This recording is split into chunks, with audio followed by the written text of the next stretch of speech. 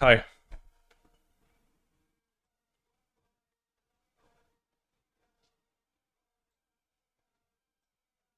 I will indeed take the play.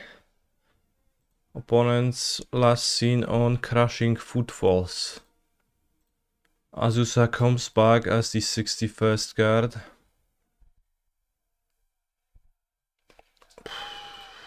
Played her yesterday at my FNM too.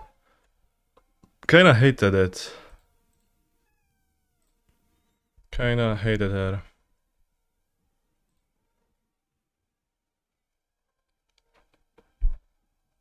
By playing her, I remembered why exactly I disliked Azusa, and that was because she was the 9th or even 10th if you play 2 copies. Dead end card.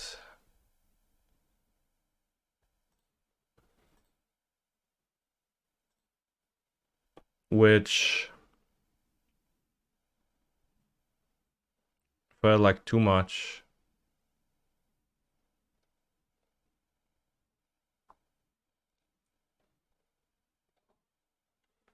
Charles Agentos. In that case, I use Explore. So like Azusa here doesn't really help in this hand. She just clogs it, which... Oh, we get out a phone out of my opponent. That's nice. Might get iced and can't play the ring next turn anyways, but...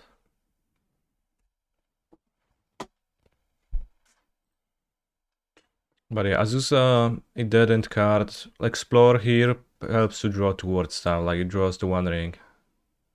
Like if you already have 2 dead end Bram cards, then this is much better than this. That was my issue. If Azusa is your only ramp card, or if Explorer is your only ramp card, then indeed she's better in a land heavy hand.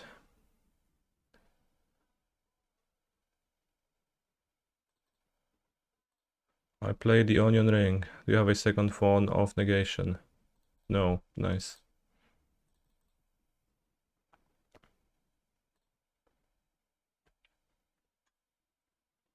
Game 1, we're gonna make constructs with this saga likely. Game 1 saga is actually pretty decent against Rhinos. It's game 2 and 3 where it suffers so much that it's only reasonable to board it out. Oh yeah, missing on turn 3 Rhinos with the ring in play. No Tidebinder either. I think it's over for my opponent. Doesn't seem like I'm getting Blood Moon either. How popular is it to play Blood Moon main deck for Rhinos? Like I always feel like that should happen some portion of the time to me, but it never does.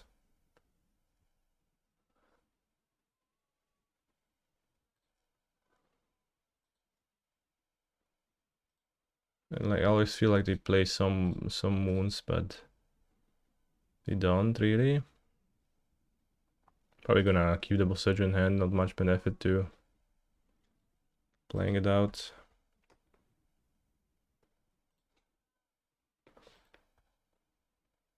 But yeah, if I win game 1 against Rhinos, I feel favored to win the match.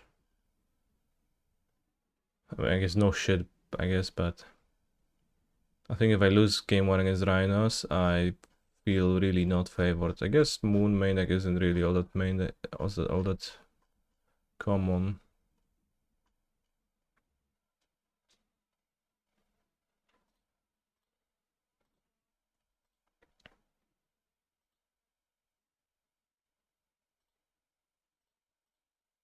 I make Constructo. If I win, then I win. Well, yeah, exactly, Bobsia. I wonder how often you should use the ring with in your upkeep against 3 mana, Tishana Tidebinder, then like you take 1 more damage if they let you resolve that, but you take... Well, I guess you still take the... Yeah, no, does makes no sense. It's still, the trigger is still on the stack already. So, don't have any Titans, so I'll make constructs. But Tofu is intercepting my screen.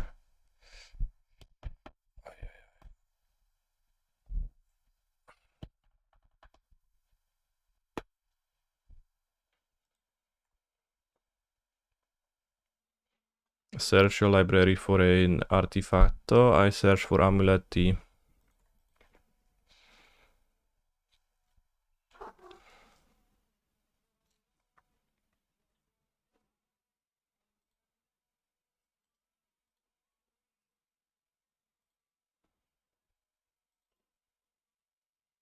I could bounce back the saga, but I don't think it makes any sense.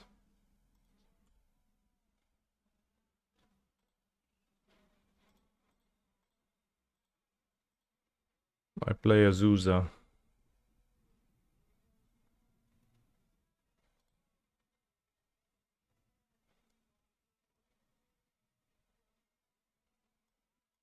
Do I recommend the Polish mountains as a hike?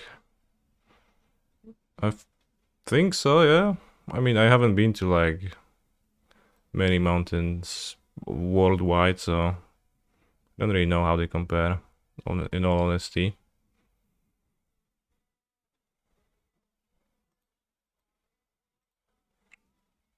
But like I enjoyed uh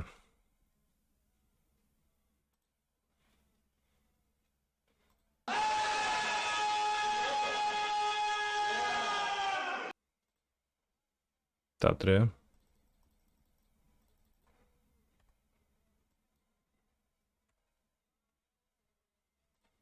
PD Bench, thank you very much for the raid.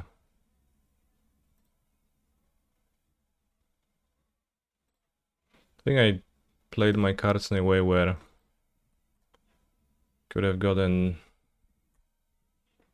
stopped by Dead Gone and I wouldn't Saga, but it doesn't seem like they Dead Gone my Azusa.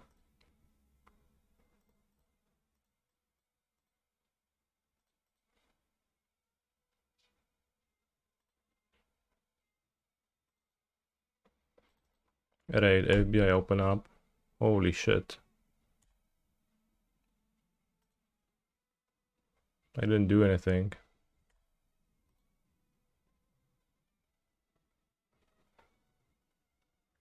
It seems not beneficial to attack with a construct into a violent outburst because I will trade a construct for a rhino, otherwise construct is bigger. It also seems impossible to lose this game, so I guess maybe main deck Magus would do it, but honestly not even sure. I guess if I don't attack in main deck Magus, then like, so maybe I should have attacked because of that. Like main deck Magus probably not in their deck, but you know, who knows with those people nowadays. Even then, I still have the ring. Still have Otawara in my deck.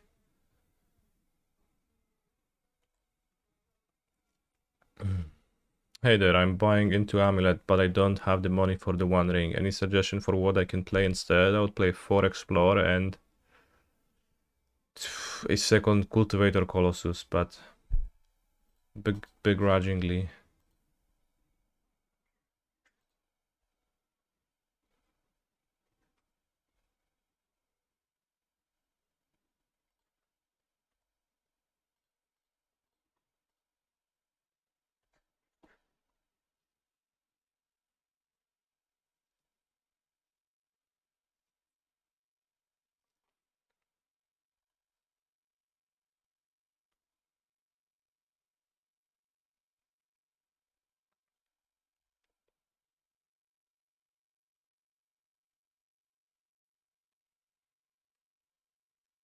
Holy shit.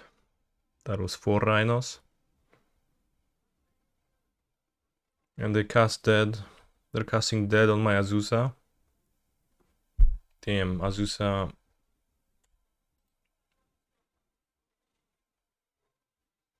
Guess hasn't impacted this game.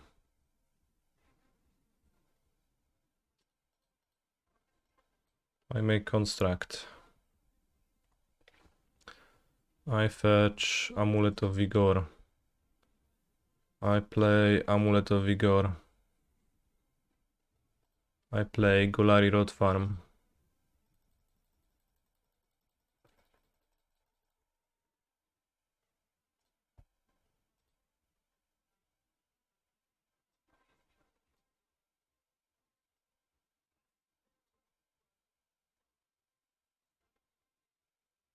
Yeah, that seems to make sense for no rings.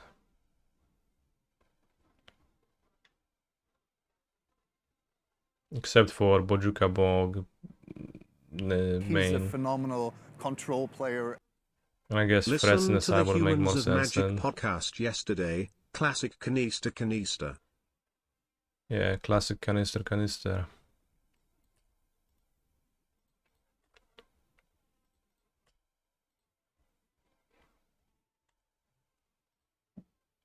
Thank you for the sub, Gab. I appreciate it. 56 months. Dios mio. Holy guacamole.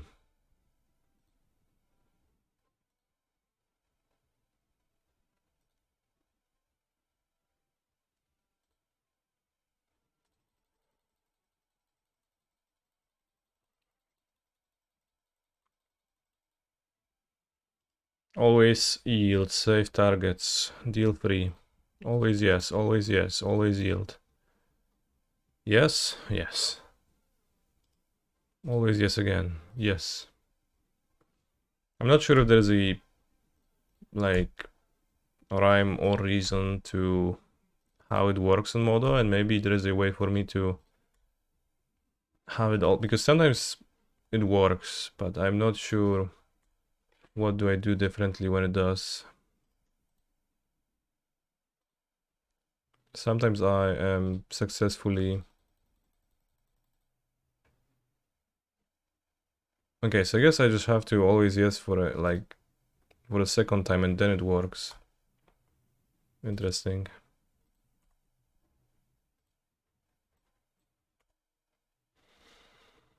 I play Boseju. Who? Endures.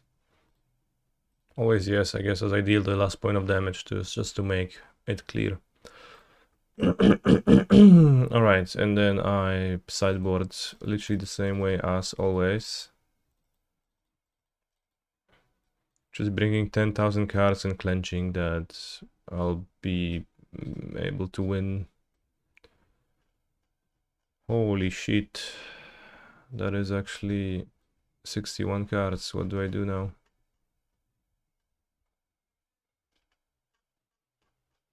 I guess I'll just... Oh, it's 61 because of Azusa. Yeah, I guess, sure. So it's always gonna be 61. Also, no magic is plus EV. Tell that to...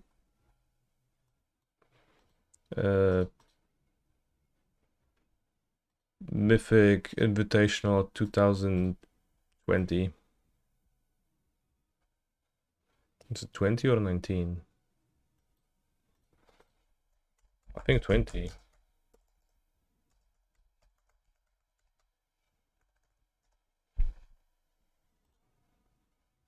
was 2019? Wait, the MPL was in 2019? I guess it was. Shit. That is 4 years ago.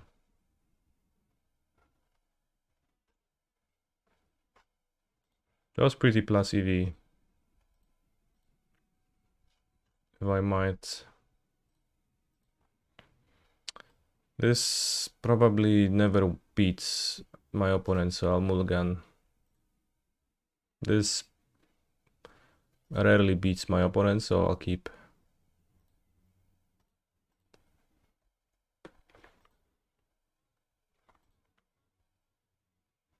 Also, I just remember that I got a question from John Star and asked Kaneki anything, and I gave a shit answer.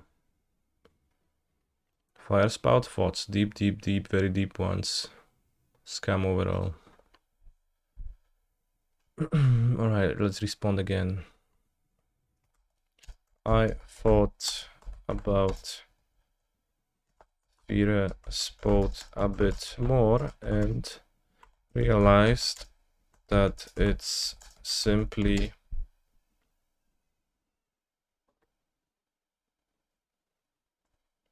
uncastable. He's a phenomenal control player. Happy New Year. So we have 1, 5 because we play 4 turf. This and like those. I guess Vesuva is a red source. 1, 2, 3, 4, 5, 6, 7, 8. Well, it's not that uncastable. But it requires me to switch to like 4 turfs. Do I count Dryad or no? Dryad like quarter of a source. Employ 4 turf. Yeah, I'm imagining 4 turf, bros. I know.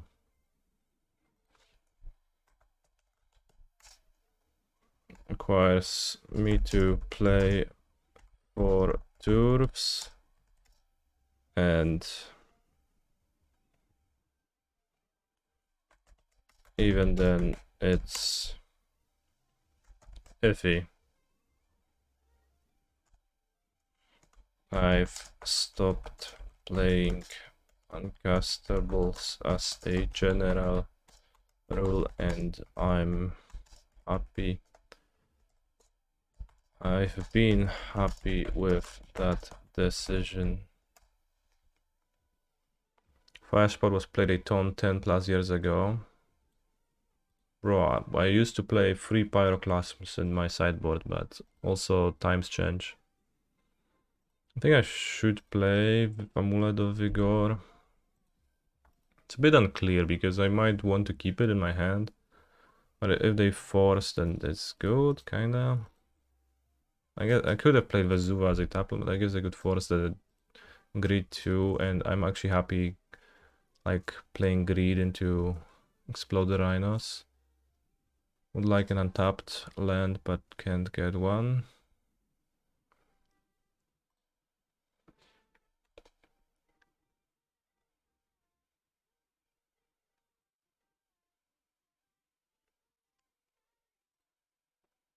Is free road farm a requirement? No, it is not. It's pretty close.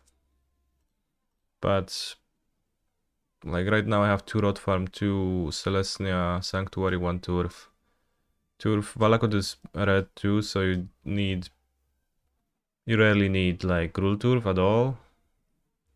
So I don't feel like playing the second one. Celestia Sanctuary, like you rarely need it too, but it's pretty close, like activating the lands or versus Dismember. I only have the 2 Dismember right now. I don't think I will ever want to play 3 Dismember. Again, it's just too hard to sideboard it in, and it's not good enough either. Oh, no Rhinos.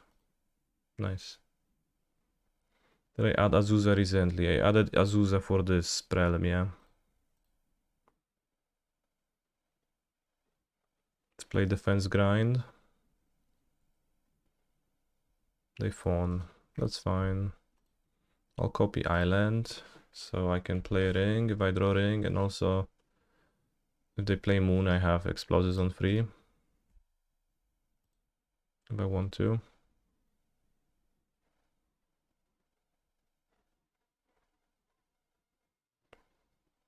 So smooth all attacking, yeah. Get that bread. Their hand does like... Ooh, that's a good draw. Their hand feels a little bit like some mooning is coming. Oh, that's nice. He's a phenomenal control player.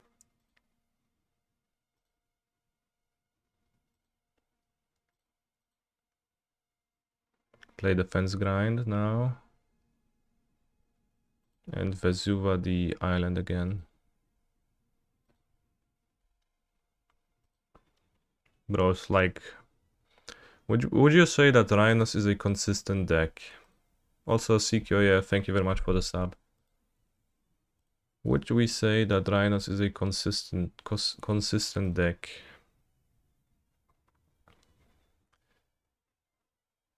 It... Pretty hard for me to like say how the matchup is in general.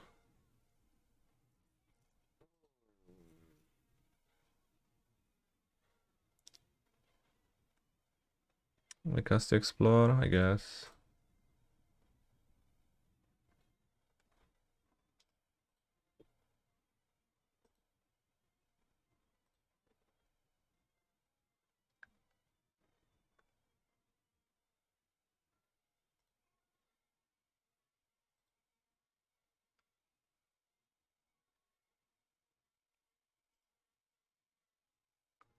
Having an island in play is still a bit valuable.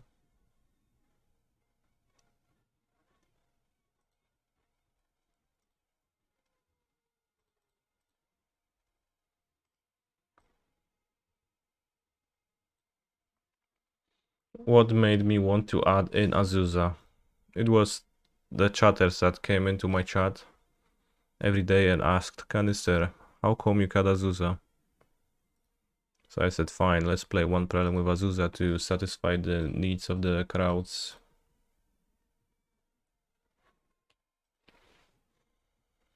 Oh, I guess having a bounce land in hand, it's gonna be good. This to kill the blocking rhinos. Get T-West. Actually, no, I don't need to get a T-West. I'll just, like, they don't kill the Titan. Let's play around the moon the most by getting Ottawara bounce land. So I guess I can get blue, so I can get. I guess it's even. Well, no, I want Ottawara in my hand.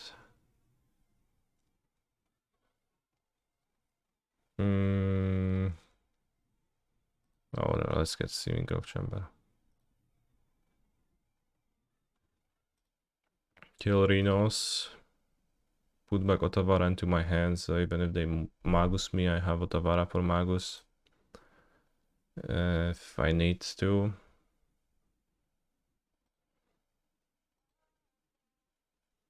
Ottawara has been pretty cool. I'm not sure how, like, if it's been relevant much to the outcome of games, but it's nice to.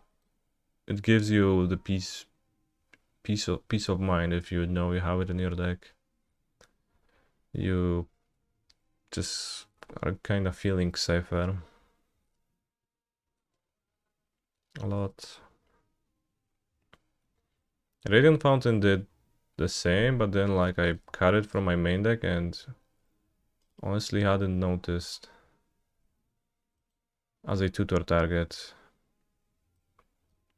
I think Radiant Fountain is like just like most cards in Amulet, it's actually like the being tutorable aspect is minor, but like how good they are when you draw them. There are draws when you have Radiant Fountain in your opening hand, you bounce it twice with just like the bounce lands you draw, and you started the game at 26 life, and that tends to be pretty hard to notice if it impacted the game sometimes, but tends to be pretty good.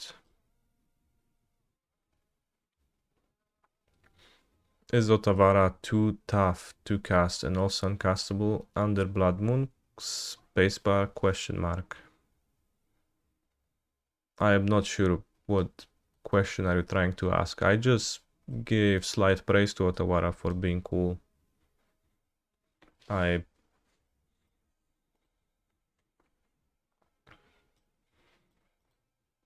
It's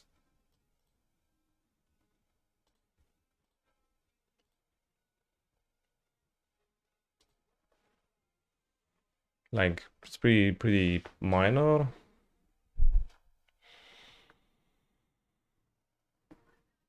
Sometimes you can actually cast it under Moon. As you've seen, I have Vesuva, an island that my opponent had in play, which hasn't come up super often, but it's something you can do. And also you can play Dryad with your forest and then use your Dryad to fix for blue and then use Ottawara, which gives you an obscure Magus of the Moon out, which does not come up often, but will come up in games where you stick the one ring and all your opponent has is a Magus. and you get to draw a shit ton of cards, and having just even a convoluted way to remove the Magus will actually be potentially relevant as opposed to not being able to remove it at all. Seems like a better thing to win games like that compared to boarding Dismember for against Rhinos, which seems absolutely terrible to draw in like 70% of the games, and maybe a relevant card in 30% of the games, and then a card that improves your odds in like probably even lower amount of games. What do I think about silence? As a general rule, I have stopped playing uncastable cards, and I've been happy with that. Is that what I said here in the Discord? Yeah. And defense grid is both much better and also castable. So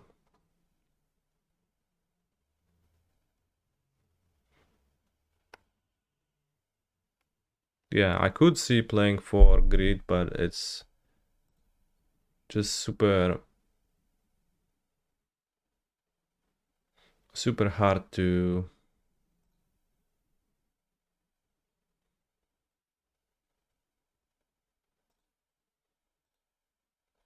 sideboard 4 copies of the same card in Amulet anyways, so. And it's not that good to draw multiple grids. It's mostly like want to draw exactly one.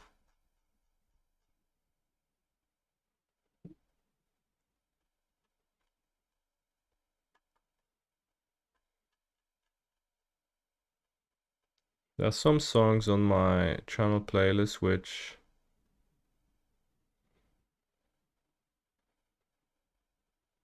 are blocked, but I actually can't remove it from the list. Where is it?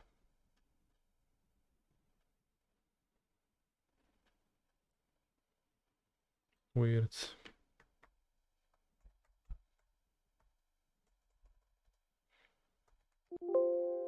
Why is it not on the list?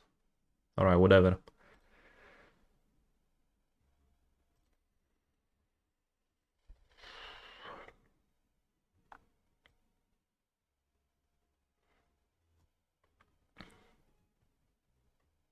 So it's very easy to get trapped and play shit cards in Amulet because you think they're tutorable, but just don't play cards with the intention of tutoring them ever. I plan to draw the Endurance and, well, okay, I guess I plan to tutor the Endurance. And I plan to tutor the Generous End sometimes, but I never actually do that. Well, Endurance maybe once, but they're both like much better to draw, and I still like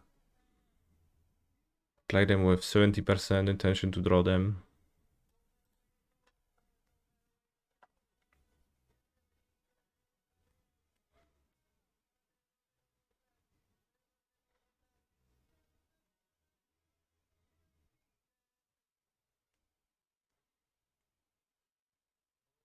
The FHQ Otawara is now 12 norm, but how flexible is it? It's pretty flexible.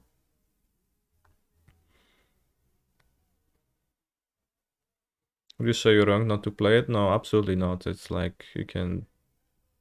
I wouldn't say that you...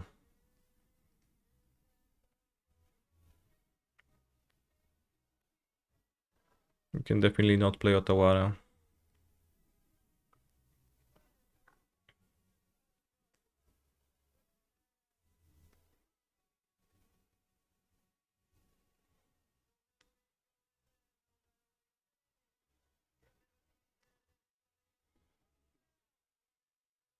I would not play Cavern over Otawara for sure. Otawara seems much better. Like, I guess you could call Tawara the flex land slot and the lands that would fight over its place would be Tawara, Crumpling Vestige, Radiant Fountain. And I guess you could like put a cavern on the list of the lands you could play in that slot, but if I had to rank them,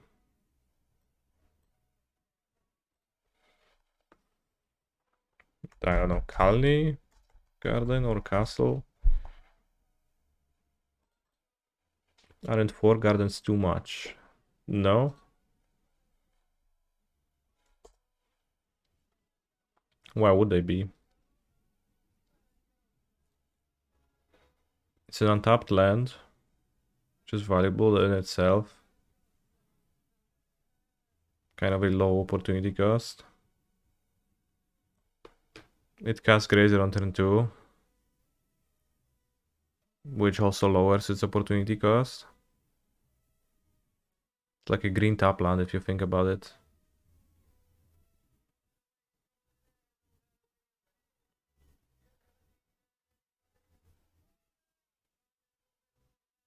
No, I think Bojuka Bog is like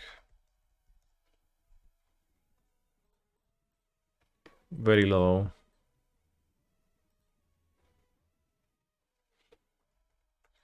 Why don't we play Castle anymore? It's because Mykosynt Gardens and Saga are not particularly compatible with Castle, and they're much better at casting Titan quickly. So this is just a better way to optimize for casting Titan, and Castle just doesn't mesh with that too well because Castle is just better at playing lands normally. Casting a Titan without Amulet. Is Burrow Downs above or below Bog? Alright, so let me rank those. I guess that's actually that's actually how I would like rank them. The tier list of those. Oh, it's flipped.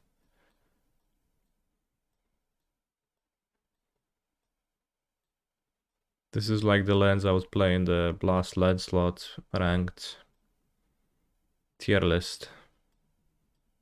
Tawara first, then Fountain, then Crumpling Vestige, then Cavern, then Calling Garden, then Bojuka Pog, and then Castle Garenbrig.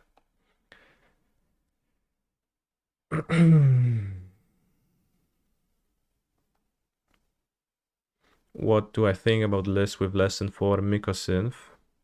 I think they are making a grievous mistake. Okay, not a grievous one, but I think it's a little bit of inting. Like if you are optimizing for double amulet draws with like Titan popping off, then 4 gardens does that, and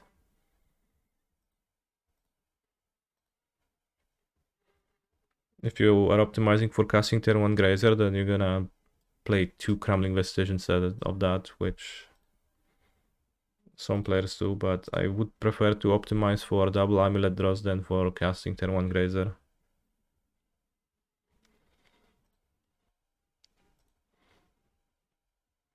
So is Cavern just cringe now?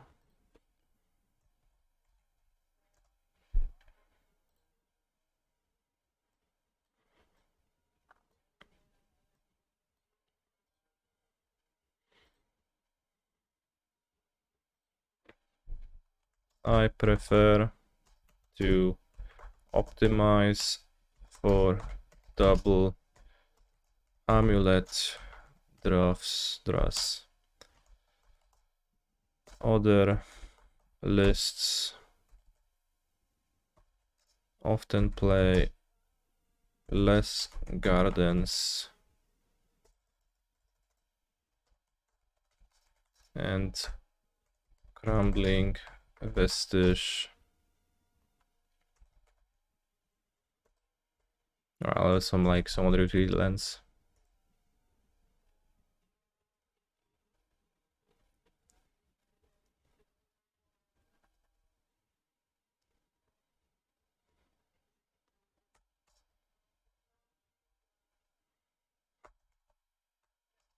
Optimize for casting turn 1 Grazer with Crumbling Vestige or Cavern of Souls.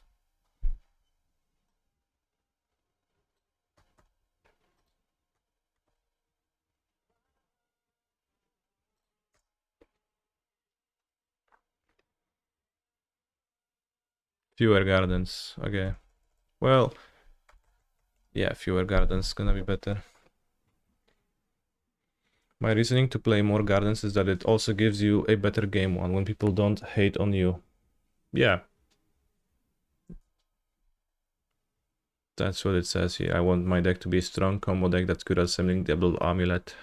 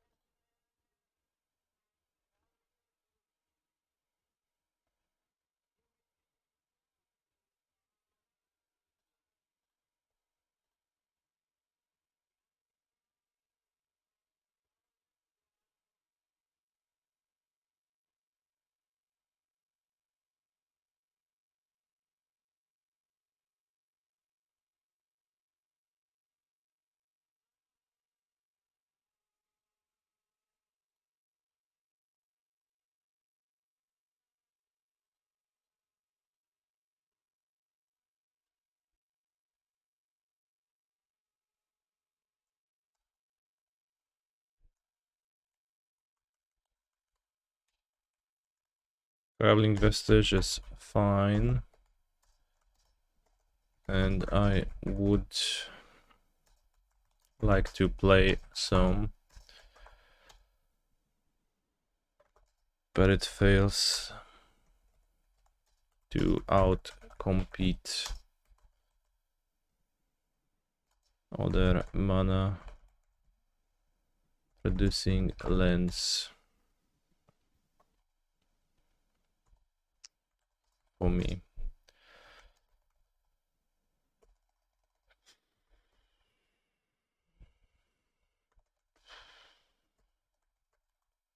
This is fine to draw.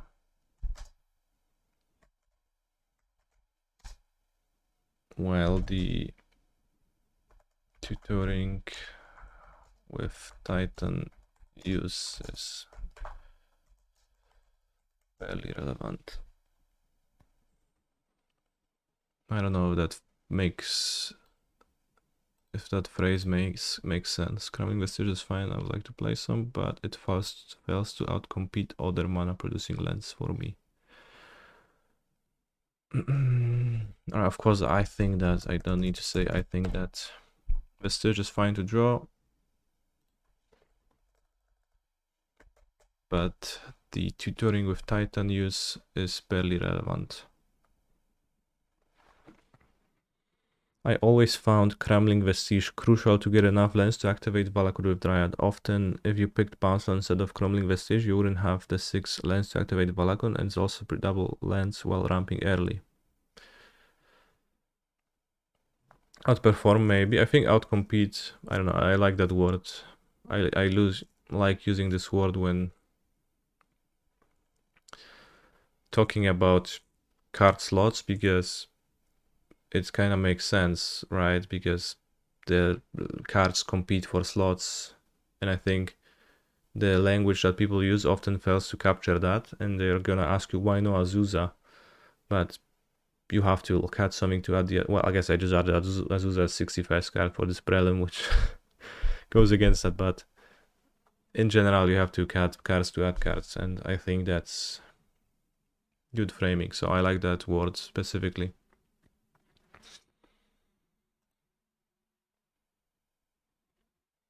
But also Hottest Lamia, I think that is barely important.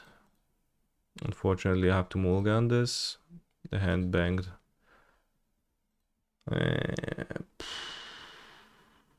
Last seen deck 7 days ago, Mono Red Prowess. Should I move to 5 game 1? Probably. Okay, happy to have mold. Let's keep this.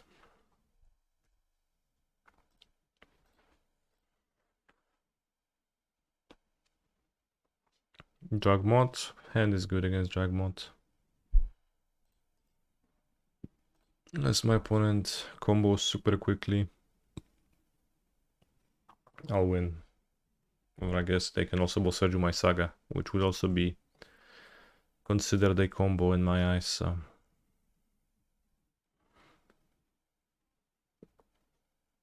So yeah, Hottest Lamia, I agree that Crumbling Vestige is good at being a land to draw.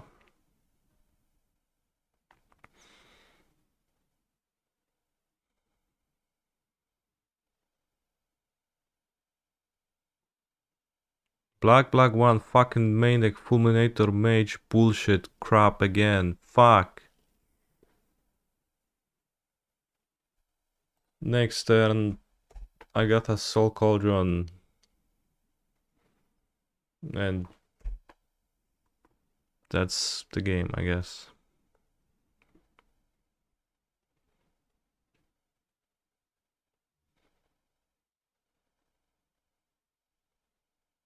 Holy shit.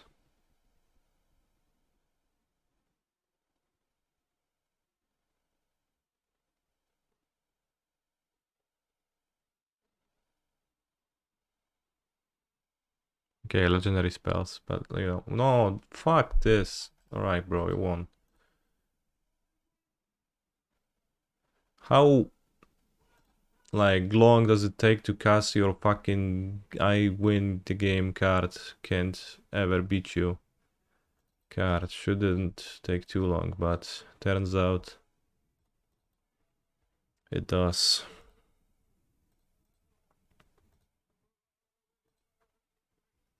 I hope those Fulminator / Moon main deck Andes will only get Pearl versus Rhinos, yeah. For the rest of their times, like Punishment of Sisyphus, where they have to play both Magus and 3 main deck Fulminators and play against Rhinos forever. I will say I'm really enjoying the Amulet content and the theory stuff that gets discussed here. All my friends are nerds who don't know what Amulet does properly. Yeah, I enjoy that too. I like Magic much more when I get into playing something like deeply like that. So let's try getting 2 Ring and 2 Grazer and registering 62. Maybe cutting 1 Saga too, so like I'm tiny bit less likely to get blown the heck out of by Force of Vigor. Which I think this sideboard plan goes against what I have put in my sideboard guide. But I am still experimenting. And I think Grazer was fine against Yawgmoth when they played Strangleroot guys, but they just don't nowadays. Slightly dislike 2 Rings and no Fountain. Might be a bit hard to... Like, might be possible to die to Ring at sometimes. Maybe it's 62 with Fountain then. I don't know. Fountain kinda seems to be playing a different battle than main deck Fulminator Mage.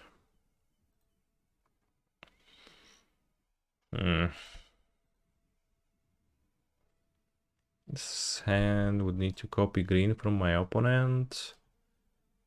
But then I don't copy Saga, so this stinks. I think I'll just move. This looks much better. I will expose myself to Force of Vigor though.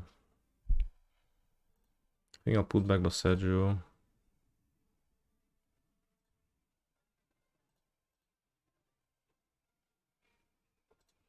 Like there is a like maybe I'm supposed to not play it into Force of Vigor. I don't think that ever makes...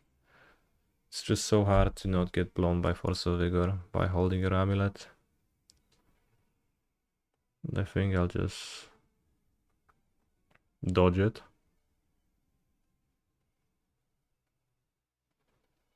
It's mostly my plan against like... Again, like Yawgmoth is like 2 Force of Vigor. Upkeep stop. We lost.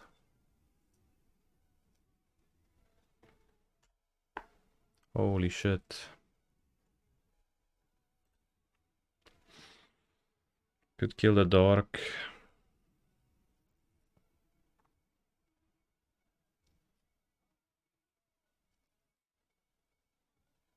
Also pitched halfling. Well, that's 4 cards.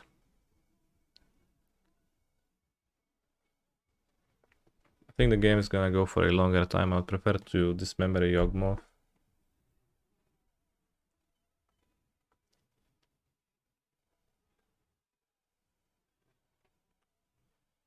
Maybe it's not that hard to, like, maybe I do get blown out less. Hmm.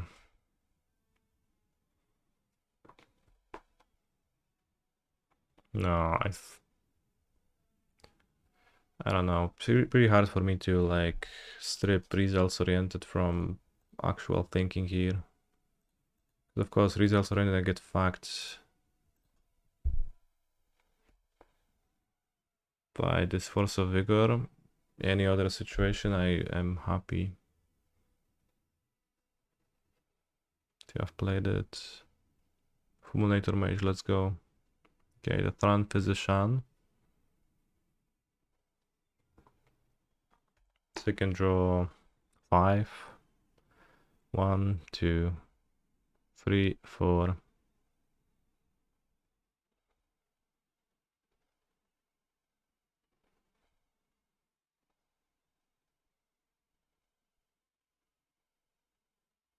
Had I killed the Dork, then they would have only played the Yawgmoth on the next turn. It would be also better for casting my Dryad, which like now is terrible. Oh yeah, but I guess if they sack their mana, they don't have mana, so it makes sense to dismember it. I guess I'm really bad against Agatha's Soul Cauldron. I let my opponent on tap, I probably, like, the odds of death are pretty high though.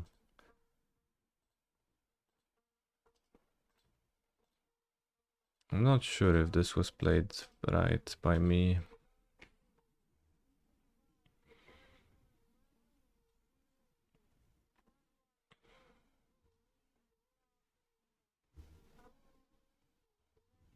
I got lucky to draw the bounce land to make the Dryad ramp relevant, but also I don't know. I did have a Dryad in my opening hand, right? So I could have staggered the Force of Vigor by going turn 1 Gardens, Amulet, then turn 2 Bounce Land, Dryad, Saga.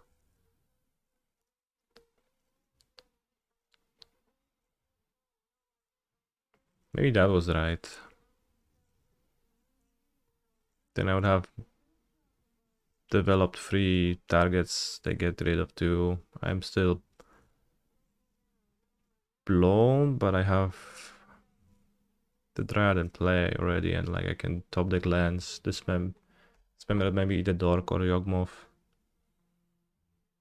And I think that would have been better. So I probably should have, I don't know, waited a tiny bit. Alright, this member did nothing. Charles on 0. Okay. Charles away, my friend.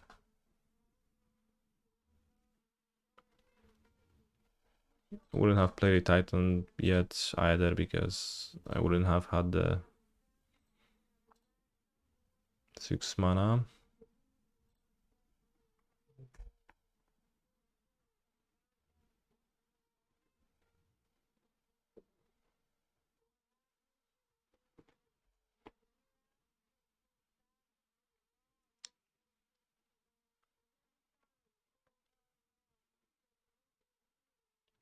Main deck Fulminator Mage. Holy shit.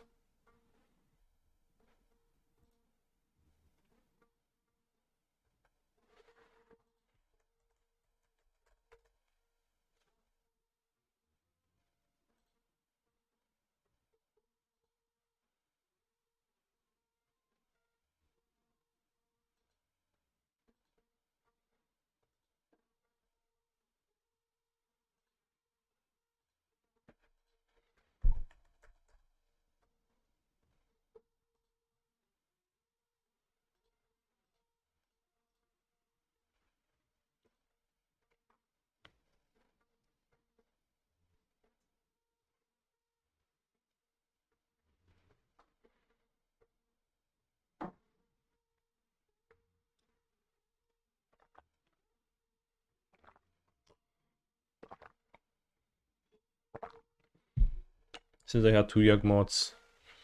Also, dismembering the Yogg mob didn't do anything.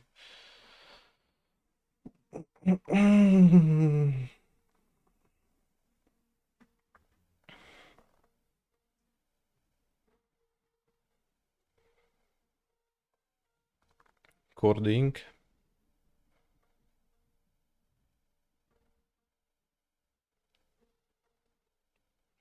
Too early in the morning for chatters. Yeah, lots of the the chatters are not so active in the morning. That is something I have noticed. They're all still asleep. So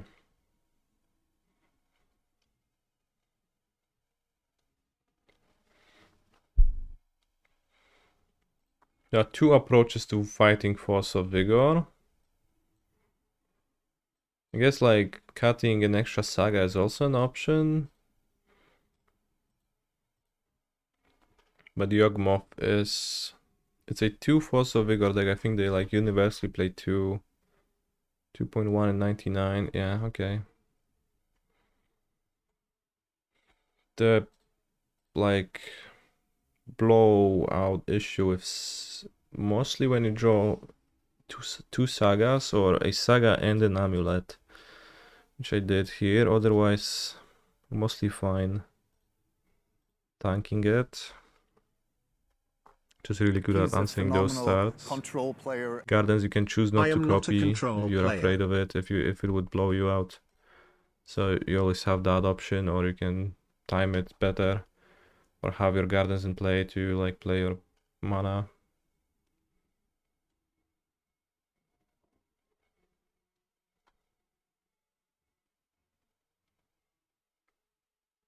Maybe need to sit down with Zerg someday and play the matchup a bunch, because I feel I played a little bit too little of that for my tastes.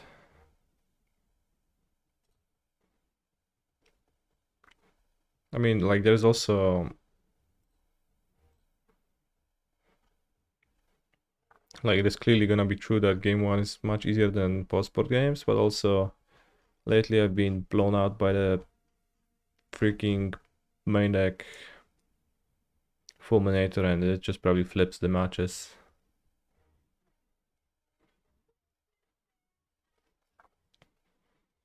Thank you, Riku FTW, for your continuous support.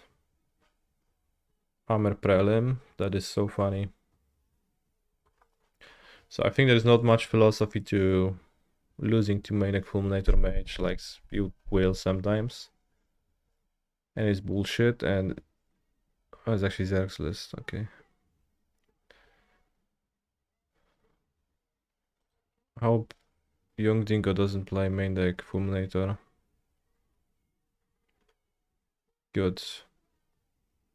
No Fulminator streamer. That is my streamer. Red. Holy shit, Magus. Oh, it's in the sideboard? No, where is red? There is no red. I guess there's a stomping ground. There is Magus here. Holy shit.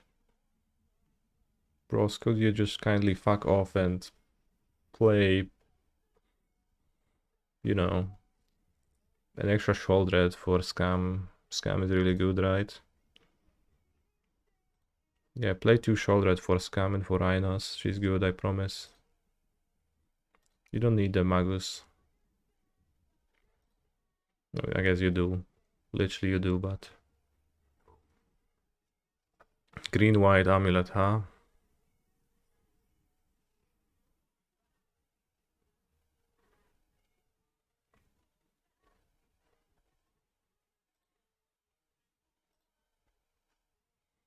There was also something else I wanted to add to the FAQ.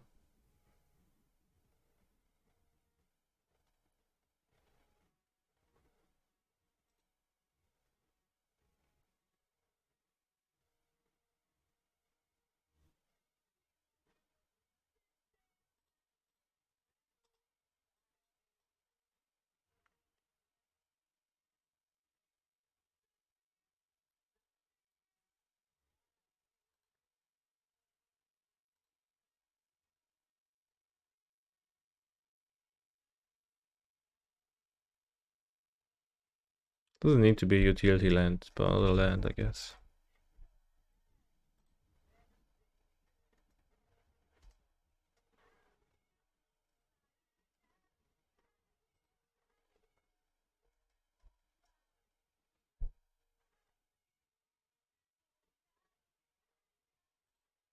So Tawara spelled 1T. It is. I guess again, Ottawa confusing us once again.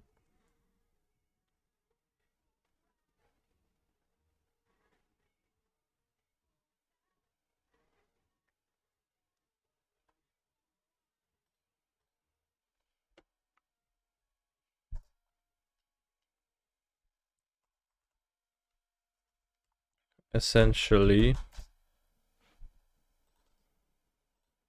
Kurwa, jak się pisze essentially.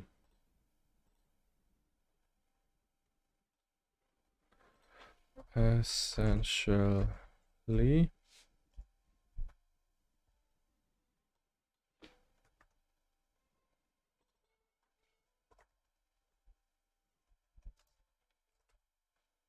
Essentially.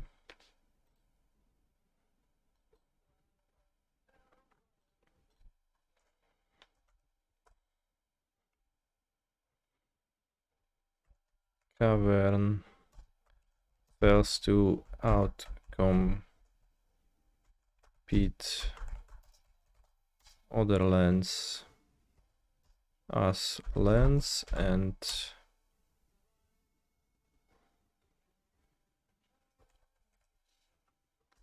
grid as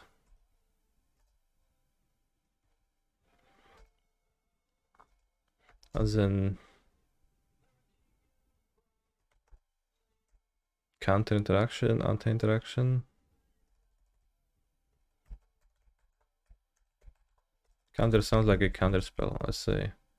Anti is more spread in magic lingo anyway, so it's probably gonna be more understandable. Cavern fails to outcompete other lands as lands and grid as an anti-interaction. Sure, I don't know if that phrase makes sense.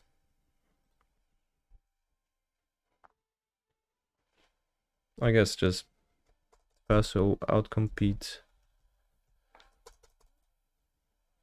grid as an anti-interaction measure.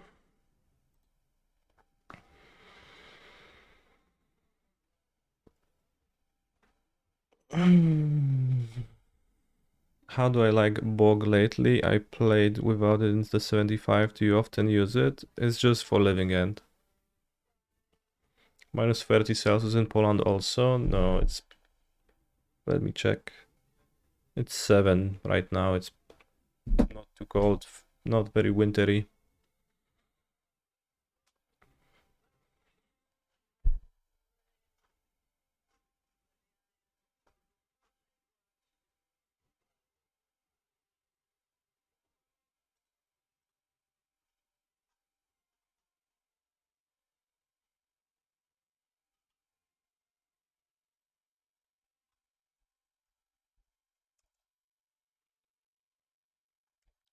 I only ever want to play...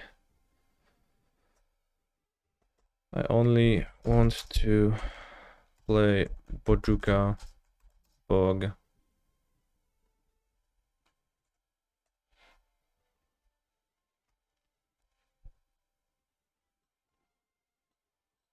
How to phrase that? I only care for Bojuka Bog. Only find Bojuka Bog important.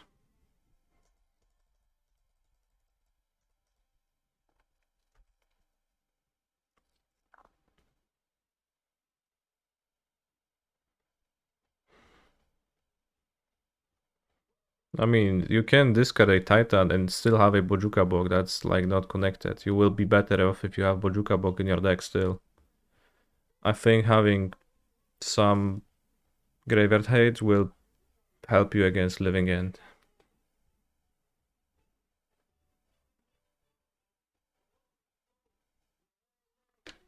George Monty, your phrasing is cool, but also seems to use a lot of words. and it's not very efficient.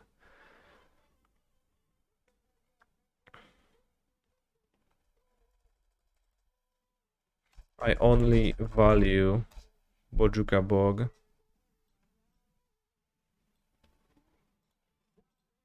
Right, but let's respond to Hottest Lamia first. I think what you're presenting here is a false equivalency, right? If I happen to have a 7-card hand that will not get griefed, I will look to... If I happen to have a 7-card hand that doesn't get griefed, that contains a real Titan or Colossus, I will look to either pass on turn 1 or play a bounce land on turn 2 on the draw to put a Primeval Titan into my graveyard. That is not always a possible play. This is not something that you can plan for, because if you can mulligan for that, because then it doesn't work, so it has to be in your opening 7. It's a play that you will execute. You will still have a better matchup against Living End if you have Graveyard Hate in your deck. Do I cut all of my pacts versus Salty decks? No. There is a sideboard guide linked here. You can click on it. And if you find it nice to look at, then consider subscribing. I only value Bojuka Bog against... Like, you can't cut all of the packs, but I do cut 2 packs at most. I only value Bojuka Bog against...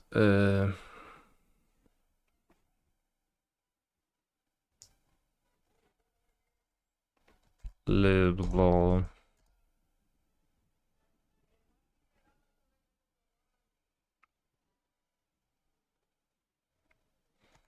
Let's just spell it out, because if you say graveyard decks, then people are gonna still be confused. Living End and Dredge.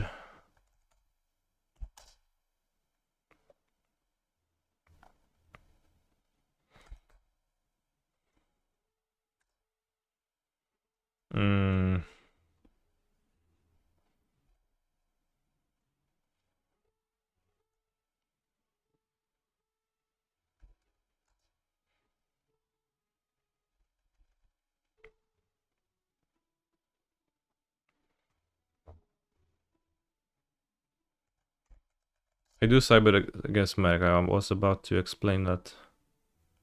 While Bog can be sideboarded against Murktide.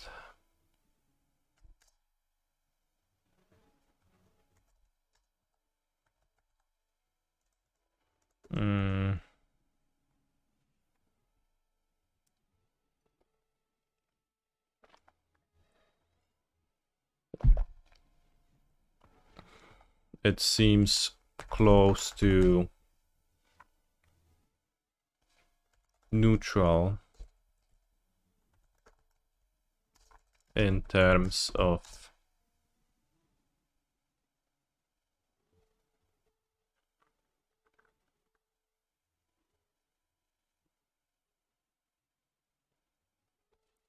win rate improvement, change, affecting. He's a phenomenal control player. Kick flute. And that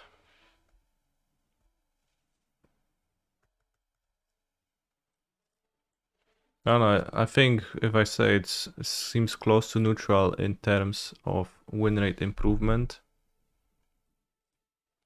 it's gonna be clearer than close to neutral in terms of win rate, because like the point is that you need to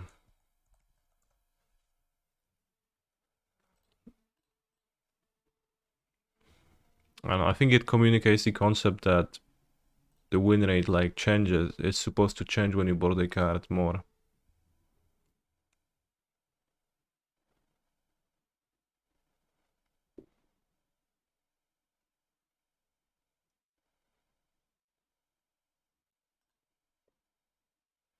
Well, I think Bojuka Bog is like probably an improvement against Merc, but it's like minimal. And I want to communicate that I do think it is an improvement, but it is minimal. To the point where it's almost doesn't matter.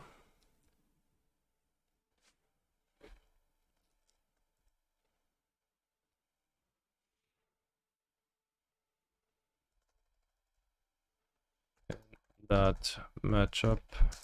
And I also want to be efficient with words so that it's not a lengthy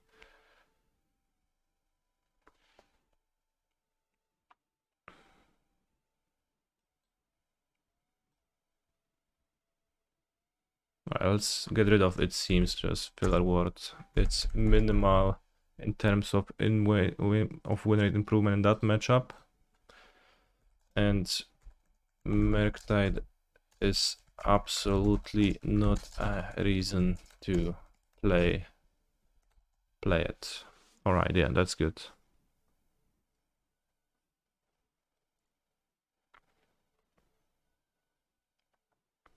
Minimal.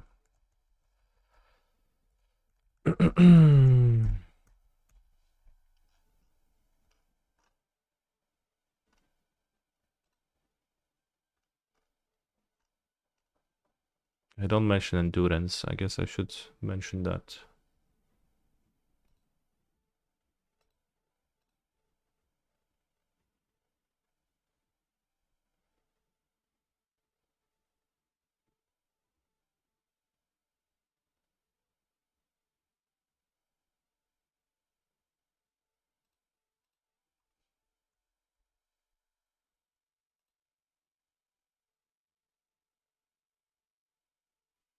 So let's say I'm only interested in playing Bojuka. I'll just mention Bog again. It's gonna be a little bit repetitive, but it's fine.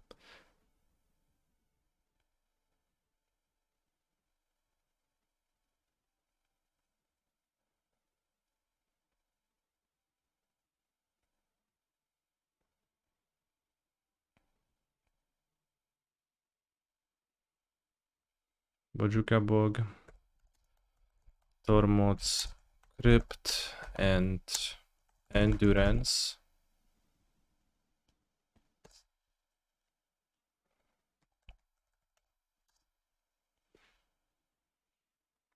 Against Living End and Dredge.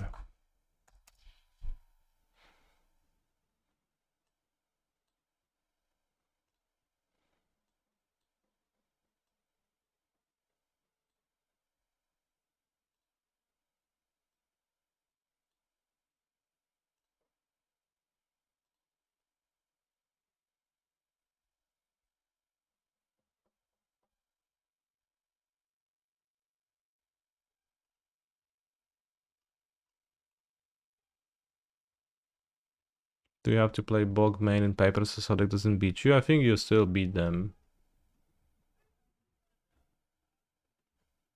New podcast episode, please. Let me think.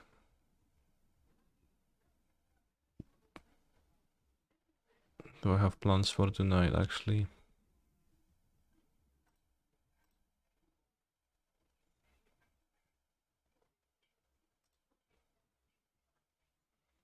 I do. Let's wait for next week. Then we can have the full trio too. Sounds good.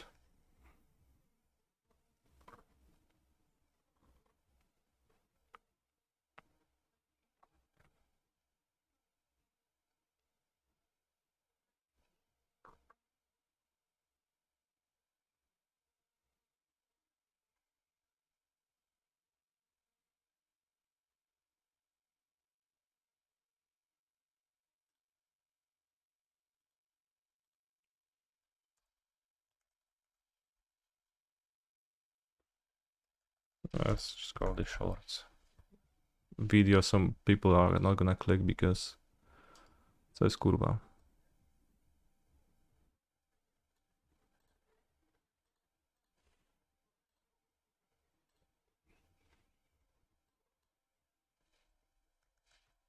This short. Because I can type enter. No, that looks terrible. I didn't realize it's gonna look like shit.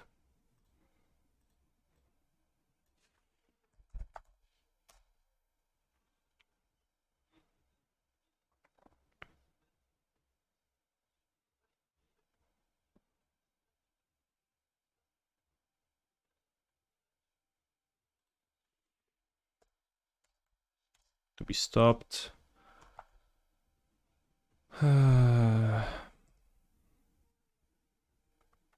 So mainly when anticipating force of vigor and blood moon.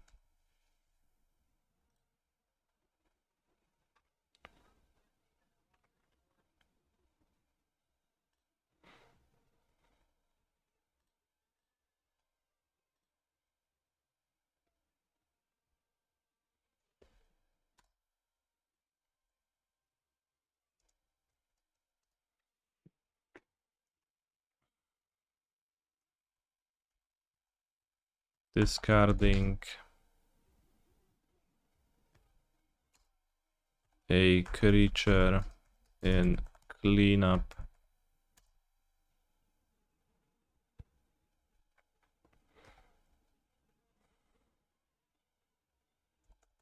after either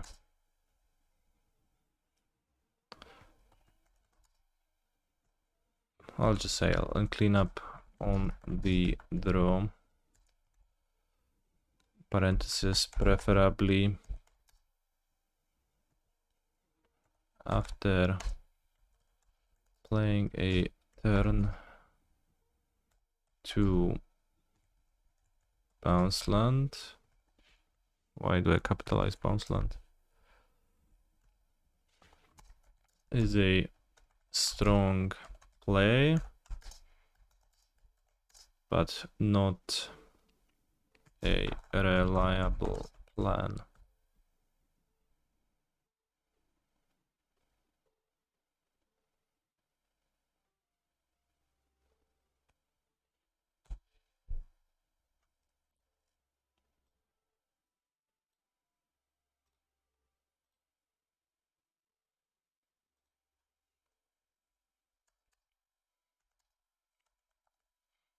Doesn't work. You get griefed.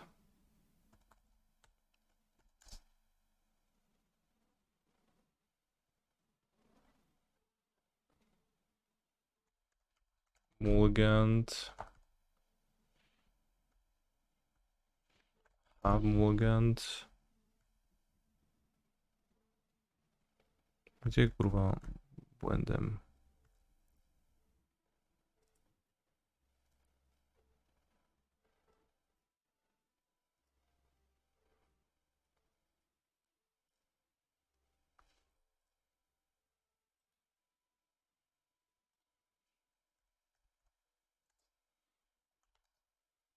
Or fail.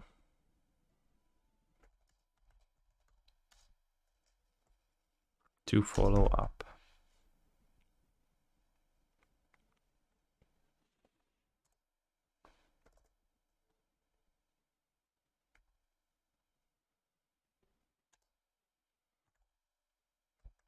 Your living and matchup will get better than if you run some hate.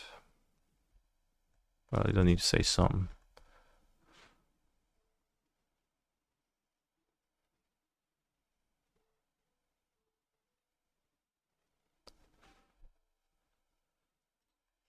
Why did I say white leyline, not leyline of sanctity?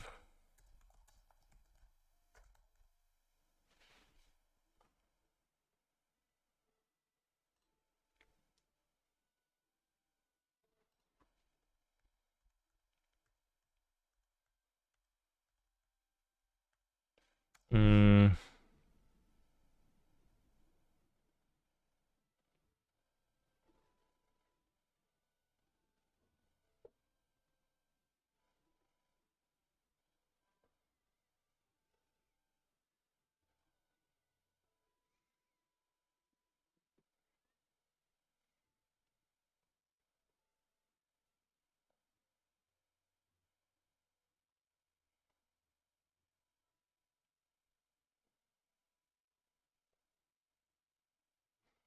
So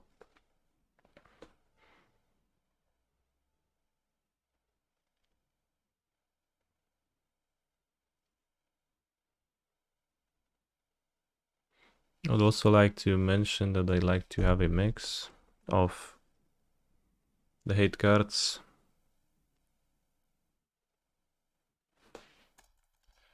A mix of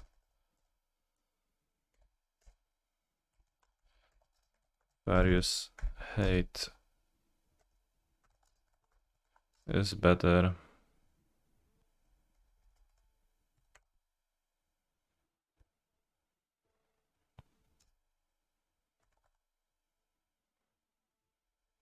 It's basically we should know that. If you don't know that, then I don't want you to be reading my guide. Is Scammy bad matchup for Amulet? If they play main deck Moons, then probably. If they don't, then I wouldn't say so. If they play main deck Magus, they are just insane in the membrane. But I wouldn't mind playing as Scam.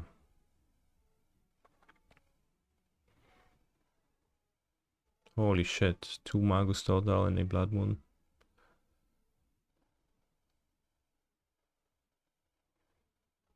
Well, it's not that bad, it's fine. And Magus is not even listed here, so most people like won't play that. I think if Blood Moon doesn't exist, then this matchup is just good.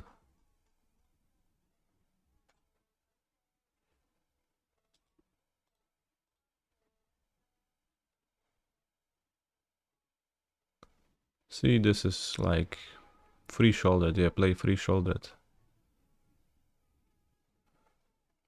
Need to play them for the mirrors. Let's go.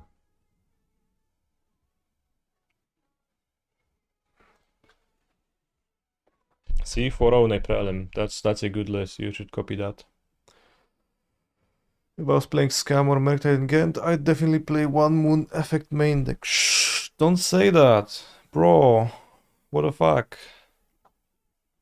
Next, you're gonna like promote those stupid main deck fulminators out of Yawgmoth. Further, please.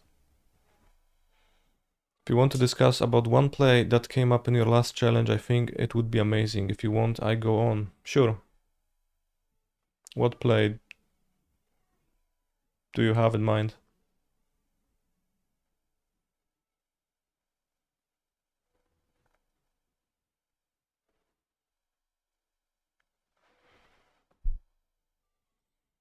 Be new. Magus main deck. No, bros. Terminate is better than Molten Collapse, and Magus of the Moon is better than the Cyborg. You should play more Shouldered. You don't get it. Holy shit. A Moon and a Magus? Ay. But you know, if they do that, they'll stop. I'll keep on playing Amulet, but others will not have such persistence and they'll switch.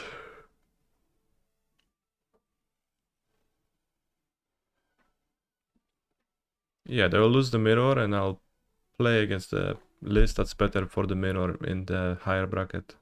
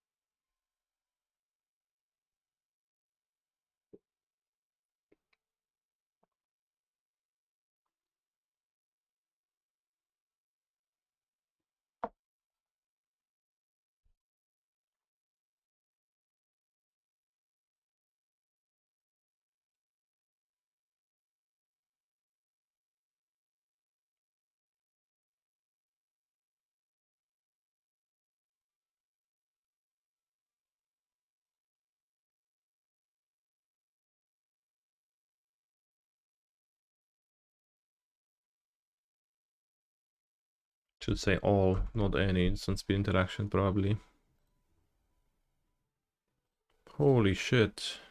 Scales? Let's go. Mulligan. Holy shit. Azusa being terrible here. I'll be one card deeper into my deck and maybe could keep this with a bounce land. I probably would, I guess. Would be pretty bad, but with Azusa it's absolutely unkeepable.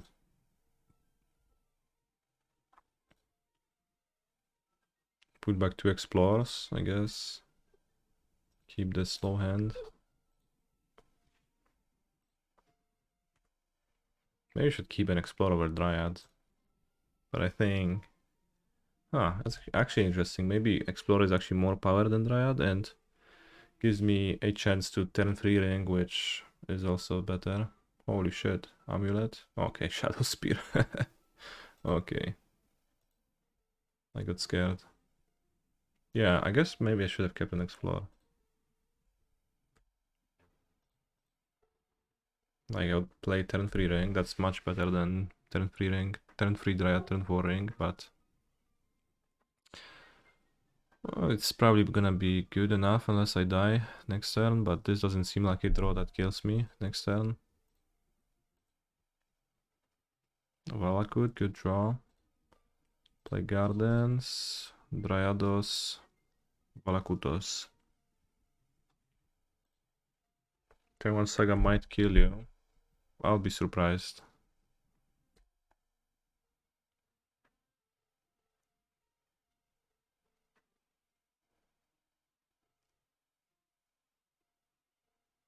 Needle. Alright.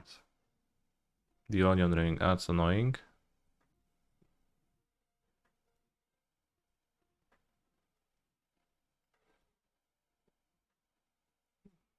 Welding jar, welding jar. Holy shit, I'll never get rid of that needle.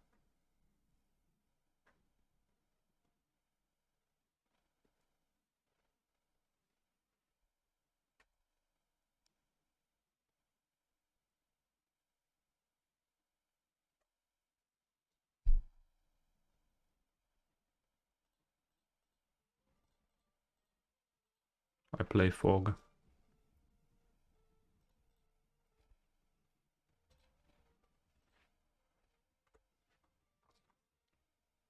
Can shoot twice with Grove Chamber. Next turn. I mean, I guess like the automaton is a problem. If it grows further and they probably have more spells. Harden scales. Holy macaroni, I guess we get to remove a jar. A calm jar. Can draw a Titan. Map.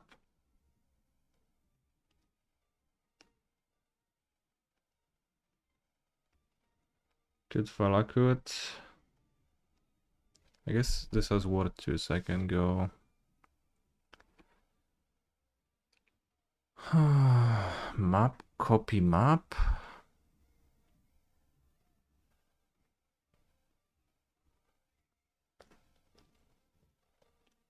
I'll probably die to Ravager next turn. Can also map for Boseiju. That doesn't seem to accomplish much. Ale ci śmierdzi z pyska to fulek.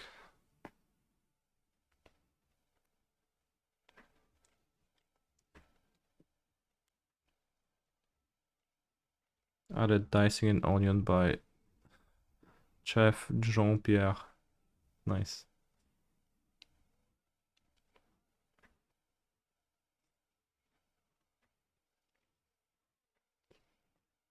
Onion.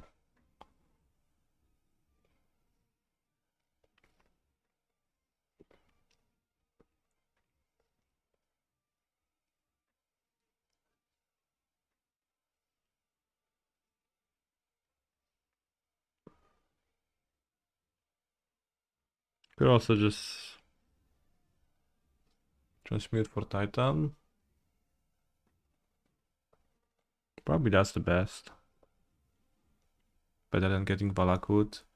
So I'll just hope I won't die to this.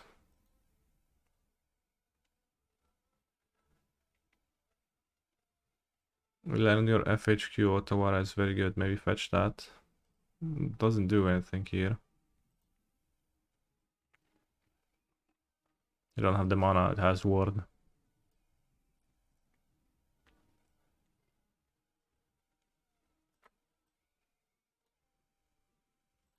Bounce Needle, use ring, draw cards. Well, I draw one card. That sounds not good.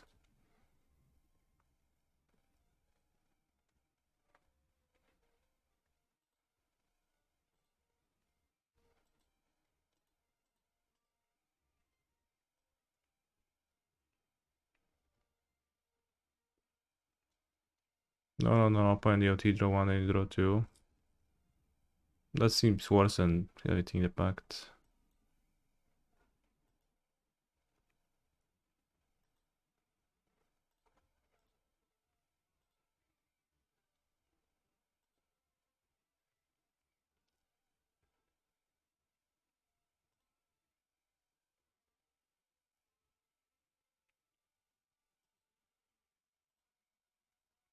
Prefer to have my lands in play here.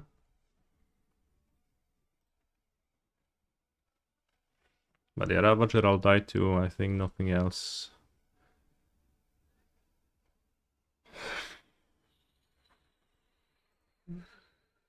There is maybe some minimal reason to believe that the Ravager is there, but I think opponent would have played it last turn. Wasn't it lethal? Either with 1 scales, 2 jars. Go Ravager. Kill. Green mana. Hardened scales. Holy shit. 0. Holy shit. 10-10. Might need to charm block if they have another artifact.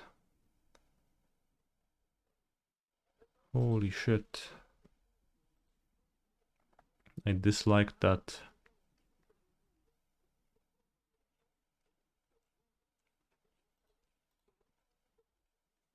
Exactly 14. This is so sad.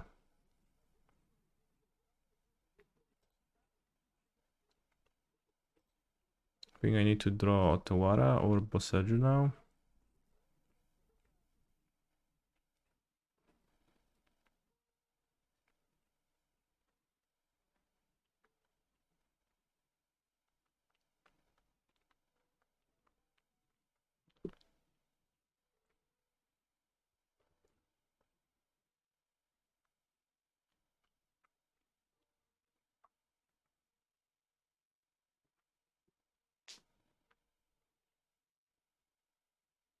Six.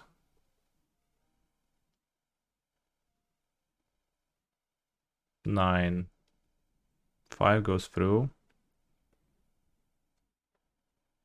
I think an Amulet would be also good enough to draw, because I'd go Amulet. Copy? No, I don't have enough mana. Wouldn't have had enough mana.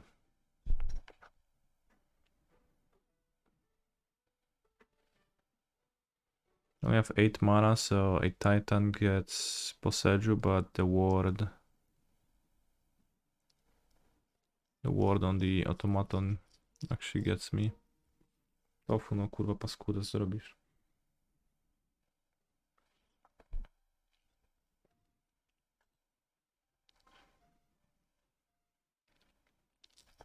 Get Boseju Shadow Spear. They have the jars, so we actually can't. I mean, I can try and see if they're gonna welding jar it, I guess, but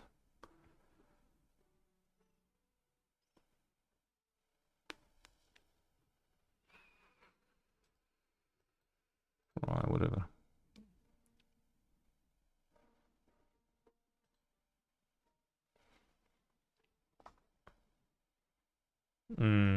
Curse Totem is great against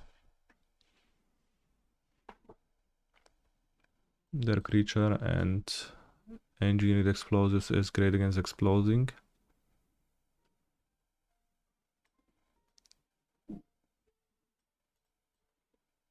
This member I think is crap.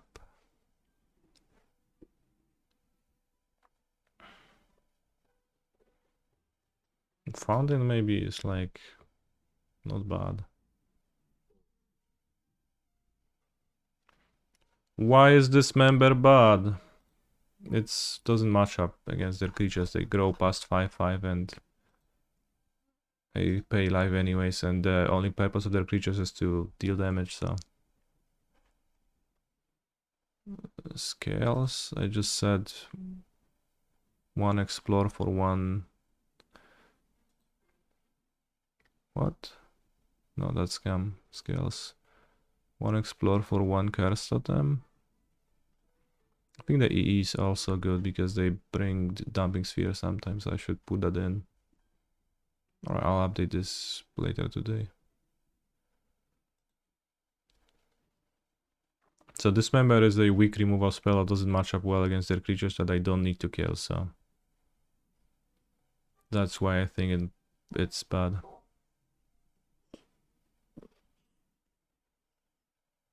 Keep Colossus in most matchups. Not sure it would be useful versus Scales here. It's useful, it's like a combo kill card that's useful. It's got the Explorers and it's gonna be at 63 cards.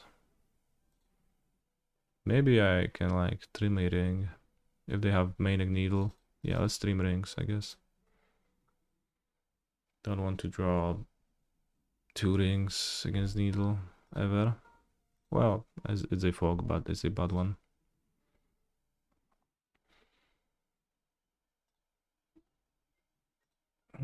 Great hands.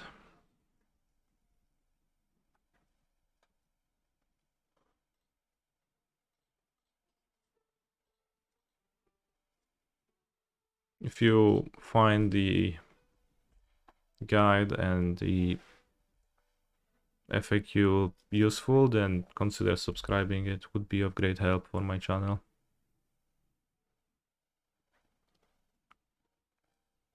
And it's a great way to get show support. Claimed? No.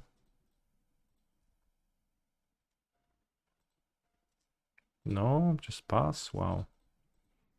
Also, I've had Scales players board in Stonebrain against me. I'm not boarding out my Colossus.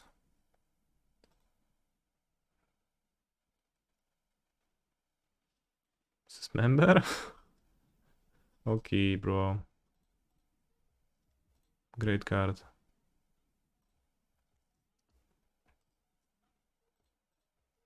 Also being slightly relevant here. An Explore would be better though. Explore would be much better. Might. Good draw. I should have played Dragon Fountain first if they have Fossil Vigor, but they don't. I'd at least put it out versus a deck with lots of Dress Down and Moons. Yeah, here you could do that. But like only if they have both of those, and even then I started to like since Greed, I think you can just ignore the Dress Down issue with Colossus.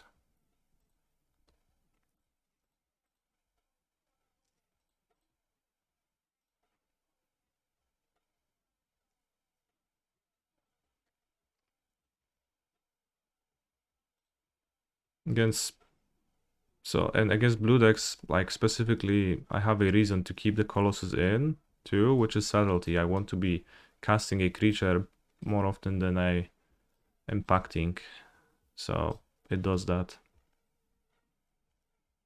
They have this member. I'll have Explore over Azusa.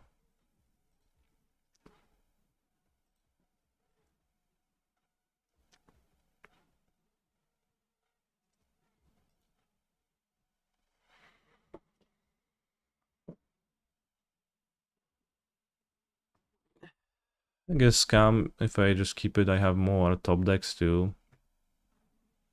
More monsters to top decks, I don't see a reason to cut it. Like, no, they... And like if they have moons, I still need to get rid of the moon to combo, so... I think moon is no argument for cutting Colossus.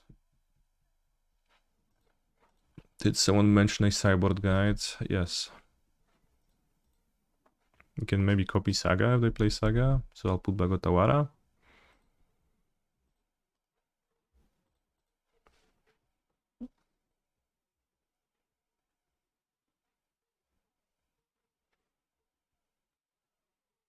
Holy shit, that's Zabaz the Glimmer Wasp.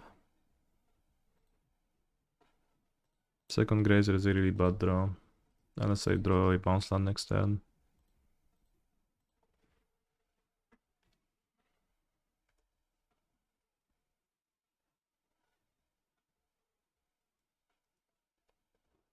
They played a Saga, that's nice. Holy shit, that's a Zabaz the Glimmer Wasp. Holy shit, that's a Shadow Shit Spear.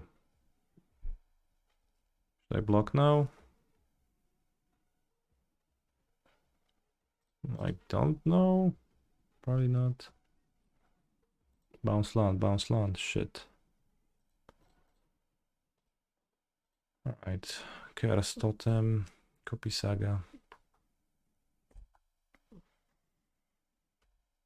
I guess we have time to draw the bounce land, because I'll have Amulet from their Saga.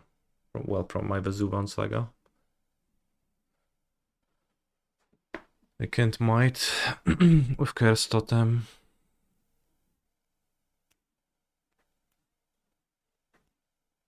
Probably they're gonna make construct, I can make a construct too.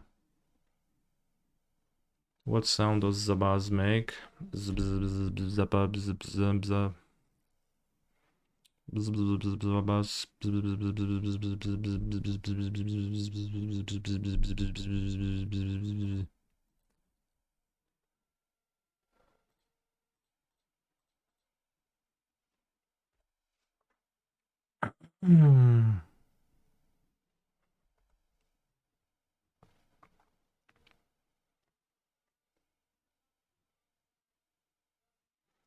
Holy shit, I am stressed that I will not draw a bounce land and I'll die. What sound does Dryad make? I don't know. The boss was easier.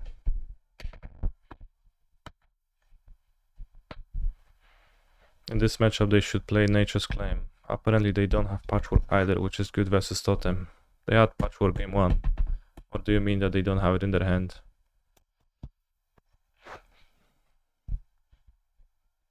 They play Might in their deck for sure, but still. So, I'm not sure what you're saying. But you're right.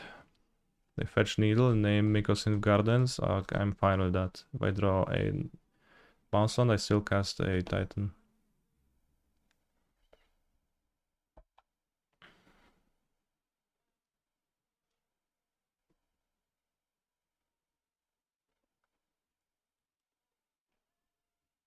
Holy shit, it's a Hungerbuck Walker.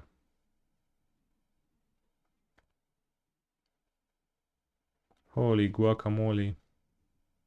And equip the construct, interestingly, which lets me block the Zabaz. Let's block at this point. Let's trample anyways. Won't block more than 3 damage with the Grazer. Bounce land, finally. Finally. Fucking finally, bros.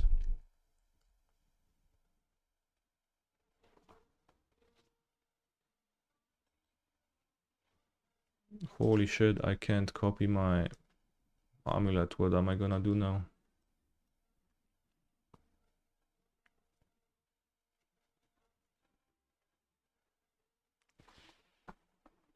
Can I post-combat Colossus?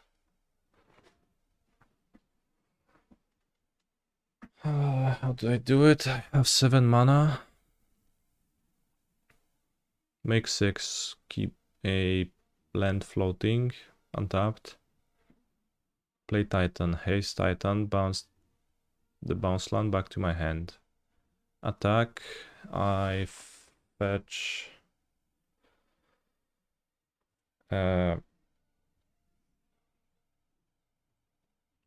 two bounce lands, bounce back Boseju and... no, I probably get Valakut and bounce land, then I gonna bounce back Boseju. I have 1, 2, 3, 4, 5, 6, 7 mana, then I play Colossus with Valakut in play. 1, 2, 3 lands in hand.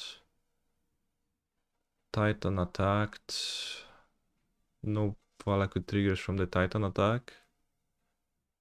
And then I have Boseju in my hand still.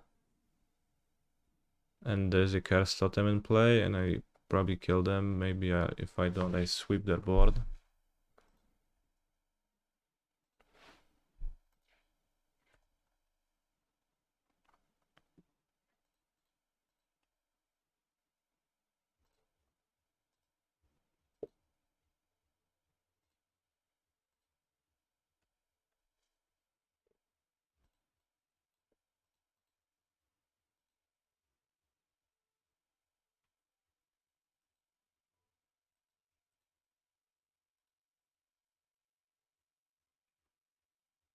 Can I bounce the Boseju and destroy the needle pre-combat?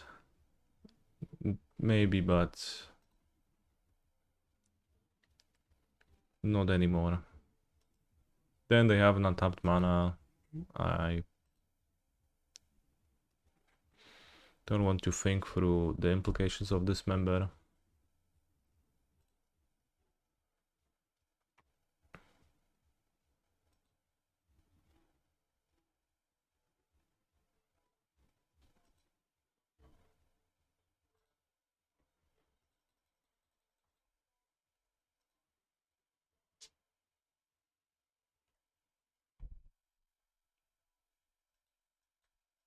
Chad, when you play Magic the Gathering competitively, is the goal to take the best line or take a line that's good enough?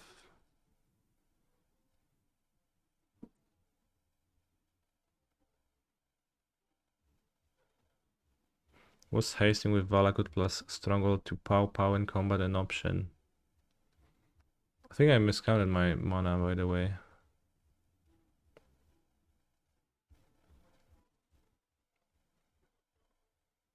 Because I don't play the post-combat Colossus, which I thought I do.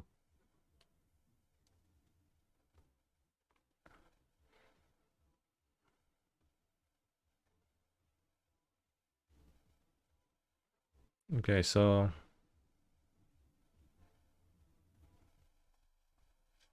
No, okay, I can, but I guess I don't get Valakut.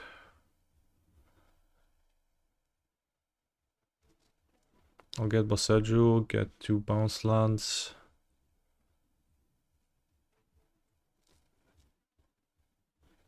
No, that doesn't work.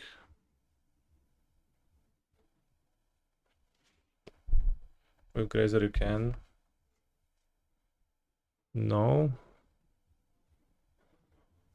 Co jest kurwa z tym mikrofonem? He's a phenomenal control player. Canny dab. Somehow my math told me that I'll play post-combat Colossus with my line, but then suddenly 2 mana disappeared, so I don't know where it went.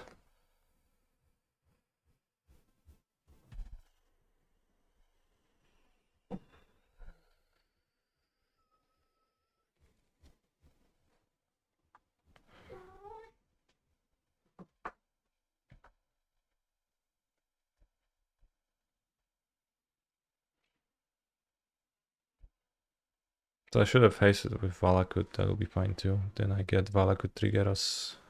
Then I kill probably with the Valakut Triggeros. Alright, so I guess we're gonna fix that by bouncing Boseju, attacking with the Titan, getting a Valakut Boseju, kill the construct, have Boseju ×2.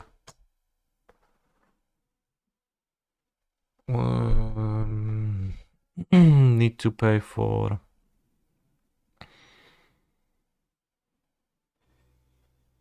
Pact with Dismember too, so this is gonna be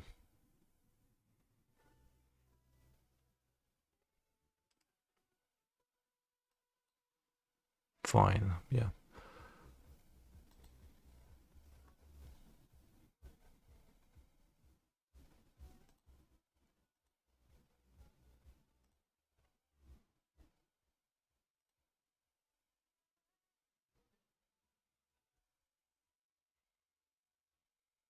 Actually, no.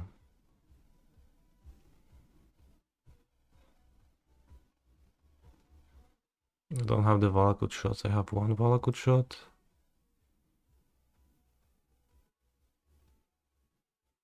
I think nothing really matters here anyways, but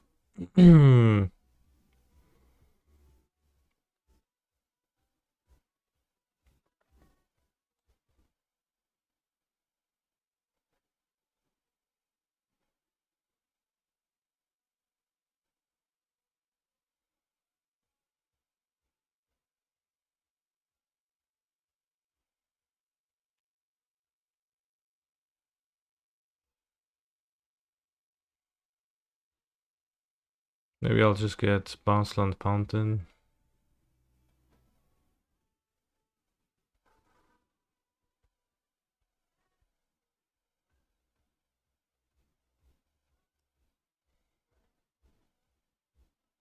Tawara Bounceland.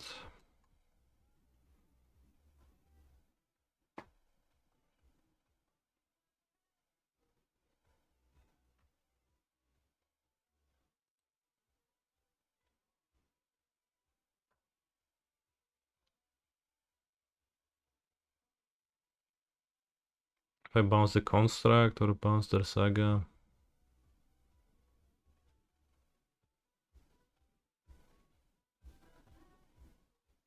Probably bounce the Saga is gonna be like the best.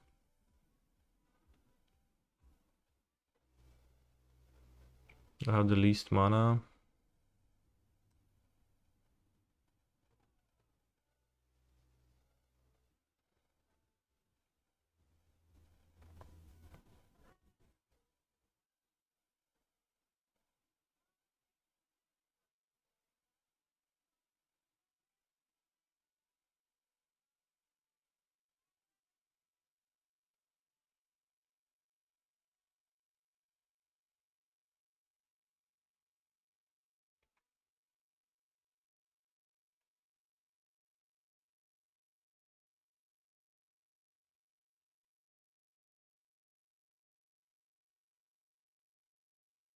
I know about double green.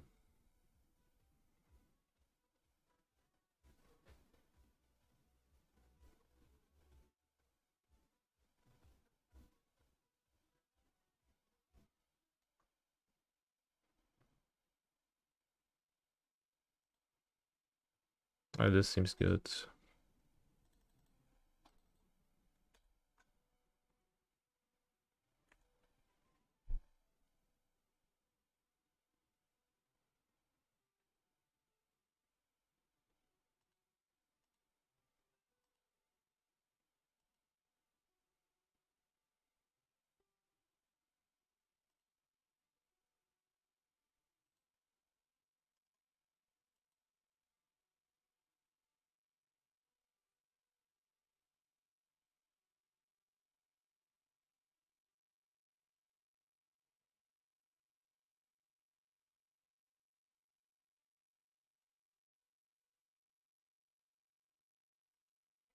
Yeah, I'll shoot the Construct. I don't need to shoot the Saga, I think.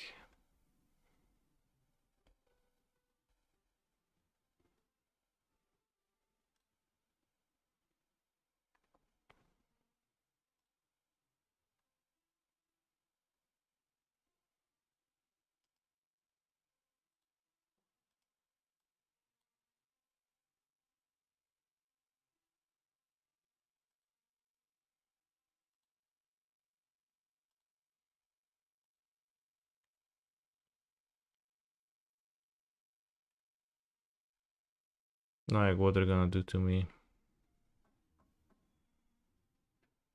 Just bounce Garrison. I'll probably be fine. You can needle Poseidon, which... But then it's like Poseidon the saga anyways. If they make construct that has no meaning.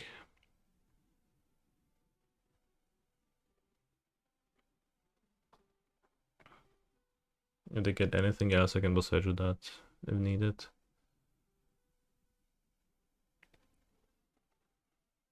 So it seems not to have much upside to...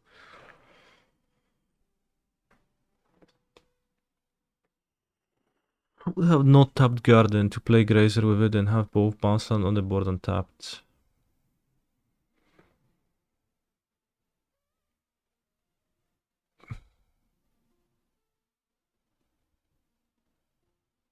Well, then you end up in the same scenario.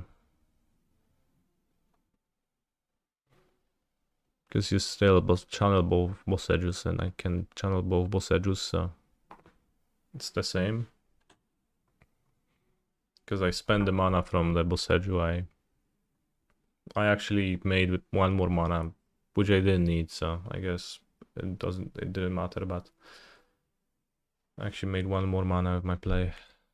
Because I spent the boss edge mana before it was bounced in combat.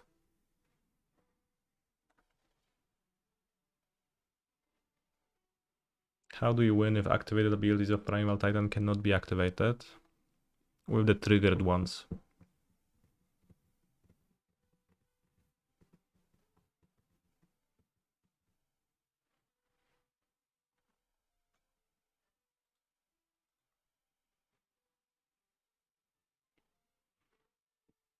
Holy shit, that's Zabaz the Glimmer Wasp. Holy guacamole. 7/7? Oh no.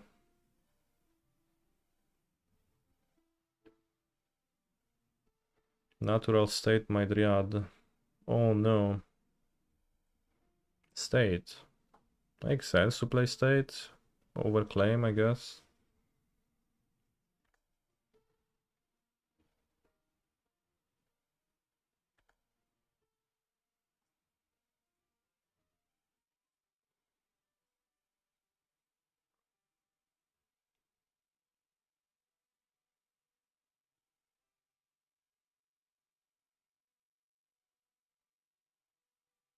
Good thing you bounced Garrison. This is a green source too, chat. It actually doesn't really matter, but feels like I'm like way. But also Colossus is gonna just be useful this game. Feels like I'm way like over complicating this game for myself in some ways with that like last turn. They did have natural state that they either drew it or they had it. Interestingly. Can Boseju the needle now, pay for pact, copy amulet, attack, get 2 bounce lands, play Mr. Beast with 3 plus lens double amulet. It's not even better than hitting the construct and attacking with Titan unaffected. 1, 2, 4, 5, 6, 7, 8. Seems better to hit the construct.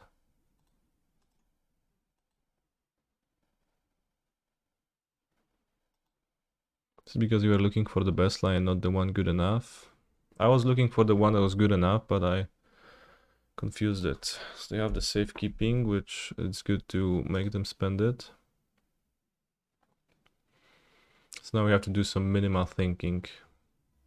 I also have 5 minutes, I guess let's just not think. Clicking buttons should be good enough.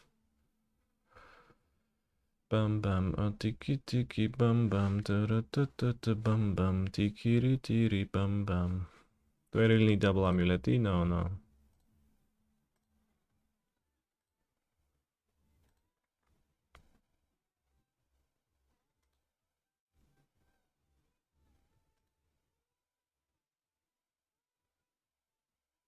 1, 2, 3, 4, 5.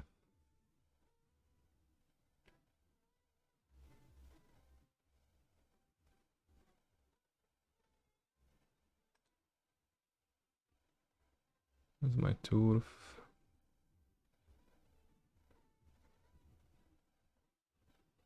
I can't really top deck anything.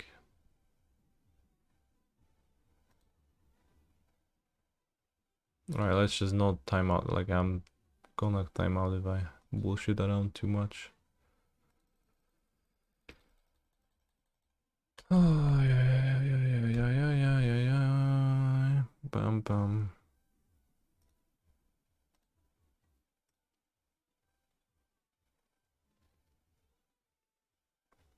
Holy shit.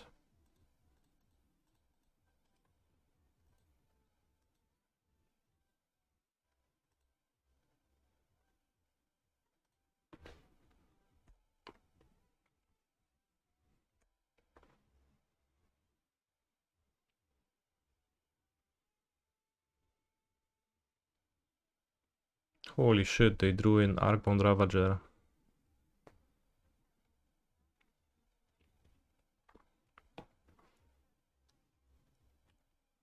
How was Legacy yesterday, Canister? Terrible.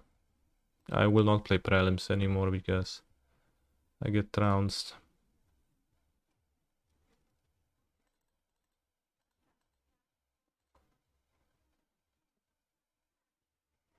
People play non-blue decks and them.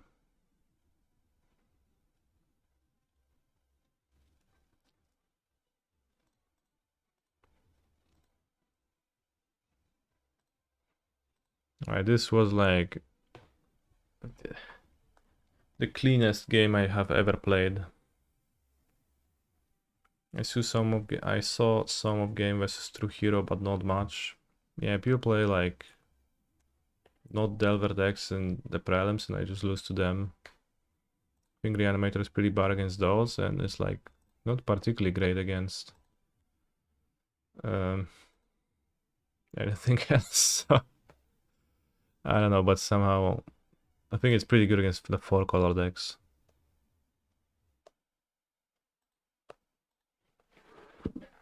And people seem to play lots of that in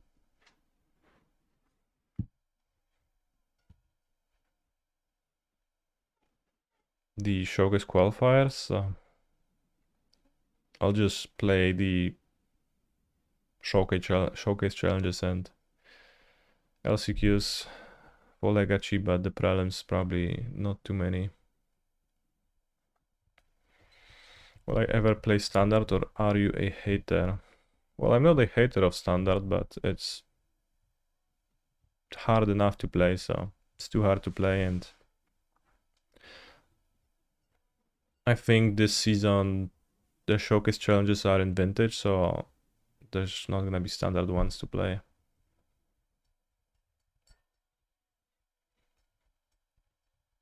I sure hope Mega Bowmaster gets printed and pushes Amulet out of the meta, then no content for 2024. Well, for that you might have to wait until Assassin's Creed releases. What are the decks in standard that are good? Domain and Esper Midranjo and maybe some others. When I played a standard LCQ a month ago, I got really trounced by Pirate Tribal deck. It seems actually really strong, because they have one card that's just absolutely insane. This guy. Not this one. This one.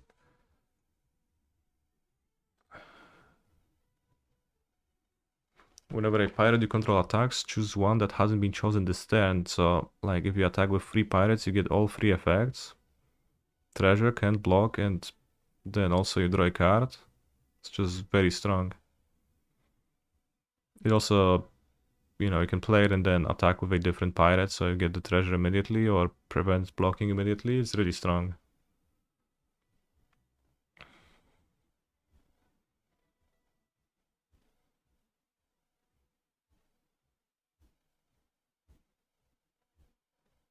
Yeah, breaches 3 triggers and you just kinda trounced.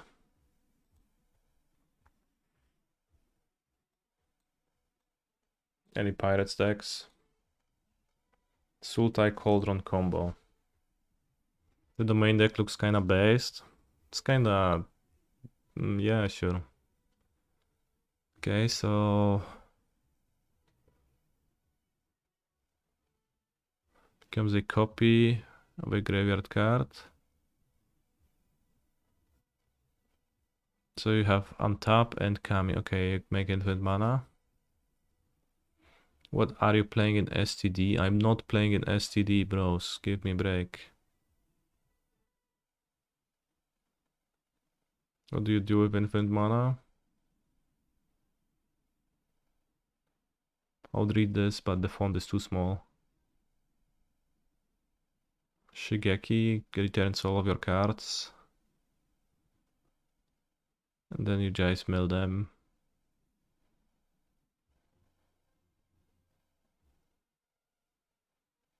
Is there a loop with Shigeki?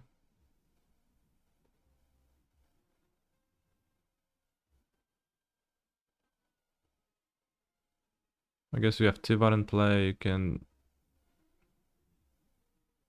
I don't know. Pirate having no fast land is sad, yeah.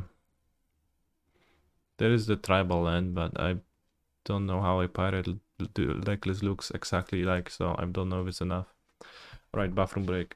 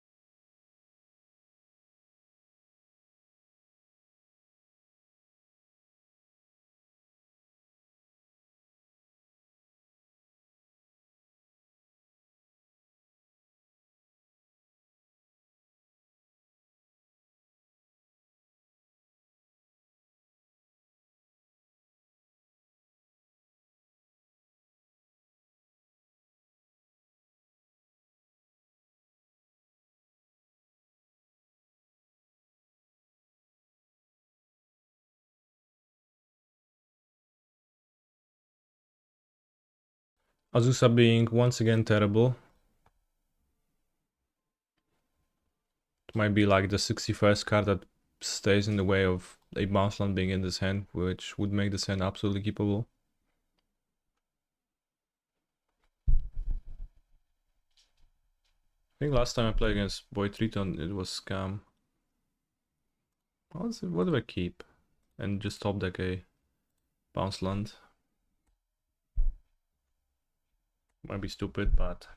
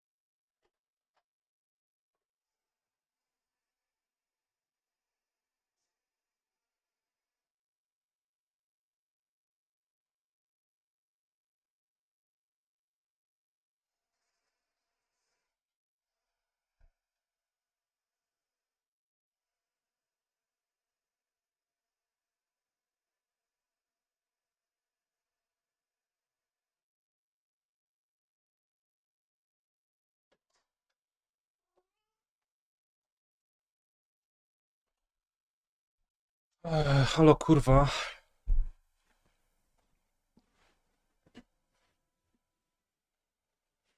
He's in front of the keyboard. How did he type skip song? It's a bot doing that.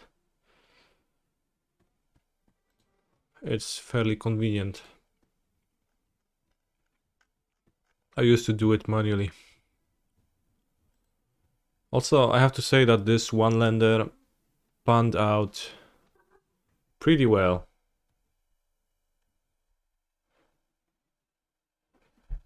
Hi Kenny, may I ask how convinced you are that this is the best build of Amulet? All the top players seem to have their own flavor. Well, all the top players seem to be wrong. But also they are 3 cards different, so it doesn't really matter all that much.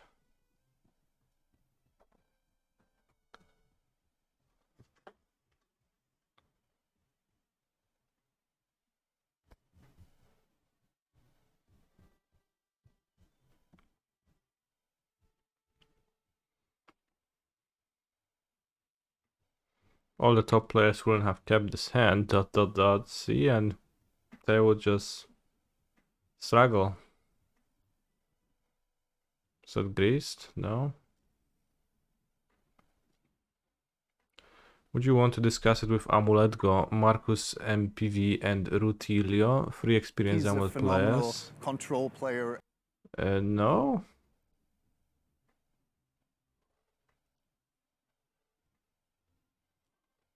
Why would I? What do I want? Like, what do I have? Who's that? What do I discuss with them? Maniac Fulminator.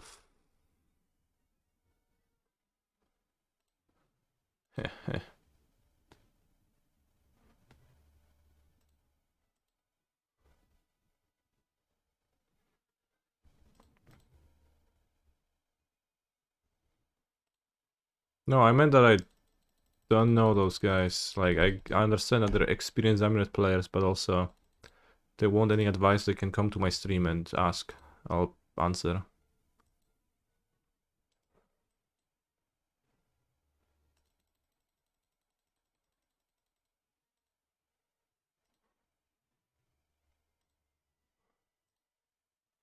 Nice Fulminator, hope you get run over by rhinos. That sounds like a actual threat, so kinda scary.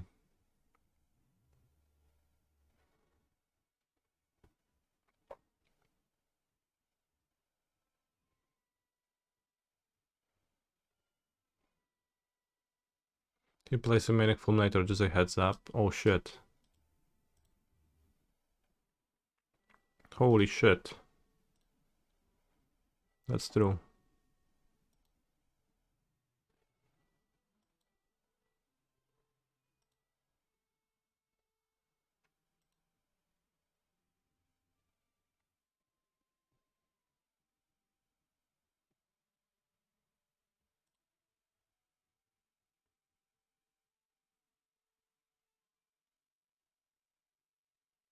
Why only one endurance in the sideboard? I touched on it in my FAQ.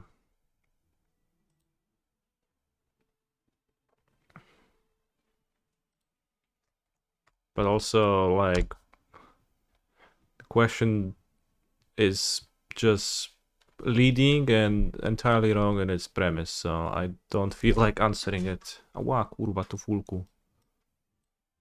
Ty diable mały. Scared Azusa for dying to Yawgmoth pings and sucking. I'm like, I don't need Azusa in my life. Let's try to go -2 Saga on that draw. Is that too extreme? Mayhaps. Actually, let's keep Azusa over Eraser, maybe. Do I wet my toothbrush before and after putting on toothpaste? Yes. Seems Tofu got more aggressive in the new year. He is a little bit aggressive, yeah. Like, not super aggressive, but he just punched Buka for no reason in front of my mic. Buka was just sitting here and she was like,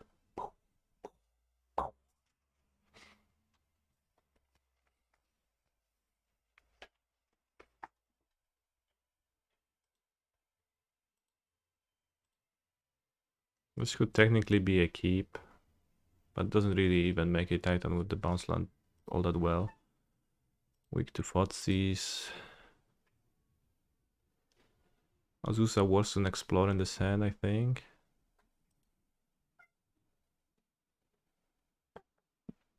Go map, turn to Sanctuary.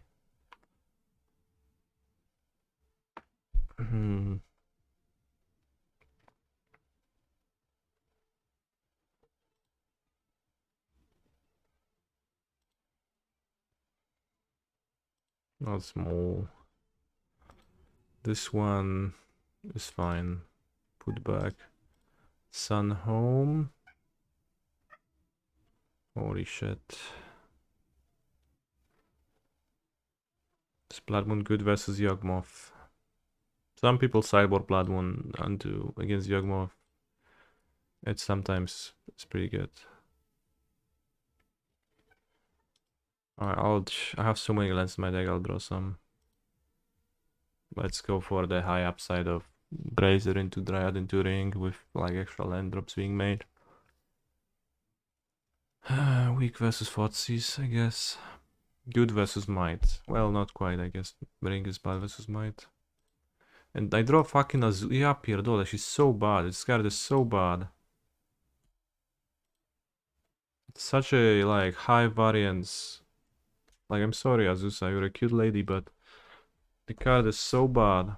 It's incredible. Such a high variance card, which is like only good in your best hands. Anyways, it's terrible to build this way.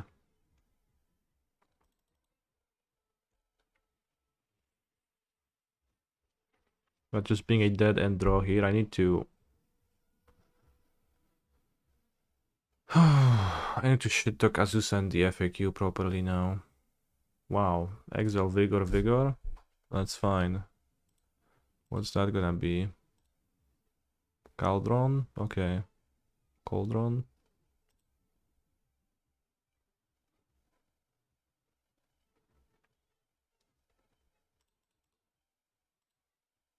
Let's draw.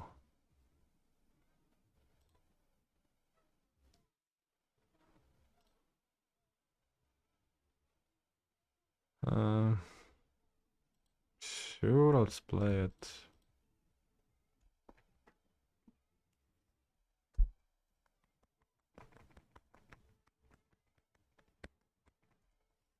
This hand is playing out reasonably well for a 5 against like hate.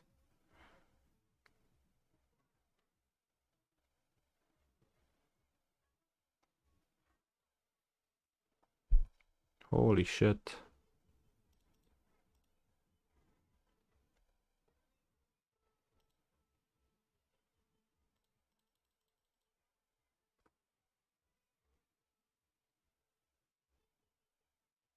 Chippy chippy chapa chapa.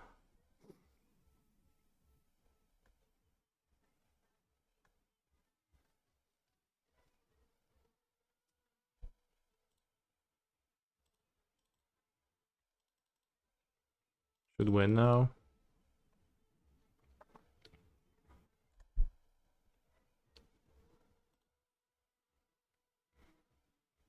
We tanked this Force of Vigor pretty well, so I think cutting down 2 Sagas is probably good to do versus Yawgmoth.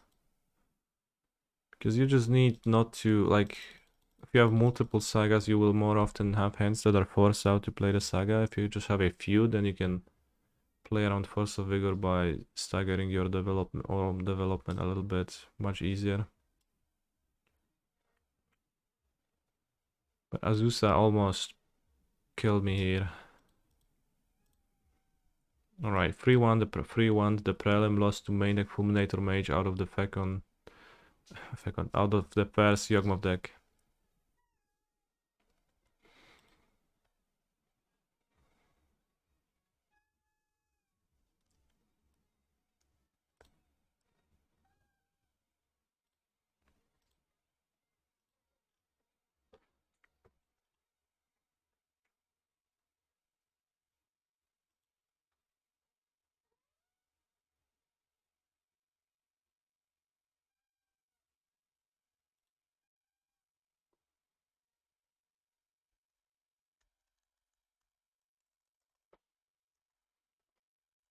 I like to draw explore more.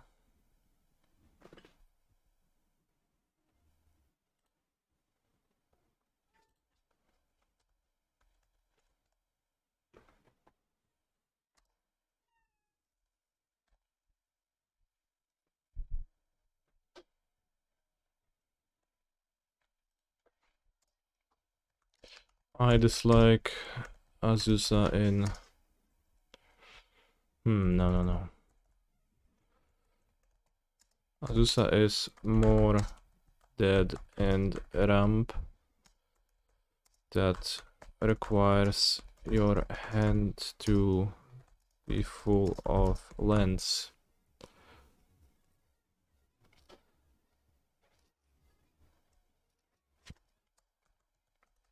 Trying too many of those effects can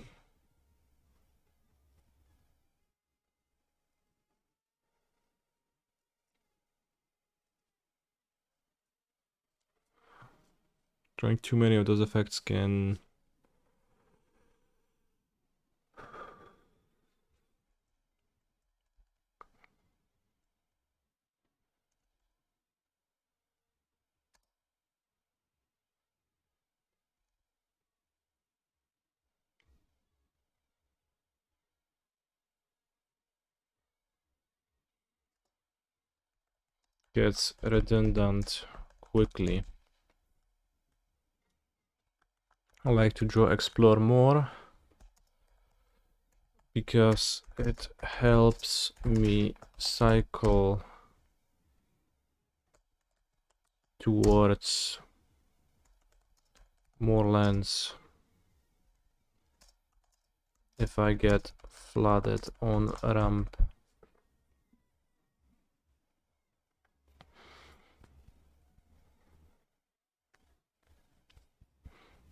This is more dead end ramp that requires your hand to be full of lands. Drawing too many of those effects gets redundant quickly.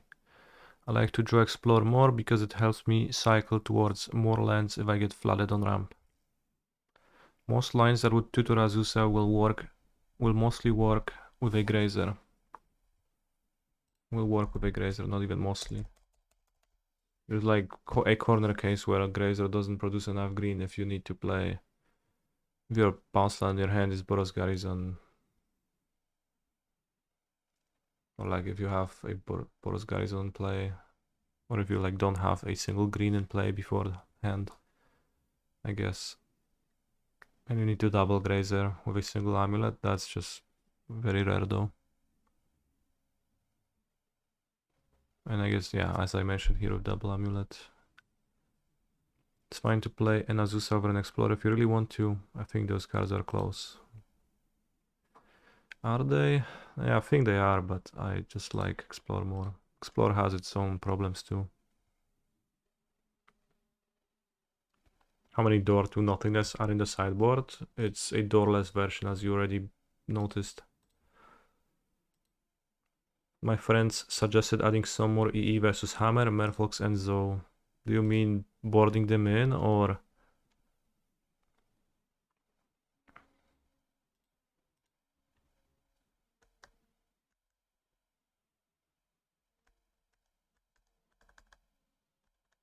Or playing more in the sideboard? I don't board EE versus non-Rhino creatures often.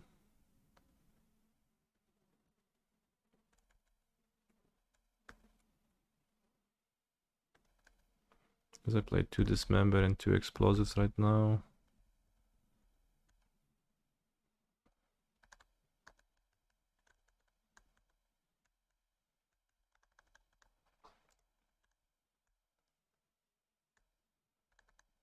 Yeah, you can't EE on 1 that easily in this deck, so I don't board EE if I would like to put it on 1. I think it's pretty bad against Hammer because of that.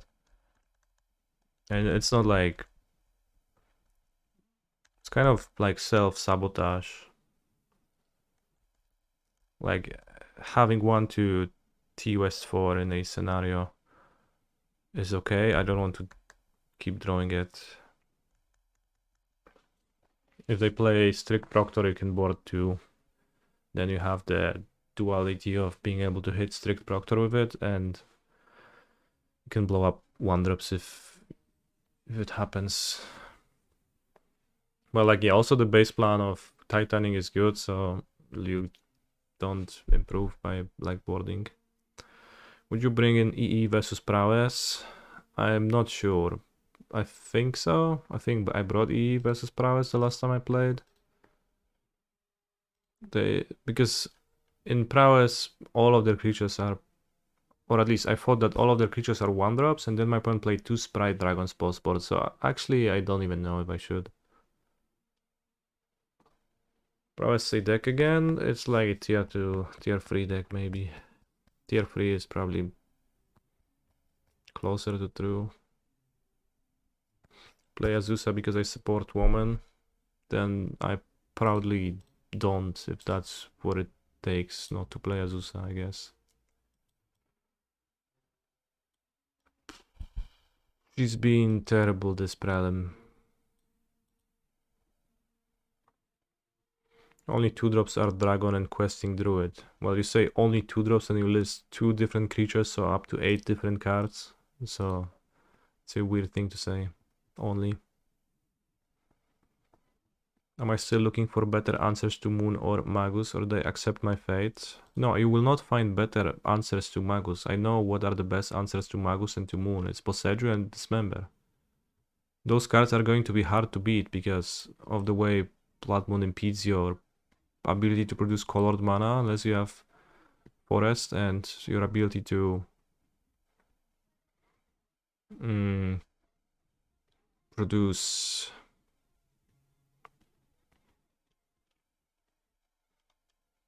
enough mana because of the bounce land, so, and Saga killing, so it's like an uphill battle to begin with that you can sometimes win, but rarely. But like your best tools are already there, and by adding more tools to fight that, you don't actually improve your chances overall to win those games by much, while you decrease your chances of winning non-moon games. It's been clear the entire time. I haven't played against Living in a while, so I might cut a Graveyard Hate card and add a second Generous End. But that means I'll play against Living End immediately. So it's like cut either Endurance or Tormod Script. I don't know which one is the worst. Probably it's like cut Tormod, so you can tutor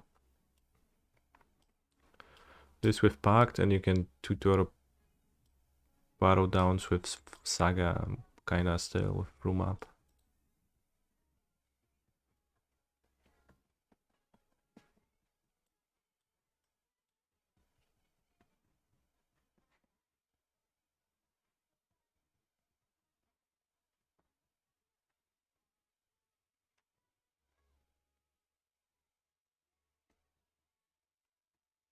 Well, let's cut Crypt for now. Generous End.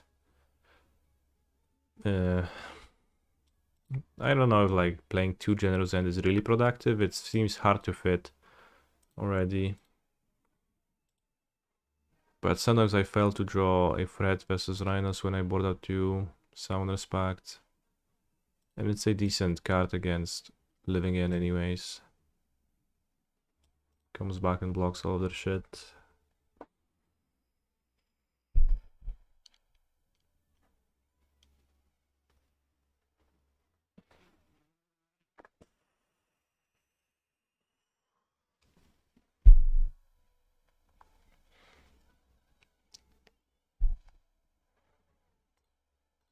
So against Domain Zoo, I just don't cyborg the card because removal is not actually particularly good against them, and you have no reason to bring it in because you, like, there is no creatures you need to remove to win the game or to stop losing the game, and all the creatures do is dealing damage. So like Dismember is pretty bad at preventing you from taking damage because you take damage to cast Dismember. Like,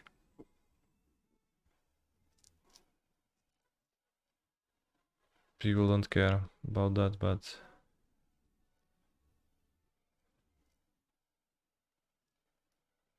Scam OTD, minus 4 Saga. Probably shouldn't cast 4 Saga against Scam ever because it's so good versus. And I've stopped doing that, so I don't want to actually recommend that. I'll revise the Cyborg guide today off stream, just all of it, because I have redid some of my plans.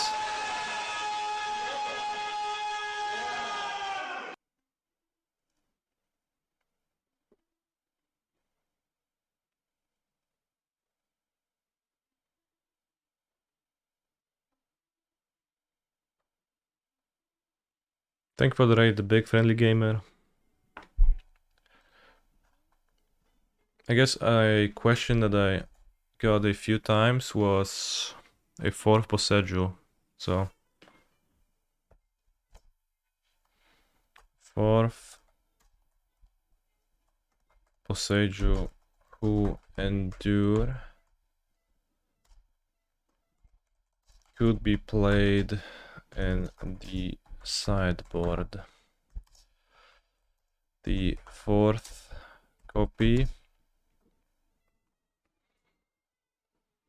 functions pretty poorly as a land, so I would only like to bring it in matchups where using multiple Poseidon is strong. Tron, mirror, scales. Should I capitalize mirror? It looks shit if it's not capitalized. Let's... well, I'll just say amulet. I wouldn't want to bring it against decks that only present moon.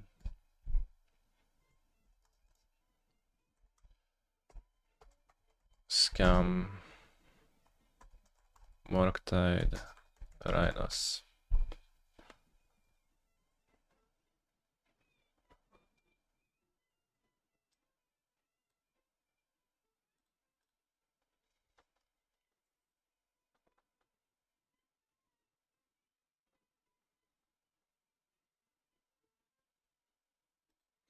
Let's keep at least one. More often a pair. I guess at least one is just conveys enough information. Let's not make it too long.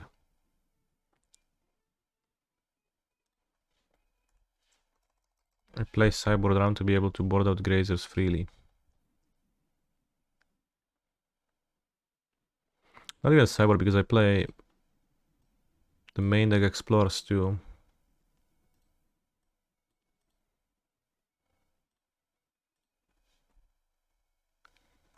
Let's just spell them out, then I think it's gonna be the clearest. Play explore and spelunking, and it's gonna be up to the reader to determine where explore and spelunking are placed, because sometimes I play a sideboard explore to be able to board out grazers freely. I assume it's obvious from the context that that lets me board out grazers freely, because it just lets me keep enough ramp in my deck, but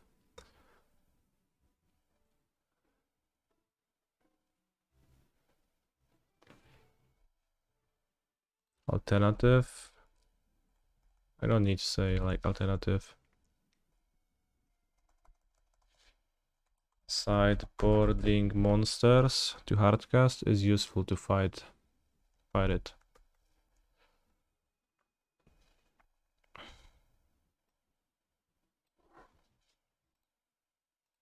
I cut the one ring when the protection trigger doesn't buy me a turn.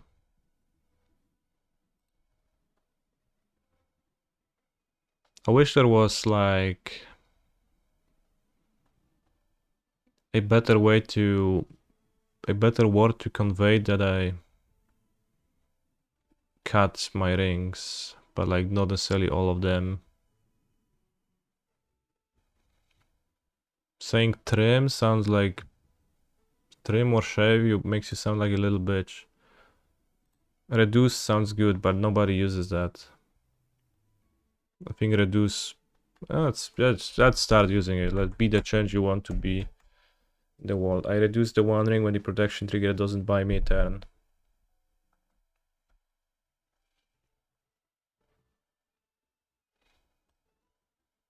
Can win through it.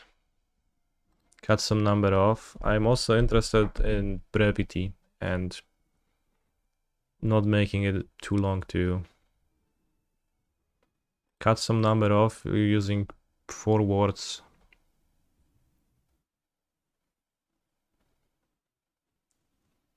You say cut on Tor instead of cut implies not always cutting all. I cut on the one ring. Yeah, that's probably the best. No, trim sounds like a little bitch.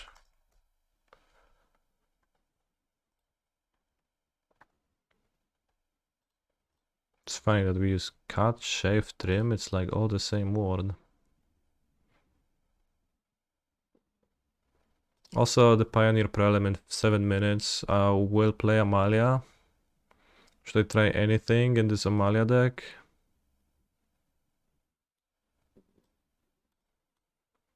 Is there a different removal that I can play over Get Lost?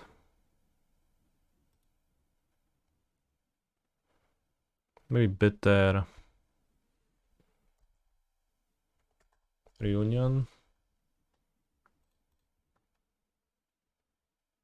I would like to be able to hit 5-drop creatures to hit Quakebringer if somebody brings that against me.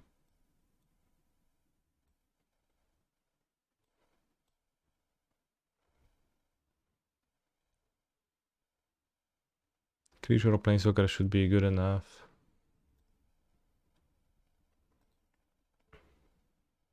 Could say take out of a few copies of ... Once again, I am interested in brevity and making it not too long and like not too long to read and not too confusing to read. So I think looking for words to shave on the amount of text I put in the guide is also valuable, or at least I find it valuable. Verse hits enough. Vanishing Verse. Vanishing Verse. No. No, it doesn't hit Amalia in the mirror. Which I wanted my extra removal, 4th removal to do. It doesn't hit Teferi, which means like the Planeswalker part useless. It doesn't hit Incarnation. Yeah, Verse actually hits like, doesn't hit too many things I would like for it to hit. So I guess you could argue that Bitter Union also doesn't hit. I keep calling it Bitter Union. It's Bitter Triumph. Bitter Triumph doesn't hit Enigmatic Incarnation either, arguably, so I guess it doesn't hit the Amalia, which like was the... I'm not sure if like 2 mana removal spell for Amalia in the mirror actually does anything either.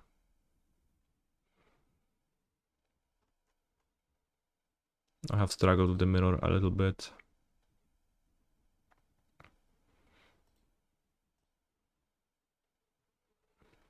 They are running out of words for sure. They're reusing the same common words in so many cards now. So you have Bitter Reunion, Bitter Triumph, Bitter.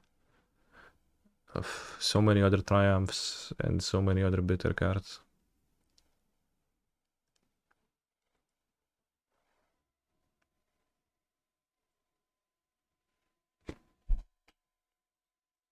Stress down.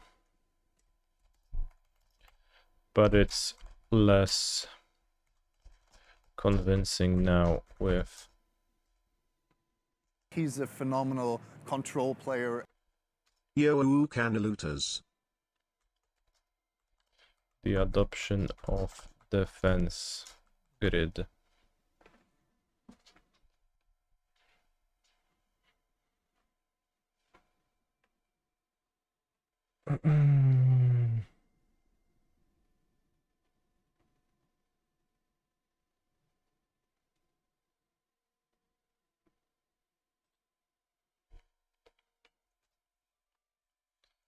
Cutting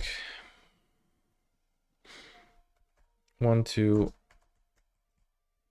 Sagas helps playing around force of vigor. Maybe cutting even. Alright, I think that conveys most of the information I wanted to convey. Thank you, Phantoman, for the sub. Alright, any cards that I get asked about?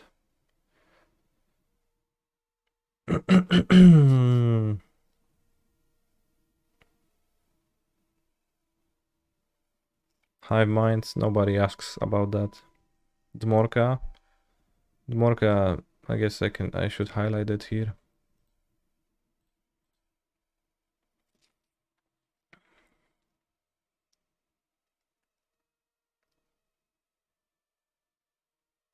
Hydrate Krasis. Alright, I'll highlight the Krasis too.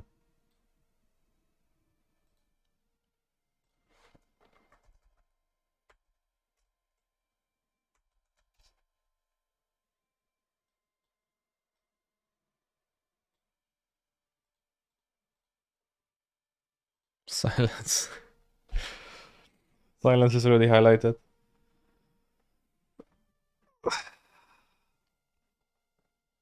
I don't know if it's logically, I don't highlight every card, but just the ones that people ask frequently about. Nobody really asks about later sanctities, so I don't bother highlighting it.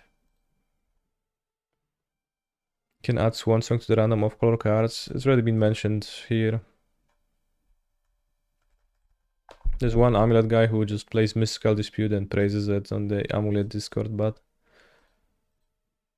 I don't know if he knows that defense grid exists and blue mana is hard to come by.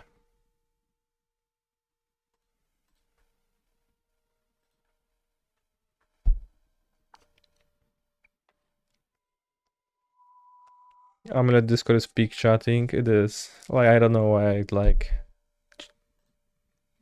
when I came back to playing Amulet, I started going into it often and just saying stuff, but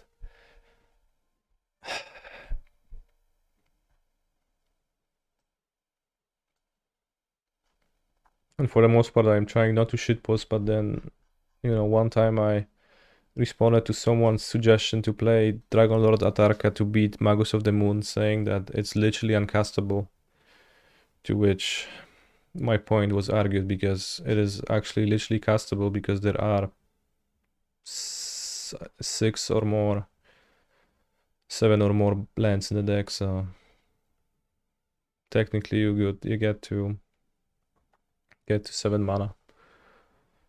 You have a buy for round 1 and have automatically won. Thank you. Whitelisted. Amulet gamers really base their whole personality around one deck. I mean, I actually do, yeah. Would I consider playing Deafening Silence in Amalia sideboard? Doesn't sound too bad. But I'm not sure if, like, outboarded in against Phoenix and against Lotus, and that's all.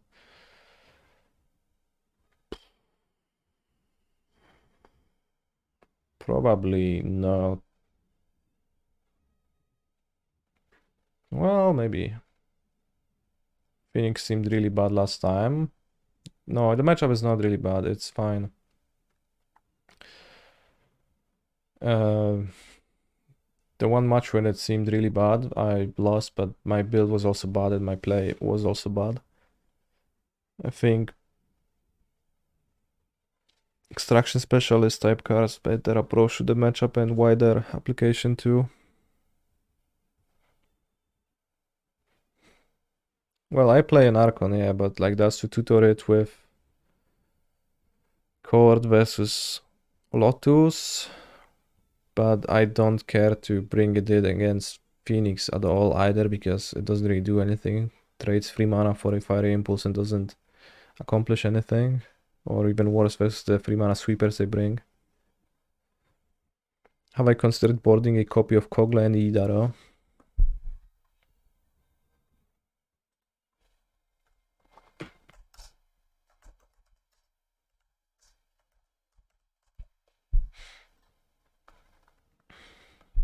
I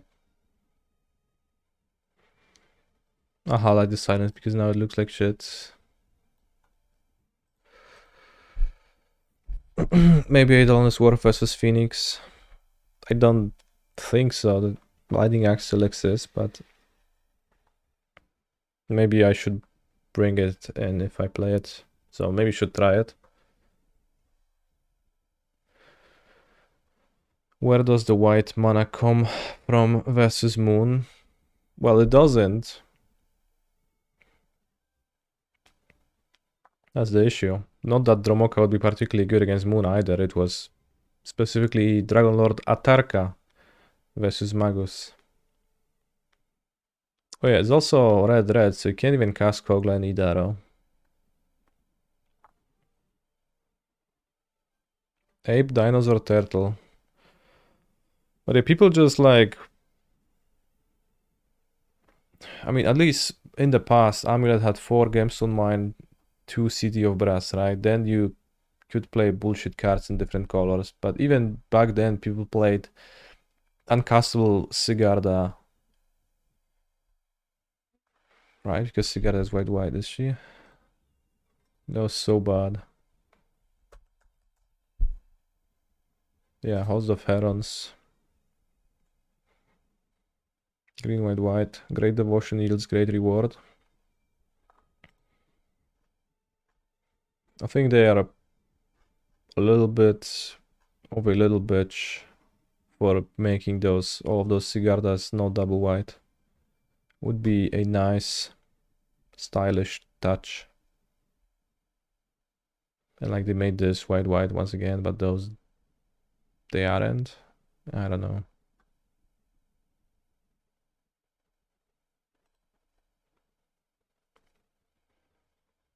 Good versus living end. Yeah. Well, it's not good, but the effect is applicable versus living end.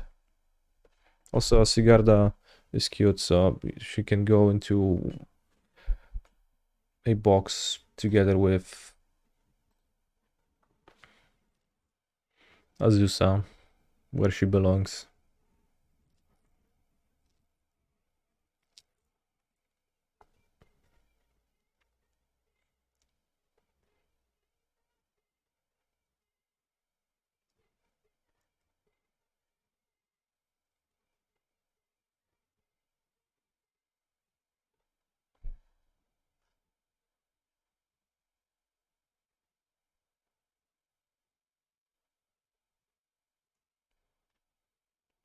Sigarda's 8, Sigarda's Imprisonment, Sigarda's Splendor, and Sigarda's Summons.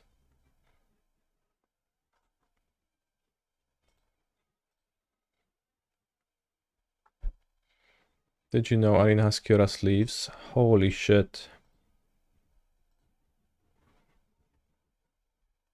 I did not. But also, there's been something that I had to discuss with you, chat. An update to our attire policy on January 3rd, so yesterday. We are updating the attire portion of our community guidelines to prohibit implied nudity while streaming on Twitch. This update is in response to a recent meta on Twitch. I like it, as they say Twitch meta in like the official. Black sensor bars or other items to block their bodies or clothing, or position the camera frame such as the viewer is led to believe that the streamer is fully or partially nude. I mean, you could argue I am partially nude on my arm right now. Well, right. While most streamers have labeled this content appropriately with the sexual themes label and are wearing clothing behind the object or outside the camera frame, for many users, the thumbnails of this content can be disruptive to their experience on Twitch. While content labeled with the sexual themes label isn't displayed on the homepage, this content is displayed within the category browse directories. And we recognize that many users frequent those pages to find content on Twitch. This update goes into effect today. For those areas of the body where coverage is required, the coverage must be fully opaque. Sheer or partially see-through clothing does not constitute coverage. Note also that streamers must appropriately categorize their content. So, the updated attire policy now reads: nor do we permit streamers to imply or suggest that they are fully or partially nude, including but not limited to covering breasts or genitals with objects or sensor bars.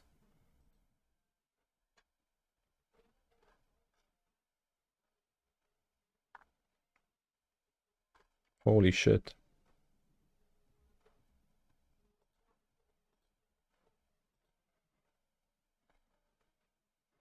So if I do this,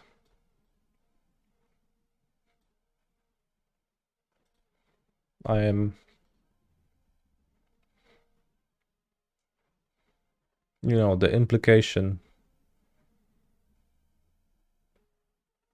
We don't know what's behind the bar.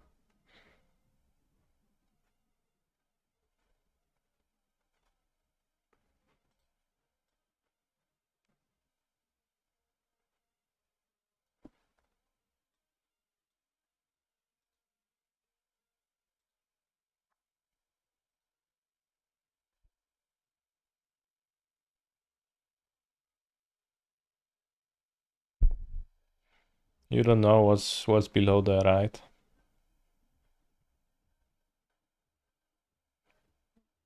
Cleavage is unrestricted as long as these coverage requirements are met and it is clear that the streamer is wearing clothing.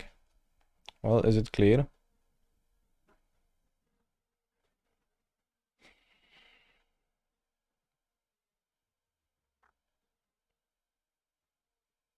Would a nude upper body half qualify as breast on a male streamer? For those who present as women, no.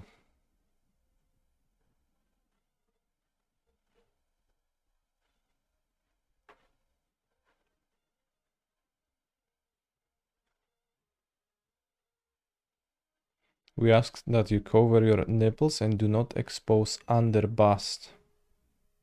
Holy shit. Streams shirtless all the time, that's fine. We don't permit streamers to be fully or partially nude.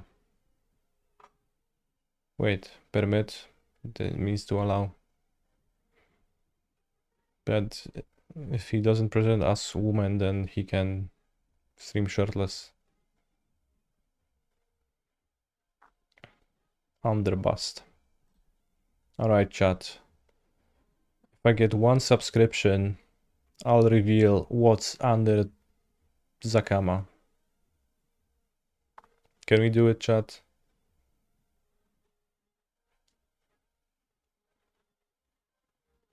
Zakama reveal. 1 Twitch sub. Sub goal, yeah.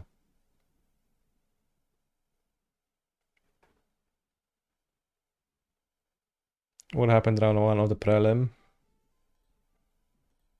I got a buy. 1 sub and the Zakama is gone. Don't let me tempt you too much longer. Holy shit, it's gonna... I have to leave it now. Can I sub to keep Zakama? No.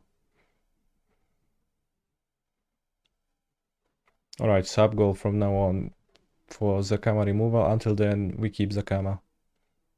Can we get no subs for the entire day?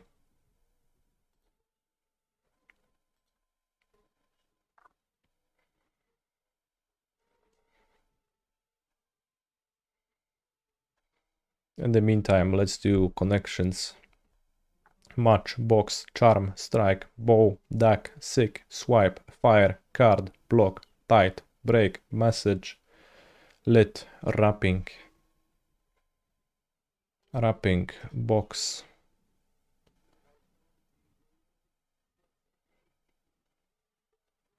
card, block, no, card, block, message, no.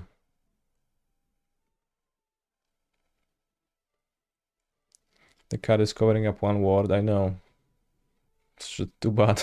He's a phenomenal control player. Do not remove Zakama upon Alright, no-go. thank you for the sub. Let's reveal what's under Zakama. It's been my shirt the entire time. I was actually fully clothed. But the implication kept you guessing, huh? Lit, tight, sick, fire. That sounds pretty good. Where's sick? Cool, in slang.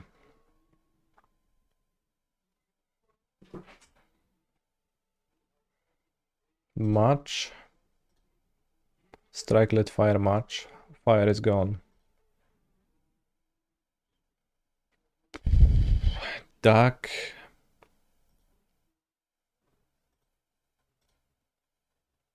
Box, bow, message card. I think wrapping is also going into there somewhere.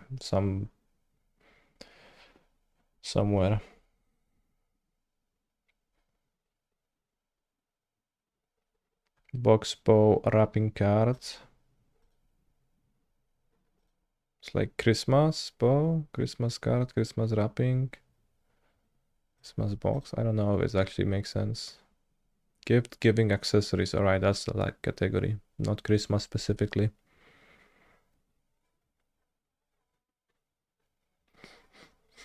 Now do a sub goal to bring back Zakama.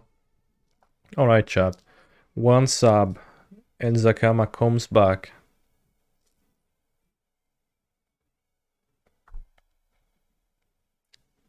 Swipe, block, match message. Tinder options. Break, strike, charm, duck. Why is charm duck here? Lucky break, lucky charm, lucky duck, lucky strike. Oh, the cigarette. I see.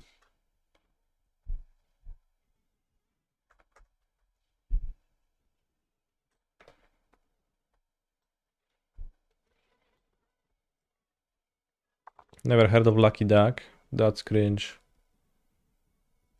Lucky duck? You never heard of lucky duck?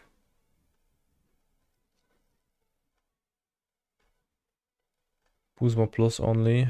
Alright, let's go with the crossword.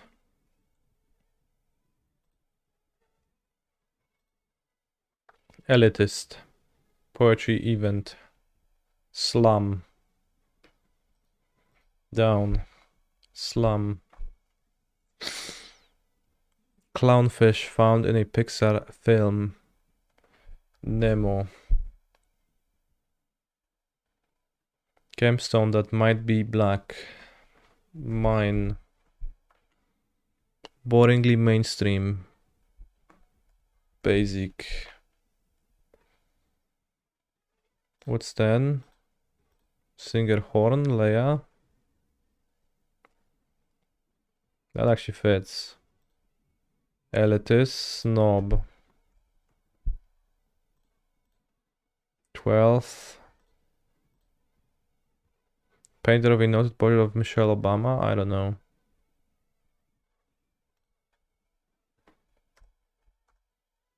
Alright, Onyx makes more sense. Energetic determination, Moxie. Sound made by a crow. Caw. Bore or saw. Huh?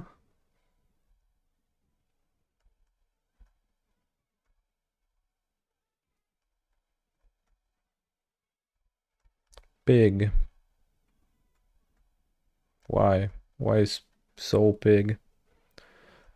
Fiancé after wedding. Wife.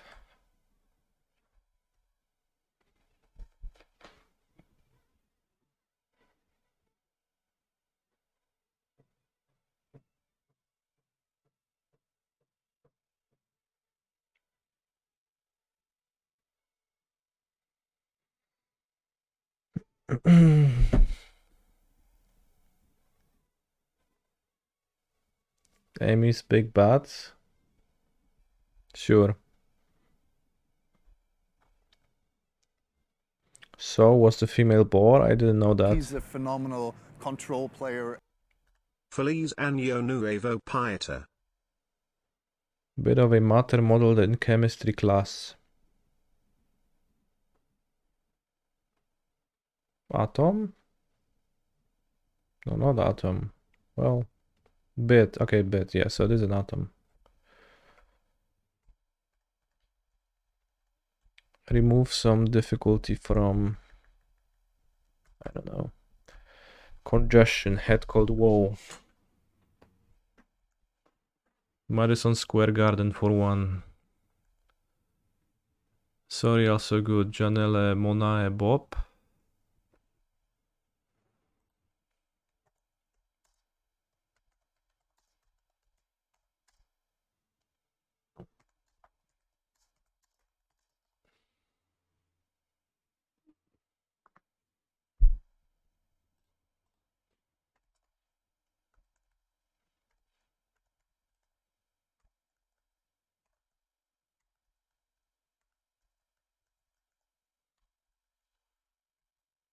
Grisa, where is the camera? Holy shit.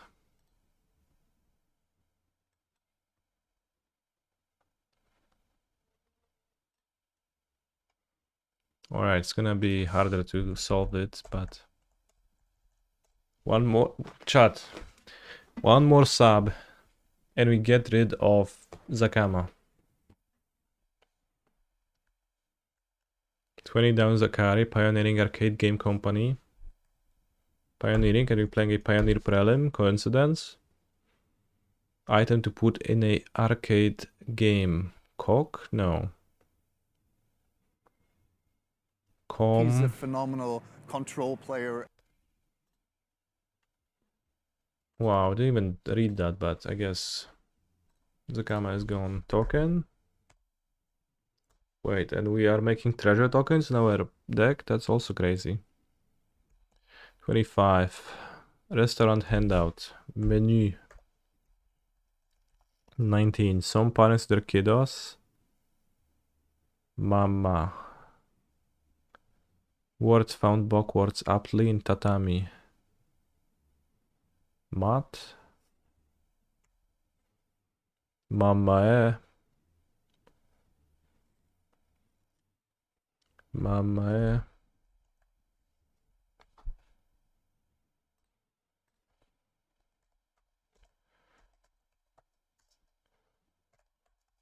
When I was in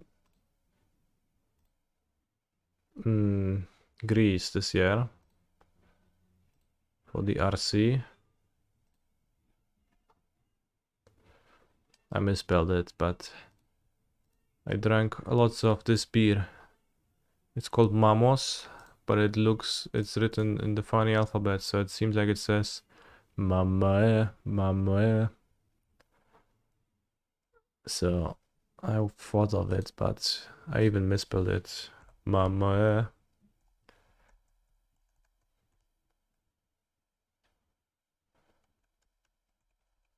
Congestion.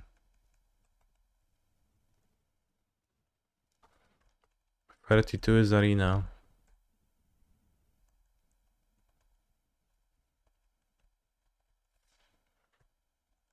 Arena. More to a Madrileno? I don't know. Congestion. Sinus congestion. Sounds good. 23. Fopa. Cafe, that's how you spell it. 26. Binary test option. Facts. No.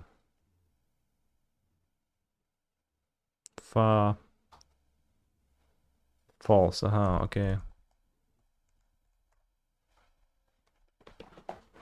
29. Can I get you anything else? Yes, you can. Give me one more sub so Dizakama comes back. Or not. It's not gonna come back anymore because it probably is more annoying than funny.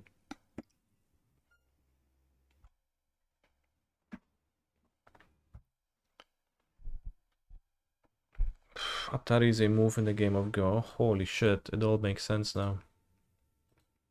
Movie princess who became a general. I don't know. It's just the right size for fucks. Fee. Leia. Is it really spelled this way? Leia? I guess. 35. Remove some difficulty from ease. Collection of reps. Sex. Nice, that would be spelled this way. That doesn't really work.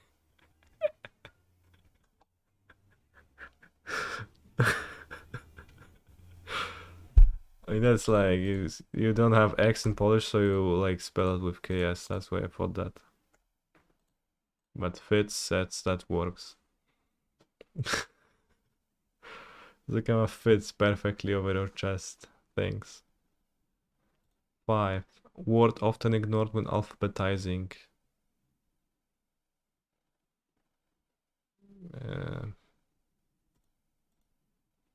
D.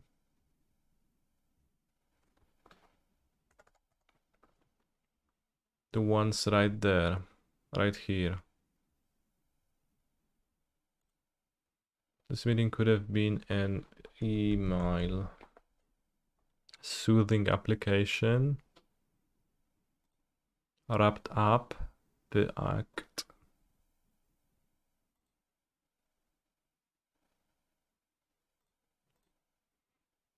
(1986) #1 hit for the league with the lyric "Born to Make Mistakes."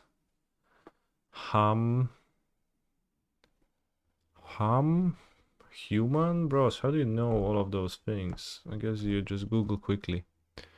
Untidy pile. Heap. 15.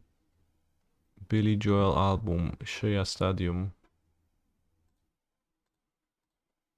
Soothing application. Amisha. Holy shit, I don't have anything else. Headed up. What?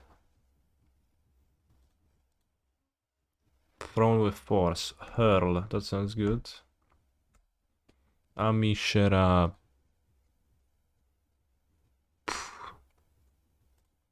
These.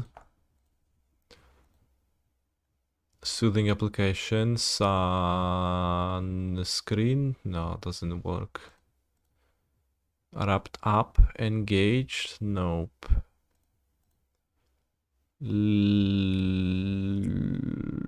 Salve. Okay.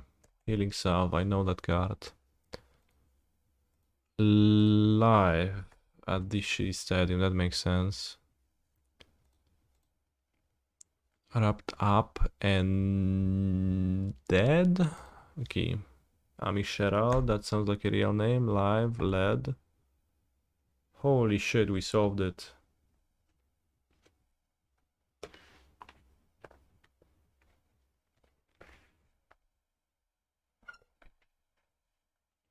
Holy guacamole.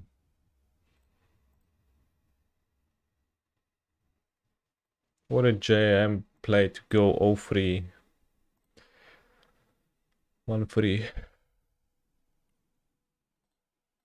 I thought he's good. Bolted Delta, yeah, seems like it. Oh shit, I haven't played against a Baron deck in such a long time. I would really love that. Molten Collapse. Of course, play Scam goes 1-3.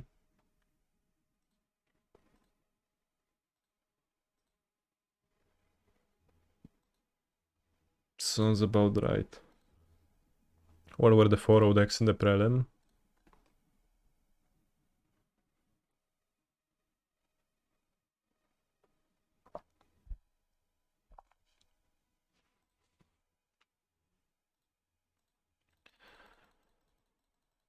Holy shit.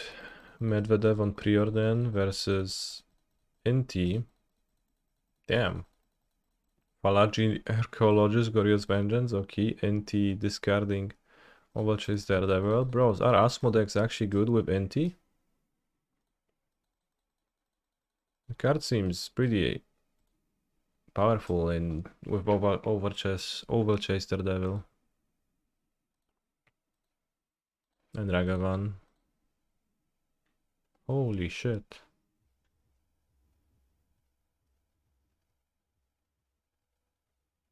Grixis, I guess. Wow, but Swamp.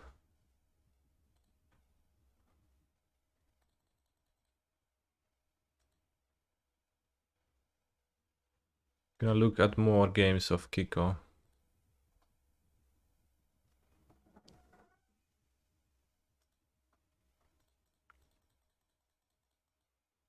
Scipios on Jogmov and who for out? Ish. Also on Jogmov. I think we played against Ish, and Ish was the Fulminator Mage main deck guy.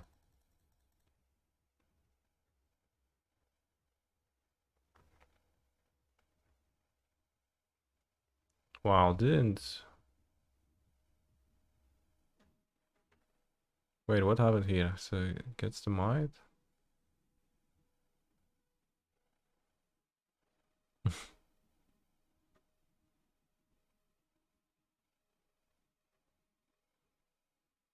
Holy shit, what's happening in this mirror? I have no idea. What was that exchange? It seemed really weird. What happened to the... Oh, the might happened. Holy guacamole.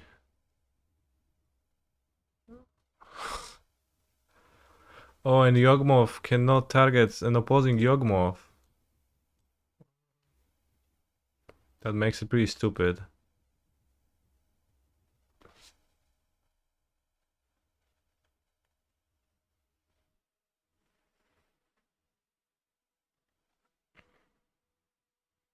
Everything is a grist. I forgot you can do the cauldron grist thing. That's so funny.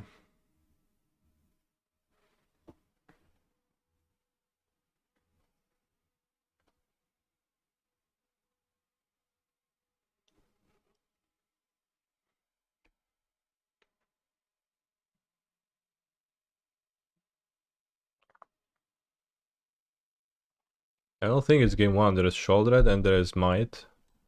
I think you're watching game 2.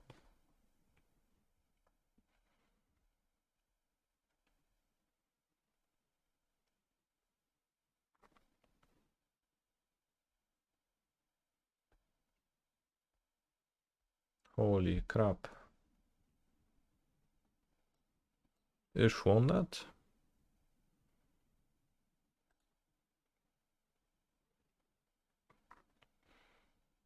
Let's see more rounds from Kiko.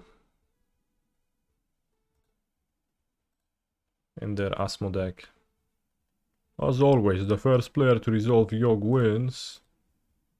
They resolved Yawgmoth at the same time. Literally on the same turn, both Yawgmoths entered the battlefield.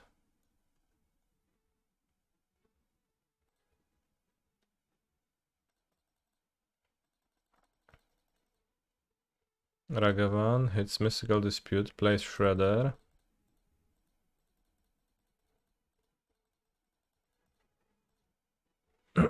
How can they enter at the same time? Does he have Flash? With Chord of Calling, yes. Rhinos.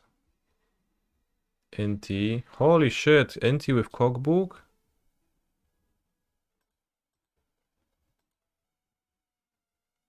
Have I ever considered playing Yogg myself? I played Yogg once or twice. I don't mind playing it. It's just that I am not...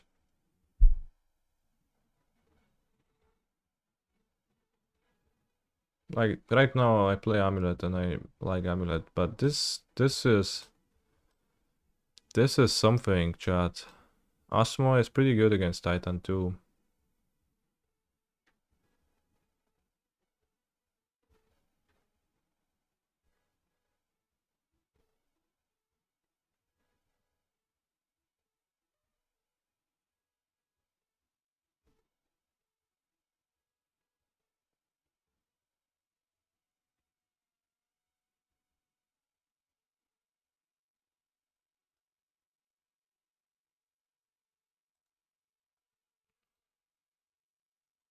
Into with Cockbook.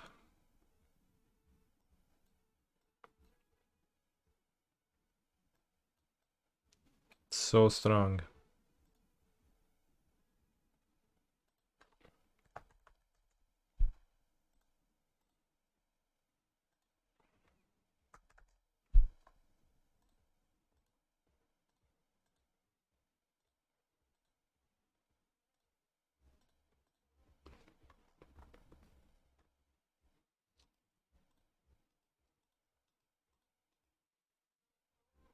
Oh, that's Kiko's list from today?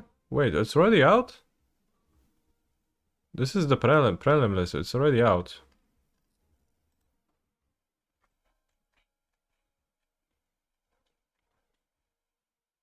It's 26 creatures.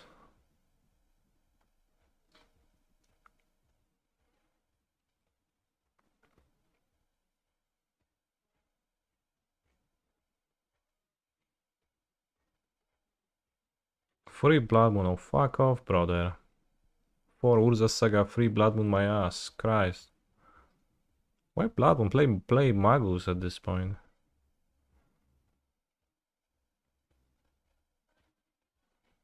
Honestly. But I'm not gonna stream a deck with Magus in it too. Like, that's just bad.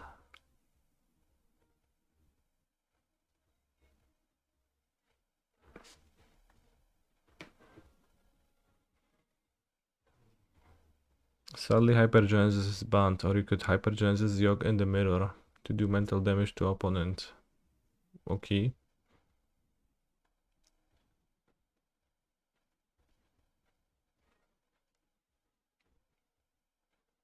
I mean, Moon in a Saga deck is kinda... Free color Saga deck is kinda iffy.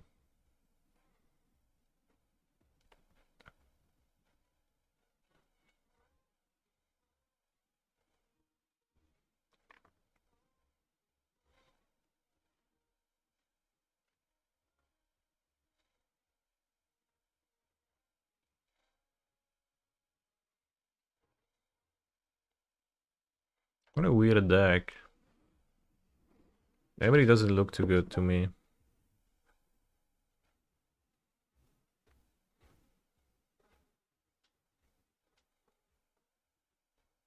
Could just be two colors without Emry and Shredder, yeah, I guess.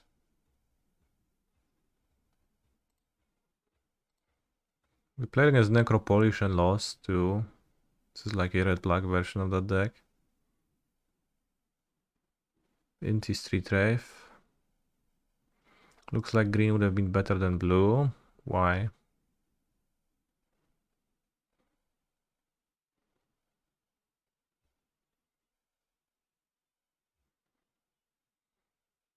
Yeah, why green? Could also be a two-color deck instead of a three-color deck, which seems nice. Steel, Summing, and finally, the Steel Shaper card is and always was terrible. Finally, it would be like a green card in a 3-color saga deck. So that also would be terrible. But the Steel Shaper was just a...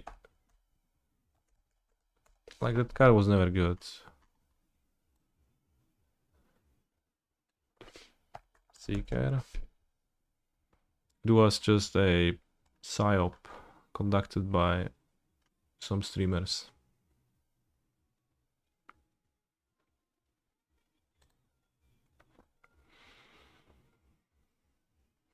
After watching Humans of Magic, I have 2 questions. What did you study and how did the opponent and judge see the markings and inner sleeves? I studied...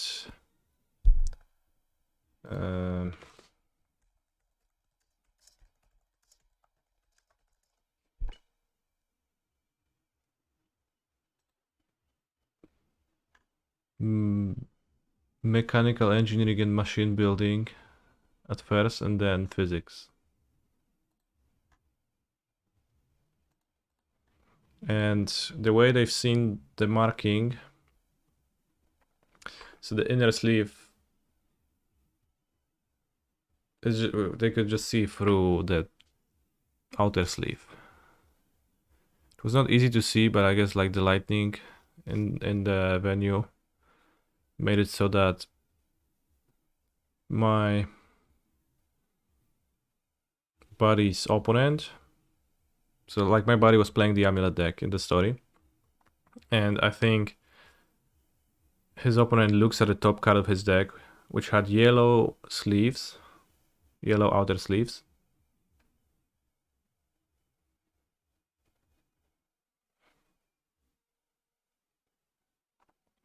And they're like, yeah, I mean, something is poking through the yellow sleeve.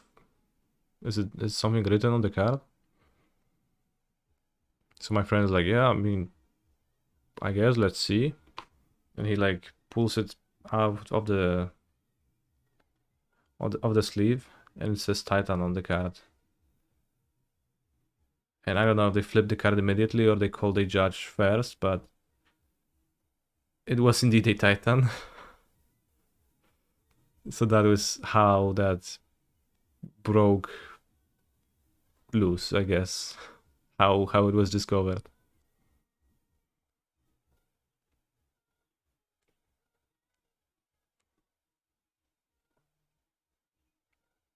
Like, I think it was the top card of the deck, maybe it was in hand.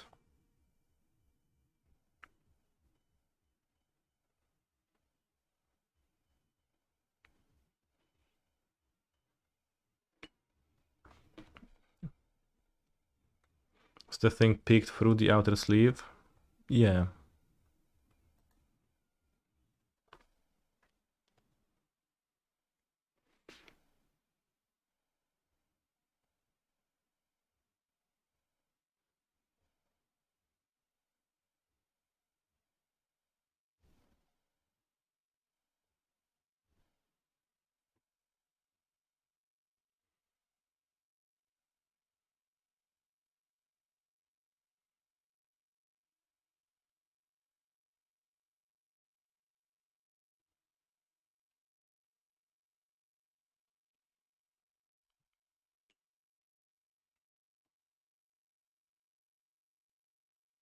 Through the opening of it? No, I think it's just like, you could, if you looked really hard, you could see it through the sleeve. I never thought of that.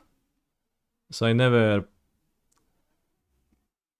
tried to pay attention to that. It's just that the opponent of my friend did. I don't know which, I don't remember which round it was that. I think it wasn't the first round of the event either. It was like around 2 or 3. So it took a while until it was discovered.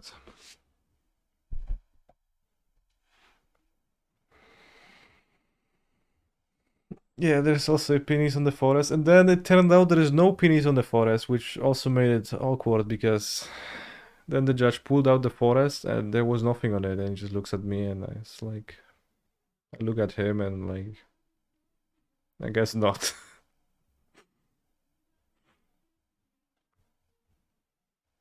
So, yeah.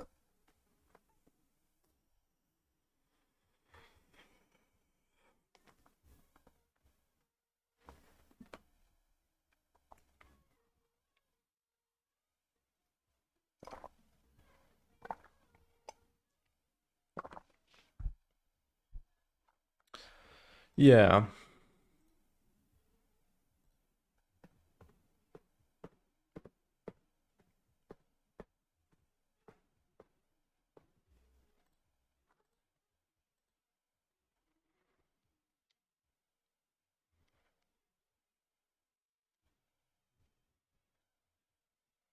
Yeah, since then, I decided to just enjoy white bordered cards forever and seem to pay me off in lack of similar incidents in the future.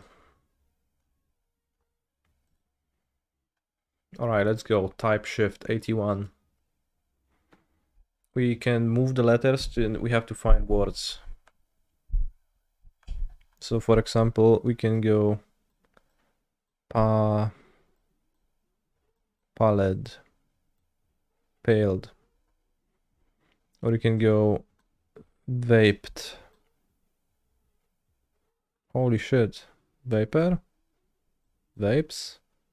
How is that not a word?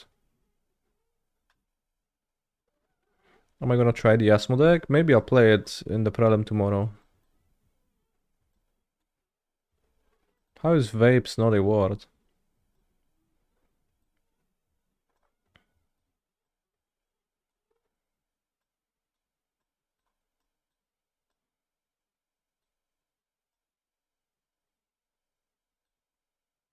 AVS, Avied, Avier, Avier. Valid, that sounds good.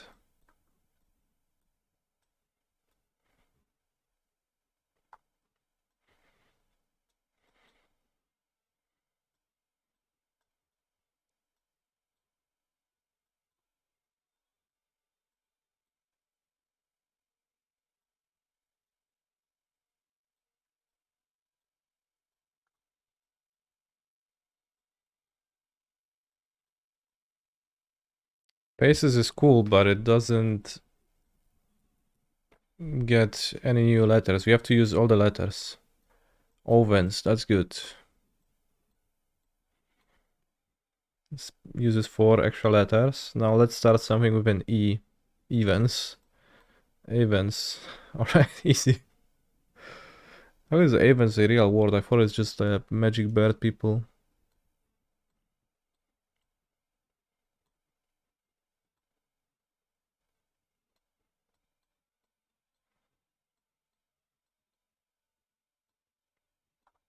Aside.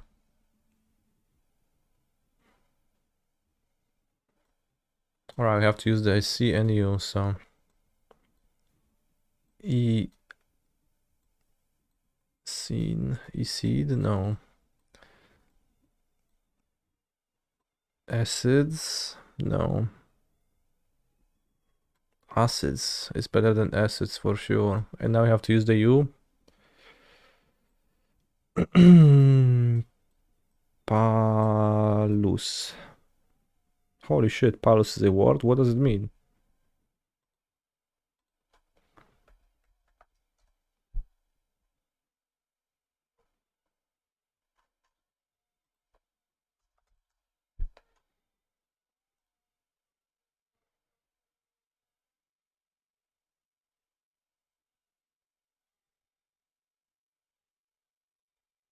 Pal. Makes sense.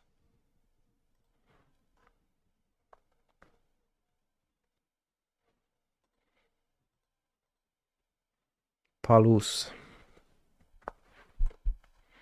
Ale se zjadł paluski rybne.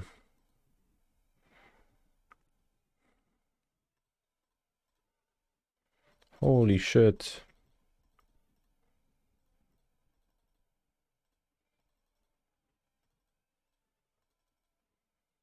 This game is not like that fun, but I like to do it because it's easy.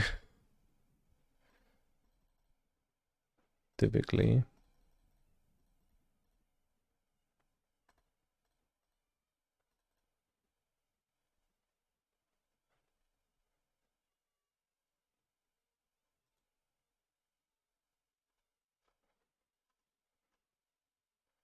Really bad chess, I don't like that. Don't really like really bad chess. Spell Tower wasn't particularly fun either. You have to spell words here. For example, let's find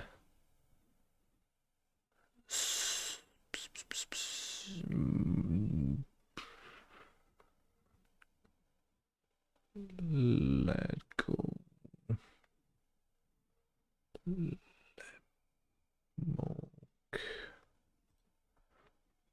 Waffle.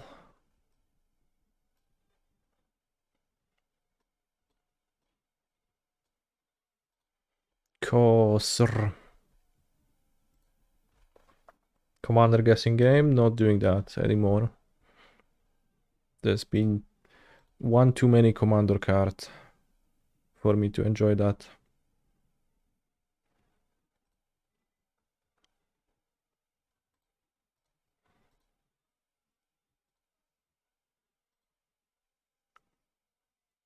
Two wars on stream. Sure.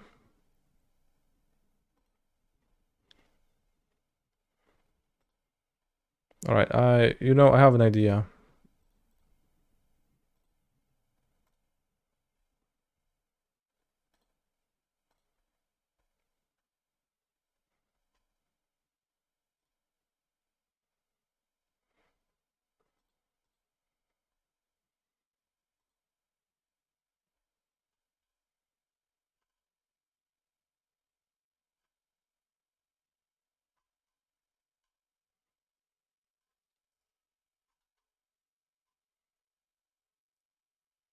Did I close the Yasmo deck? I did.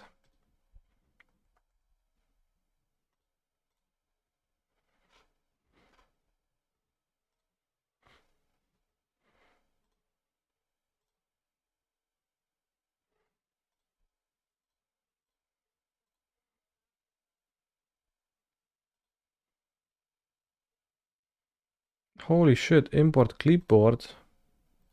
That is new.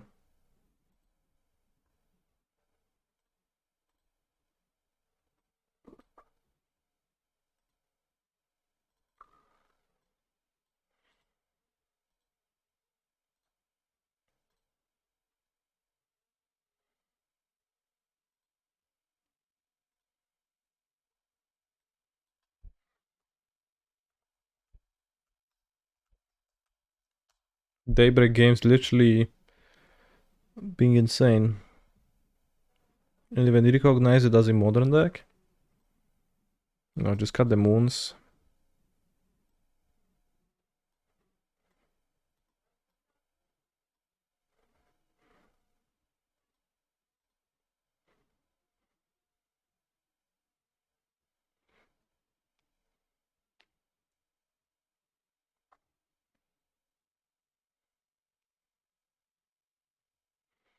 Why do Rhino players play Repudiate now for the mirror? I don't know. I haven't seen anyone play that.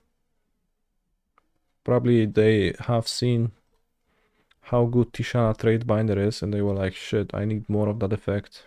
Give me anything that resembles it even a little bit. And now they're putting Repudiate in their deck.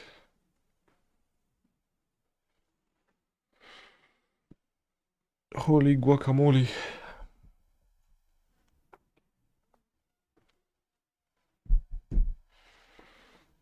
Repudiate. I don't know how to pronounce it, so that's how I pronounce it. Repudiate. Repudiate. Repudiate. Repudiate. Repudiate. Repudiate.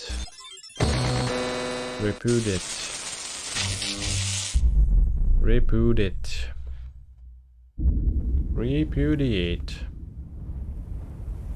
Repudiate. Repudiate. Repudiate. Repudiate.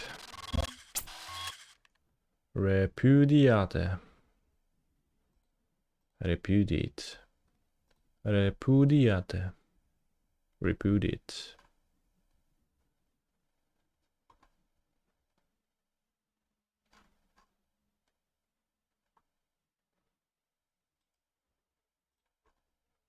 Repudiate.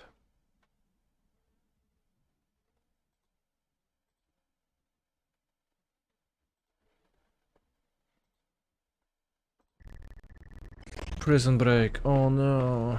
This was actually gigahertz.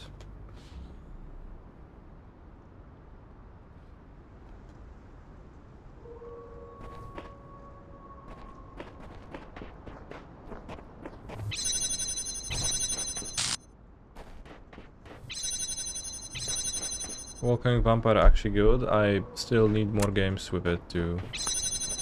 I probably should play Prelim with 4 of them to like see, but then...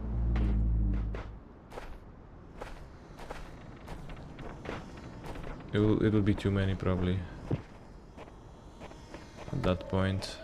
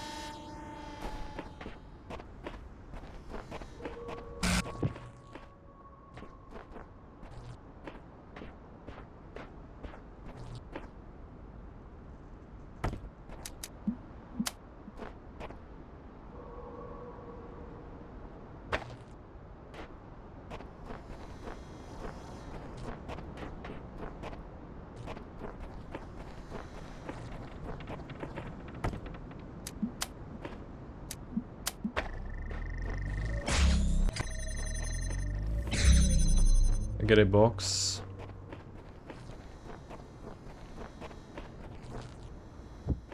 Big fun.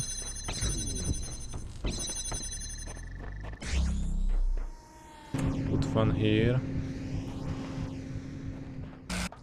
Take this, connect this, put it like here.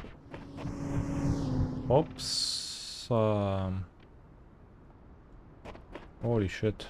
The way we fly.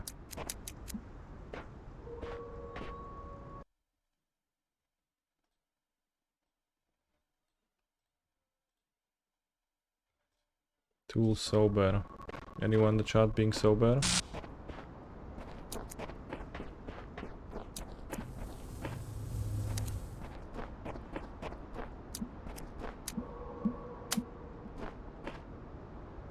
Sweet prelims? What do you mean?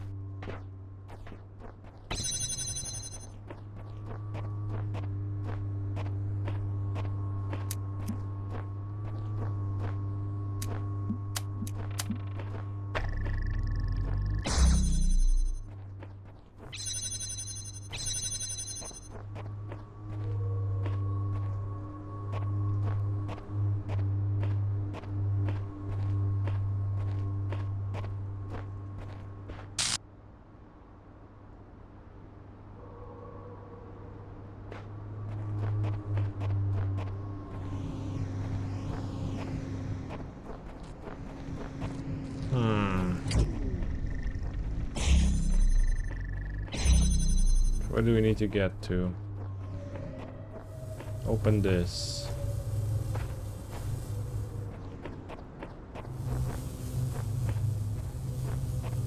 And then this.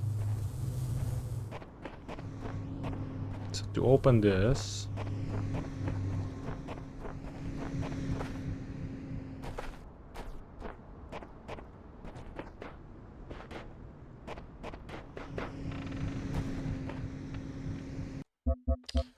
I don't know, let's mulligan this hand, because it is not actually very good.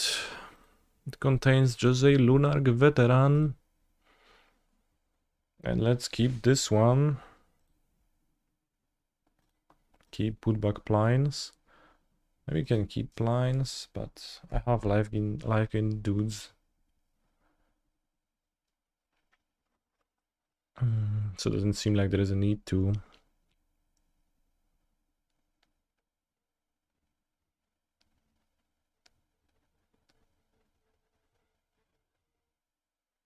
Holy guacamole, my Chord of Calling.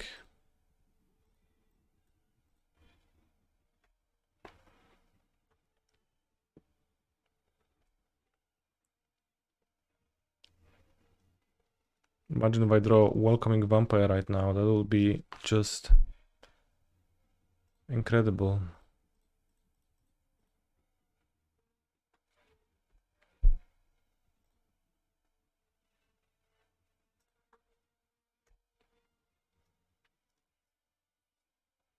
Would be very welcome, exactly.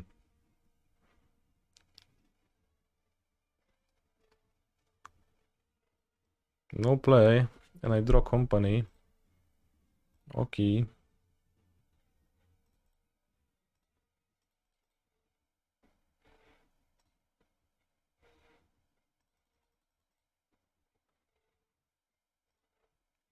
Oh, shucks, no place.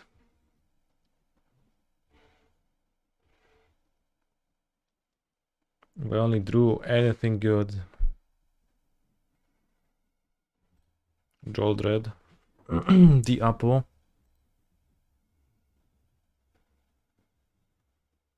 Probably should company now because if I had two apparitions, Dina and Johnny Walgrove Walker. Okay.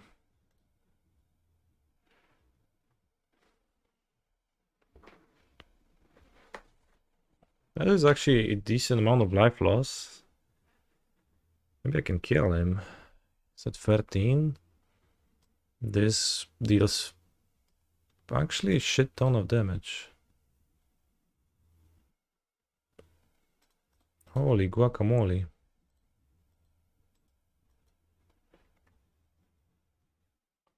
Also can flashback Ludnark Veteran, but I don't think that is happening.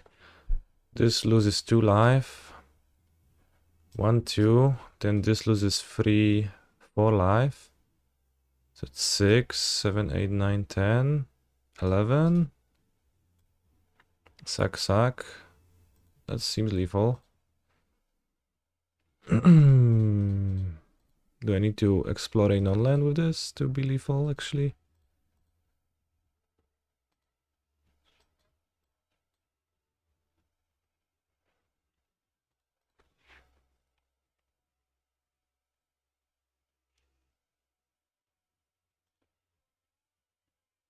Explore the land.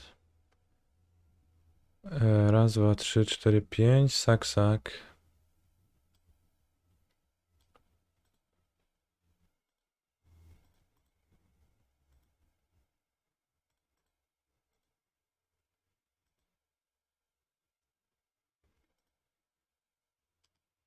Turn 4 kill. Nice mid-range deck. Can't even mid my range. Games like this make me want to play 2 Dina, but then sometimes she's kind of like bad to draw. I think 1 is fine, like probably playing Extraction Specials over more Dinas. Just generally better.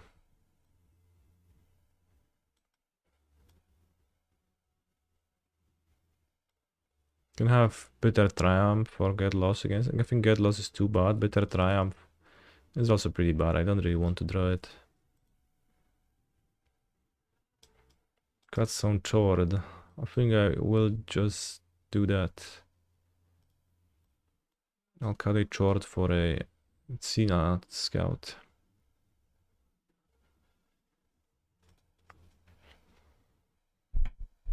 Chord.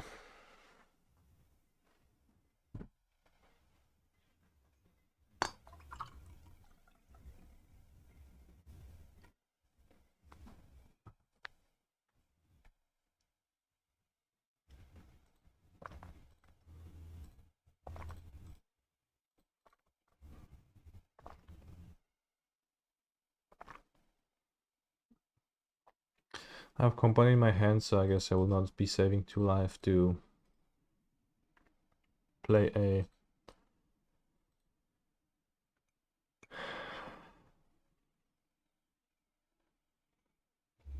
Like, if I draw another fast land, I prefer to.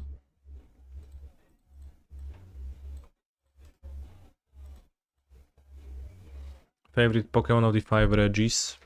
Regirock. He looks like a Giga Chad, while the other ones look kinda like fat blobs.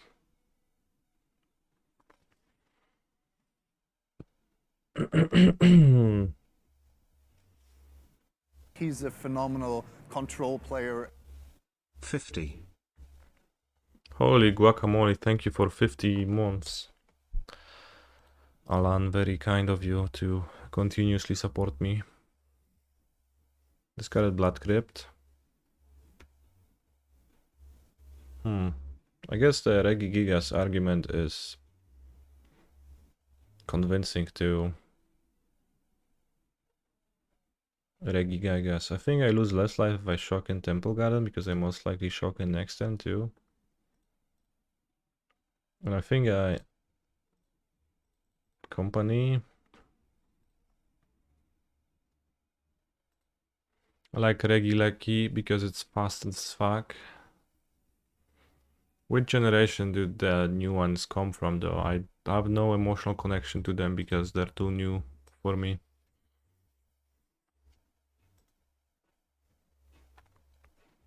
One downside right now is that...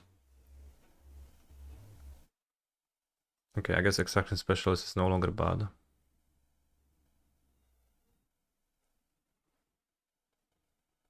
Like, if I know, like, if I hit Amalia, then I miss some triggers, but I think making Extraction Specialist into a good hit seems better. Can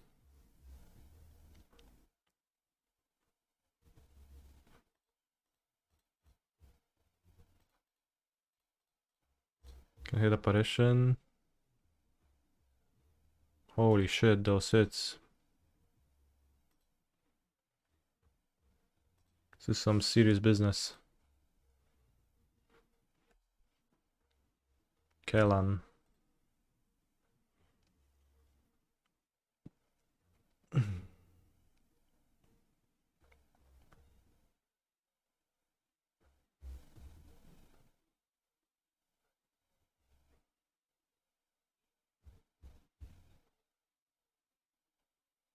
Why cock when response to activation, not after it resolves?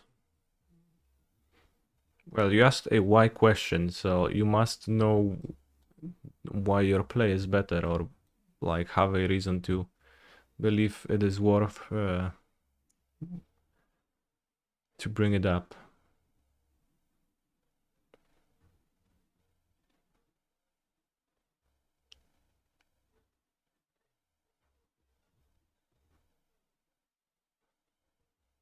I don't think I want to draw Kellan. So put it into graveyards.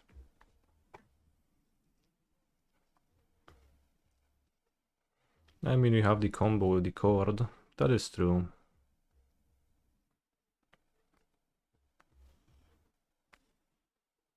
Last game you could combo with Amalia and it would wipe the board. Okay, last game it was relevant. Good point.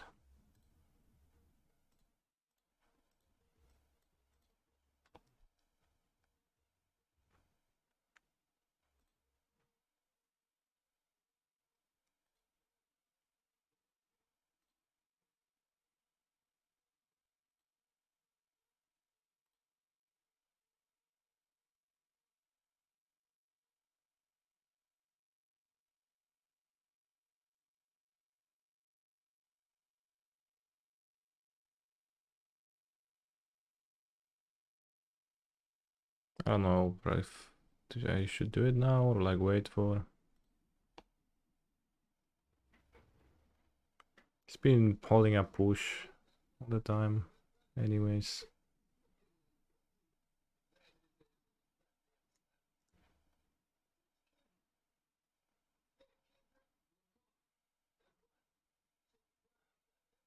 Maybe I just EOT and then I fetch voice with my hand.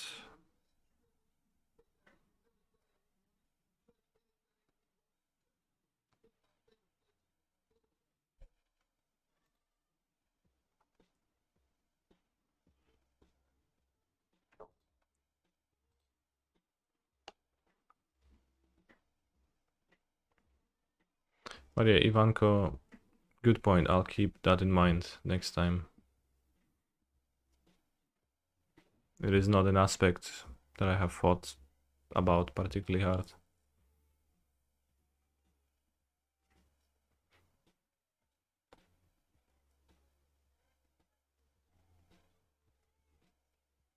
In that case, excuse my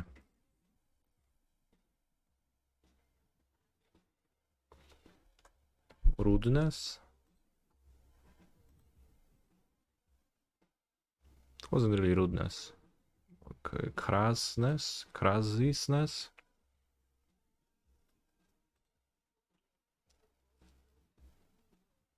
Crudeness? Cringeness? Am I planning to write a guide for Amalia in the future? I currently enjoy living my life planless.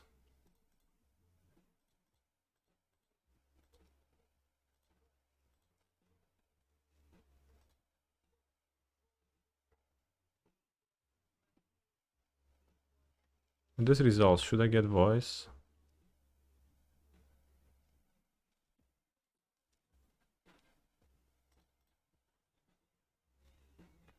And he has to push, and like he pushes the walker first, and that's a better outcome.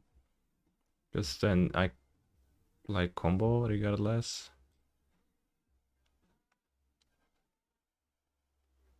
And if I combo, I think I win against Rakdos.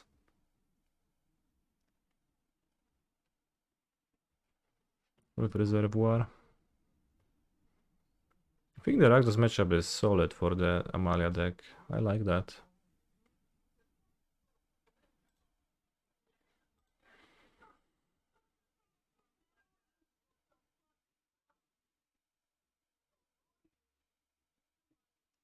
But I would say that I'm not ruling out writing an Amalia guide. Let's get the voice. Ginger says it's good for red black. Yeah, Ginger says for sure.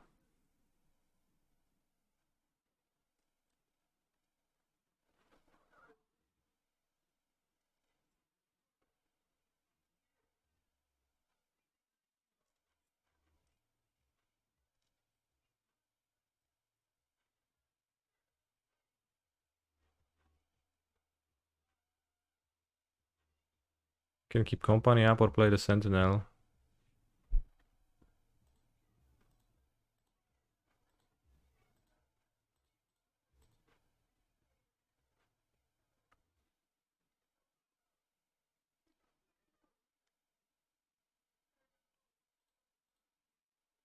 What if he removes Walker in response anyways? Then I just get Amalia and I'm still fine. I play Sentinel then.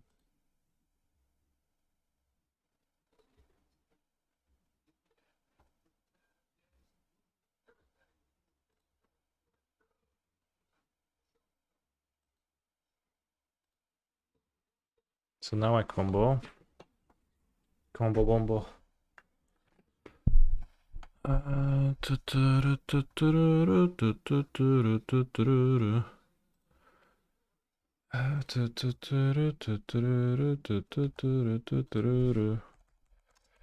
Well played, Sokos.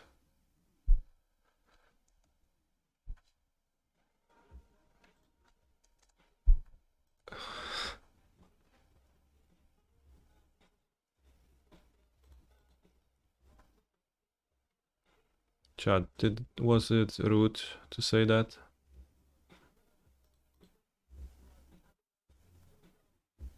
With Sokos Socrates, yes.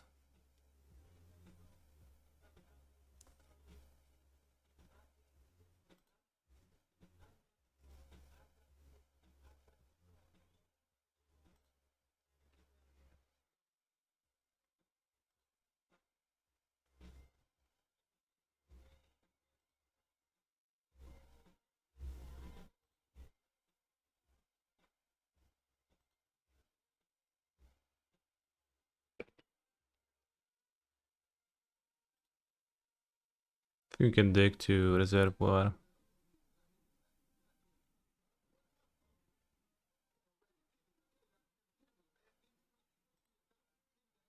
still...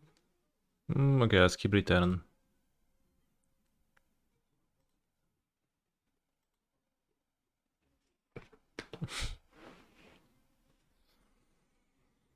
And the voice is nice for this purpose. Protects your combo.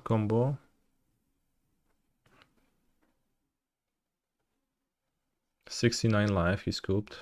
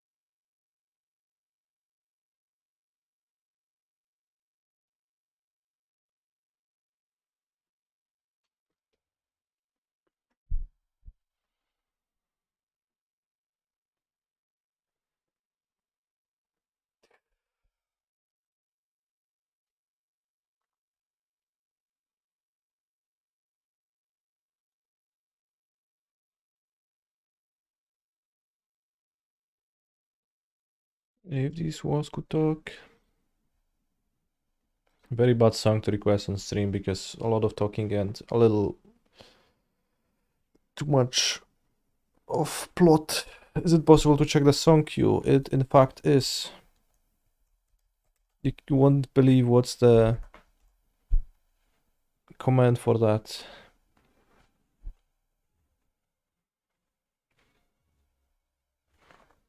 If your walls could talk, what would they say, streamer? They would say, holy guacamole. And oh shit, a lot.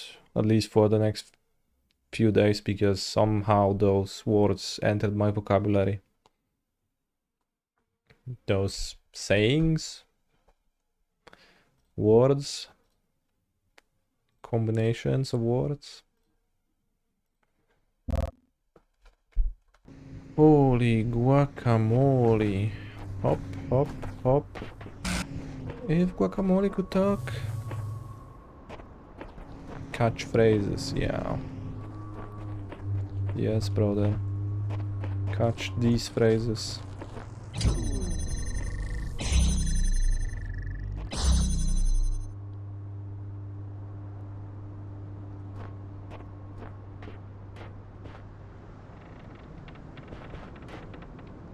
Holy, holy, holy guacamole. Holy, holy, holy guacamole. Holy, holy, holy guacamole. Holy, holy, holy guacamole. I'm stuck. I have no idea what to do to progress here.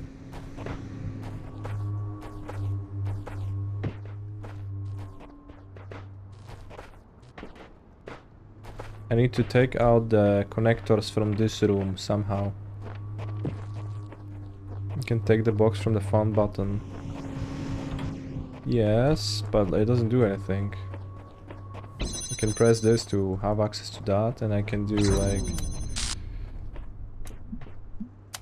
this, but it still doesn't let me take those out.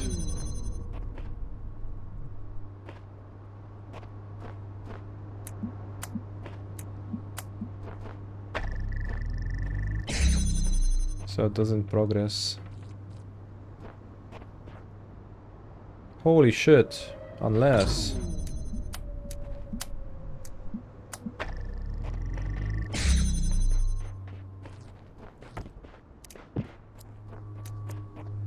I got it.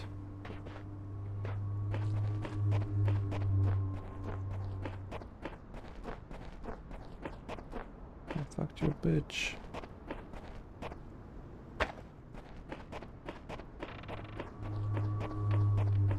But can I remove this one? I don't think so. Can I remove this one?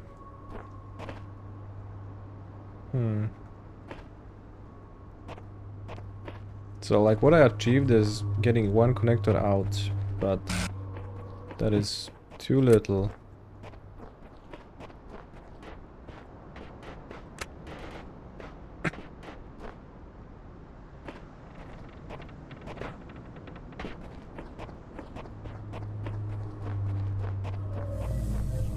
There is no connector here, but there is a connector here that doesn't do anything.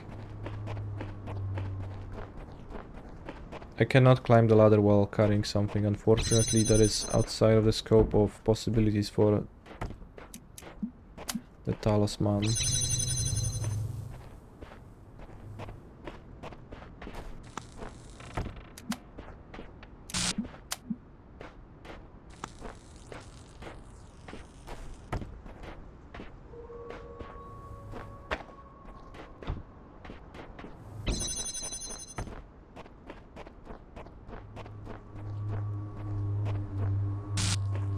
So I need to do something to retrieve at least one more connector from this room.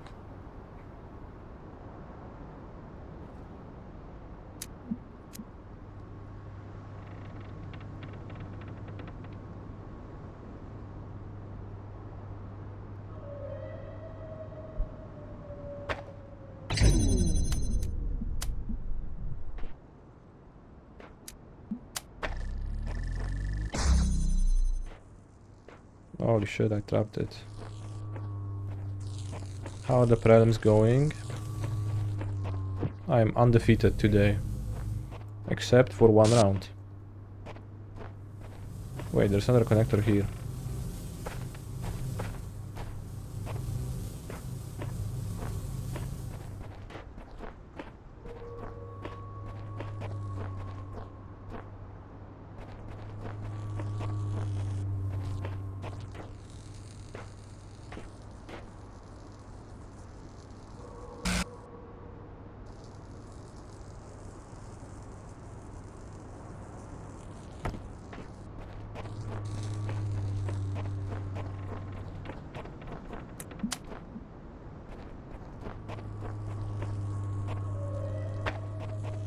Get the box out.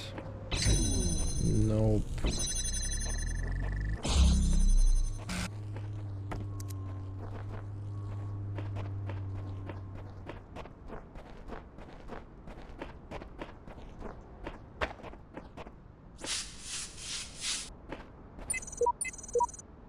A messenger has to be awakened first. Fuck off. Okay.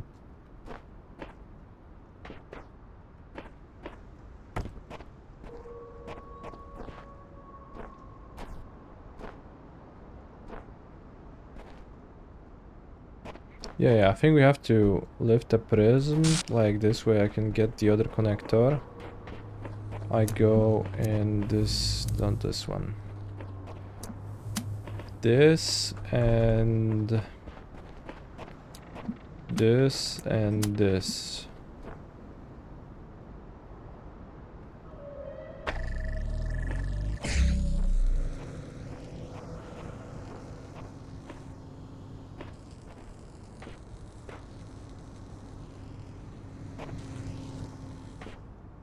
I need to move it onto this too.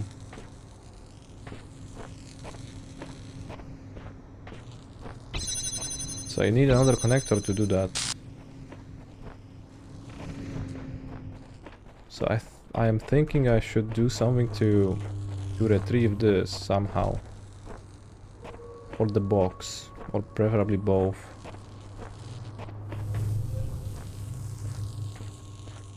But I don't think I can. But like it doesn't do anything for now. Since I got into this area I spent a connector to get a connector. That's like nothing.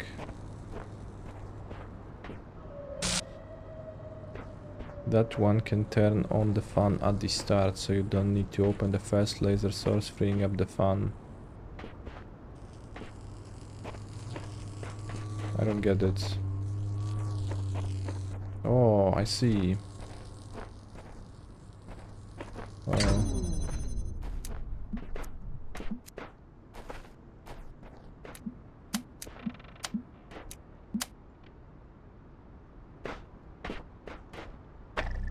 Well, how if I would put it on the box?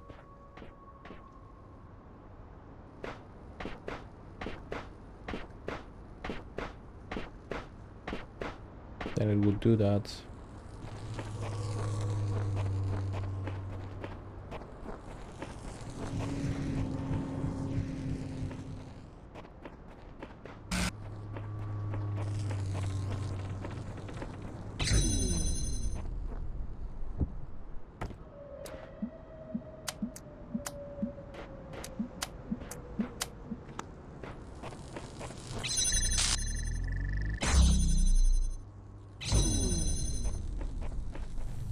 Yeah, but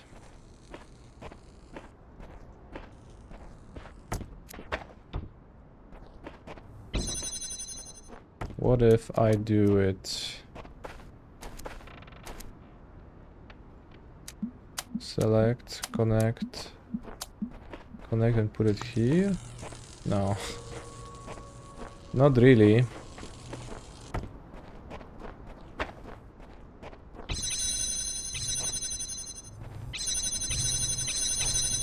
Yeah, I realize that it has to be turned on once, but...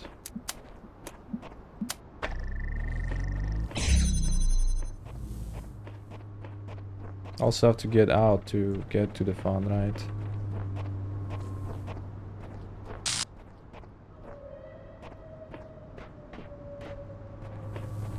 Like, I need to get out of this section, and since I need the box, I either power the fan at the start or not.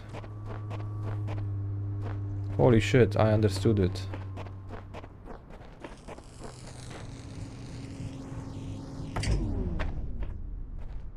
Holy shit, I haven't.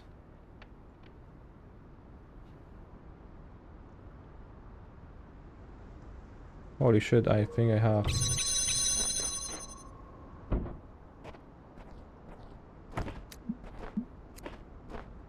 Holy guacamole, no!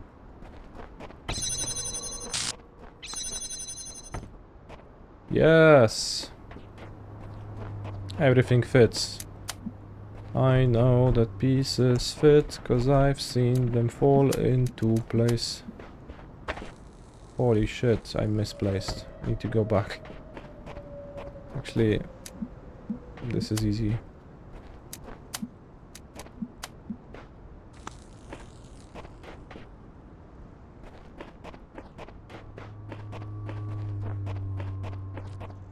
I do this. Connect, connect. Connect.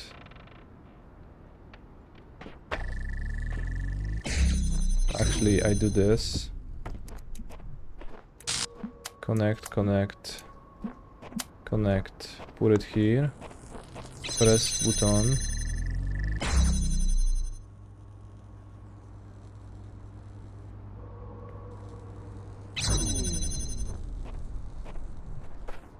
It doesn't work. I can't even see it from now. But the plan would it that I would power the fan, then it would lift itself up and would keep powering the fan, but I guess it is not the case because I need to... it doesn't go high enough to ignore the door, the blue door, which is on. Holy crap.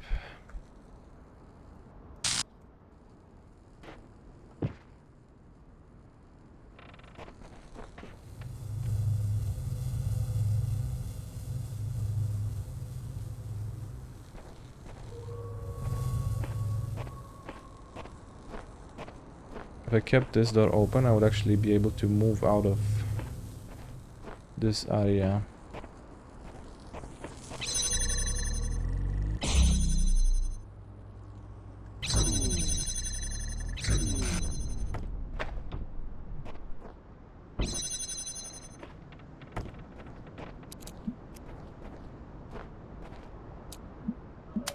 I don't think it's... Yeah, it's too low. That's it. It's unsolvable.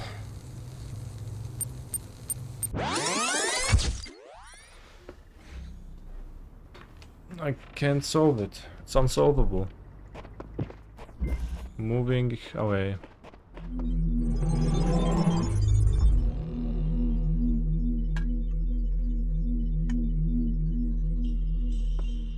Do I need all the pieces?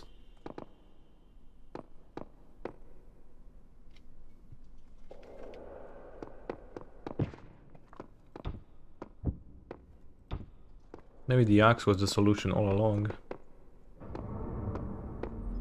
Did I do this?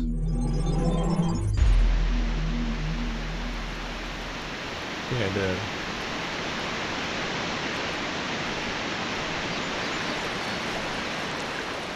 Or did I?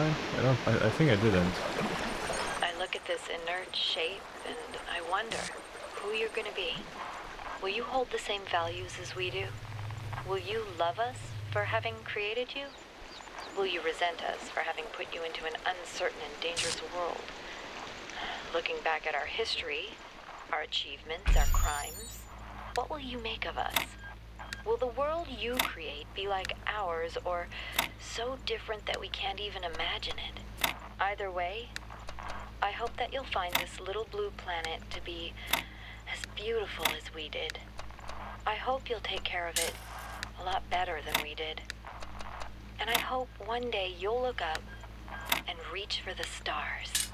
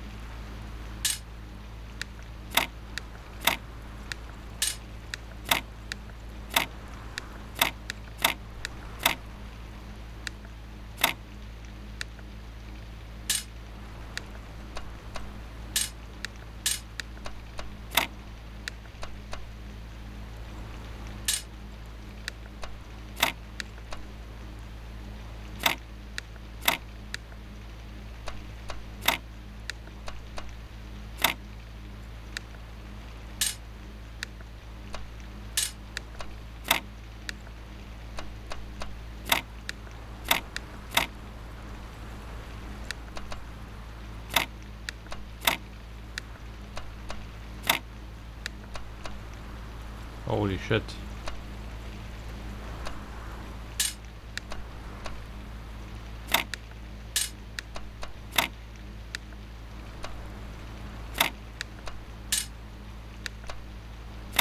Have I tried any folklore build after the bans? No, not a single one. But also have no desire to do that, so... Don't expect me to.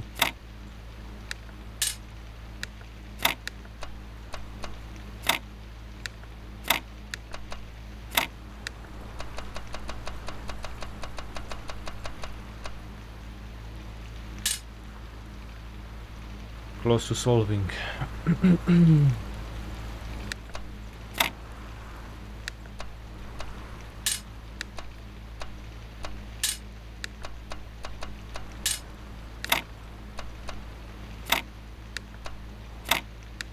No.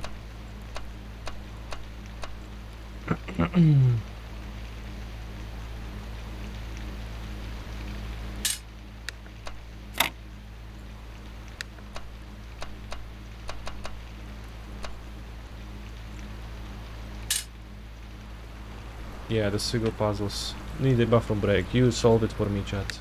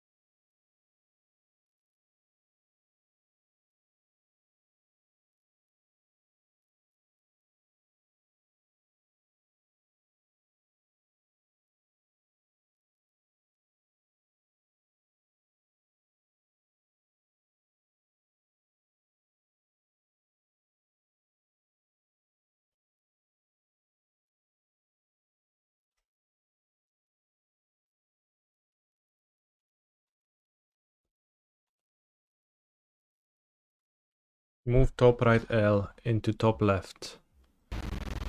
Top right.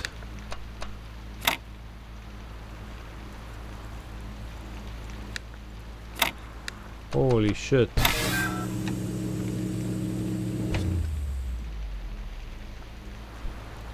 Very genius.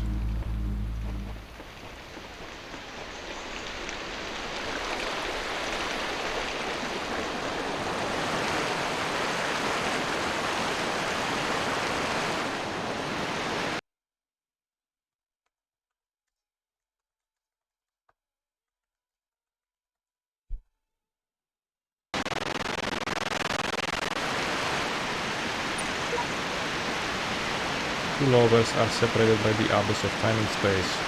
Yet true love knows no obstacles, says Uriel 4. Holy guacamole.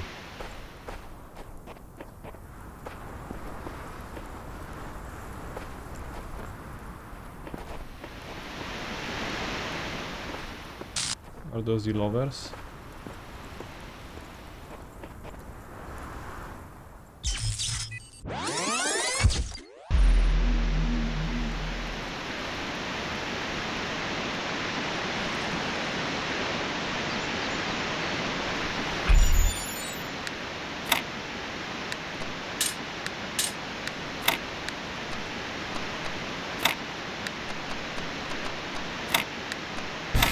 Holy guacamole, first try.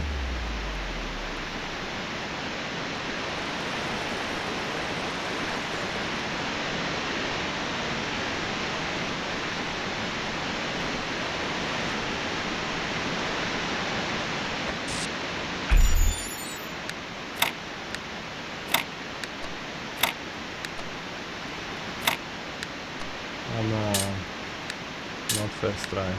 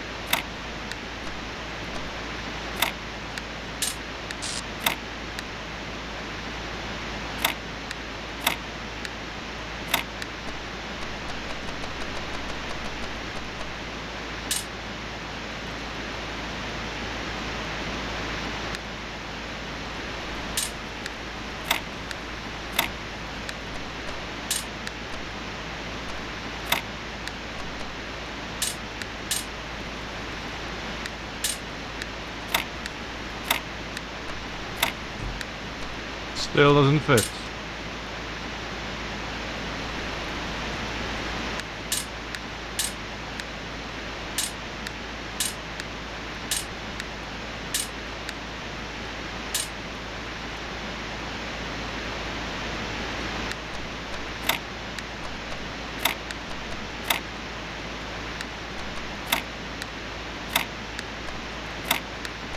That literally doesn't look pink because I just flipped it. So it's the same.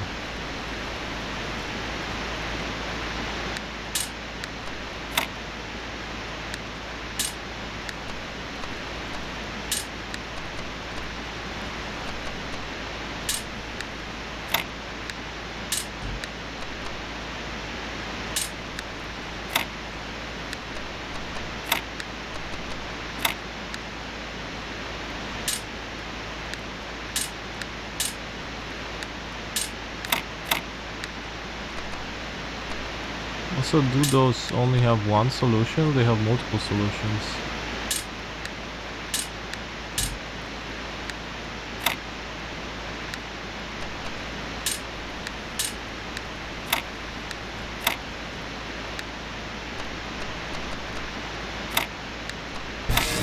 I don't know, but there, I know that they have this solution. You have multiple. How do you know? Like, not necessarily, right? It could, like, just depends if the puzzle can be broken into small, like, square enough sections. I guess we count flipping them as like different solutions. Let's say that rotating is keeps them the same.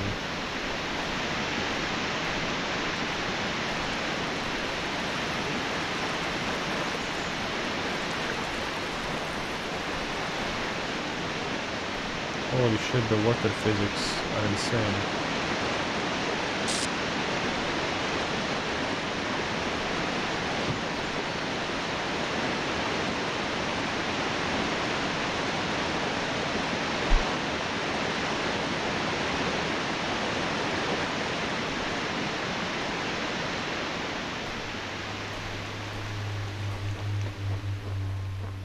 And now for our reward, we get to solve another one of those.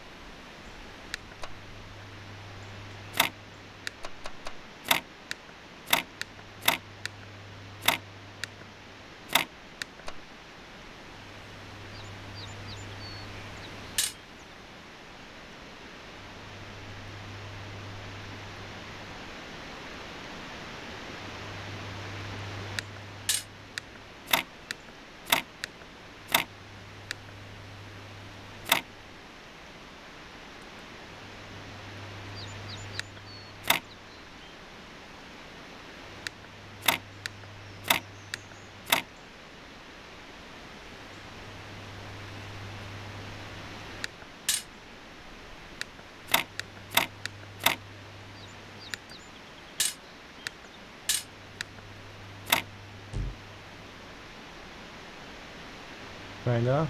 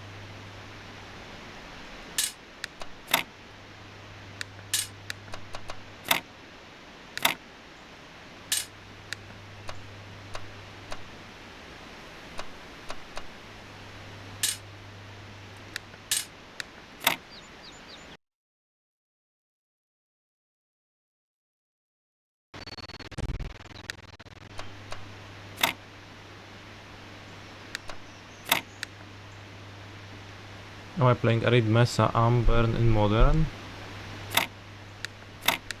I don't get why that's a question. I am not in fact playing Bern.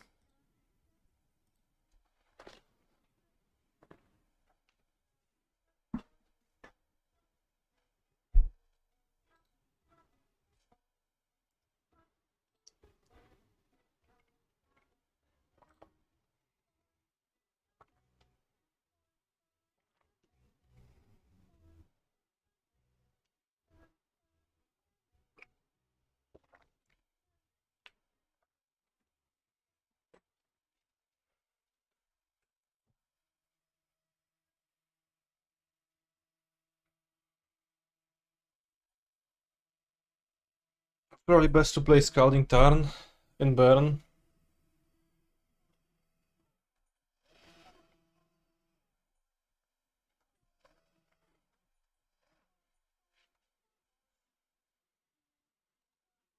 Probably like best to specifically not play Arid Mesa because Arid Mesa is the most is a fetch that's not gonna be played in non-Bern decks. So if you go turn 1 fetch pass, it doesn't disclose that you're Bern. If you play Tarn, even Foothills.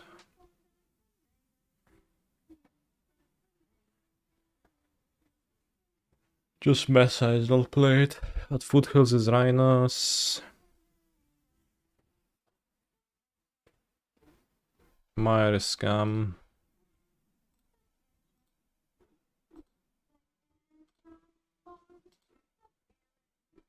It's a nice hand. Veteran to Amalia is always such a nice opening. Point last seen deck 1 days ago, B. Show me your B.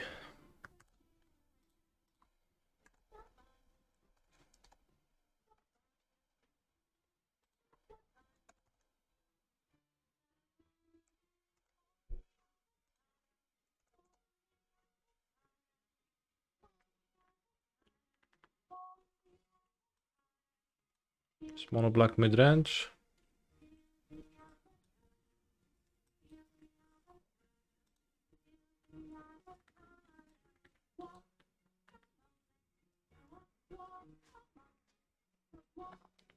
Holy snap, what a bile blight. The end. I don't want to look at it anymore. Play Godless Shrine because I have the most green fast lands. In fact, all of my fast lands are green.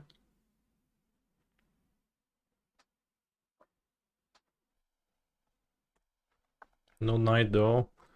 I don't even know if the Knight is actually good in the mirror. Oh! It's fine. Not great, but I can either play Amalia or have company. So like my play for the next turn is still decent if I play Amalia.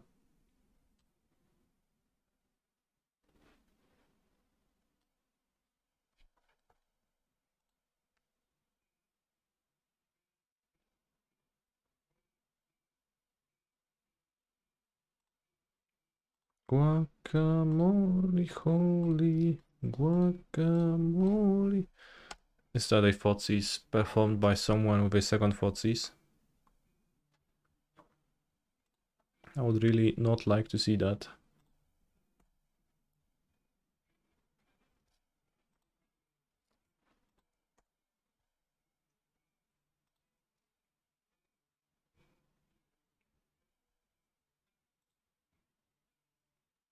Just a Reckoner Bankbuster, okay.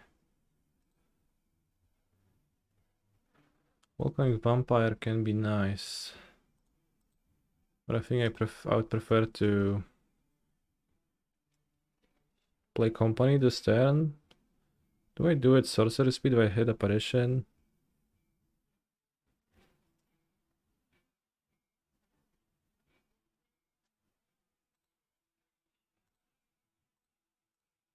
I would prefer to hit the Welcoming Vampire with Company. There it is. I guess it is Amalia and Skyclave apparition.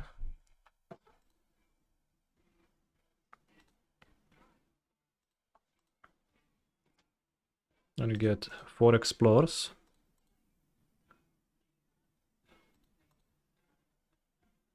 Return to the ranks.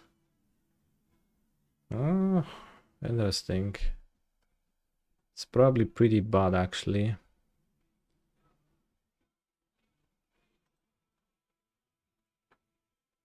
Although I can go Welcoming Vampire into Amalia. That draws me a card. Probably good enough to keep then. And it's not a card I would like to mill against my opponent's deck when it's like strong grind card.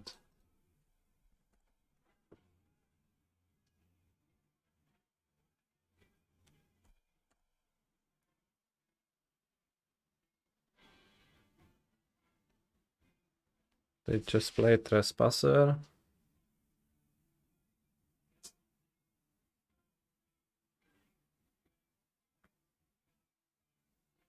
That is not ideal.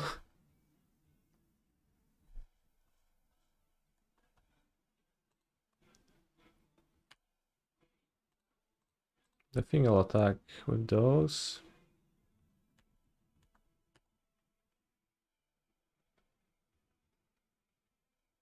They either take 8 damage or...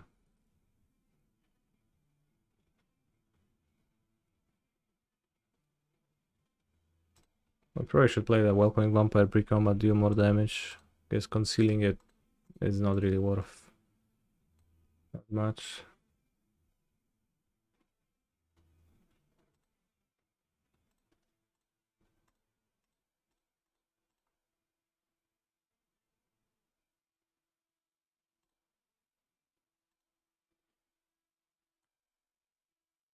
Draw first probably, then explore. Explore the land anyway, so it's good. I have apparition for Trespasser or Sholdred. Unfortunately, they have a Field of Ruin against my planes, but it shouldn't matter much. Now I already have enough lands. And if they want to spend their mana on that, they probably die. Sholdred, awesome. Love the Sholdred here for my opponent. And Welcoming Vampire is gonna be pretty neat.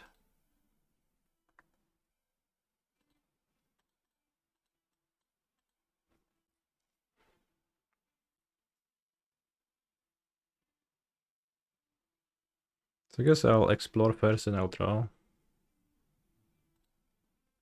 But first I'll remove Sholdred.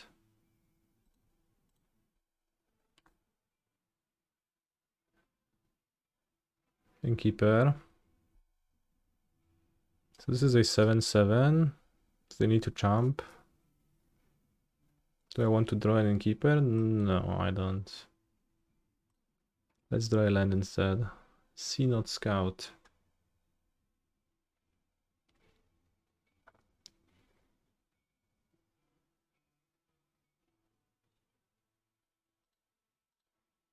I guess I'll just play it still.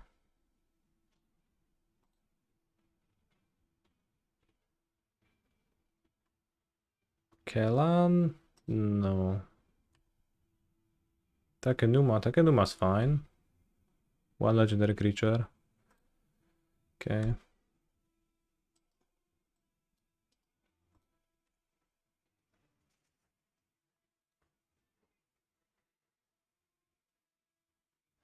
Takenuma, Numa, yeah.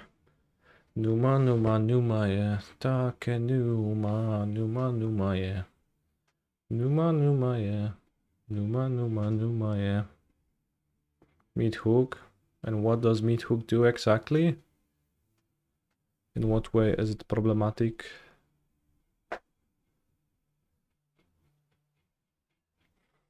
I know that pieces fit. I know that pieces fit. I know that pieces fit. I think Welcoming Vampire seemed solid this game. Zoom.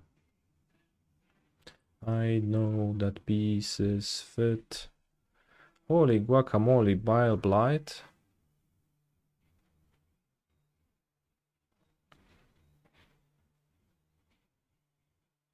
Still lethal.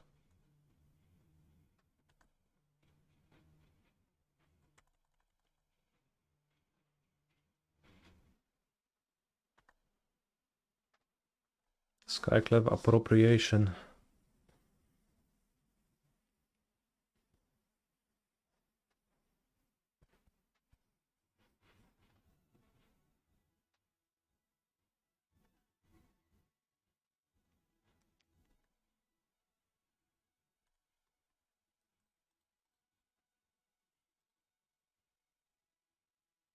Damn, great play.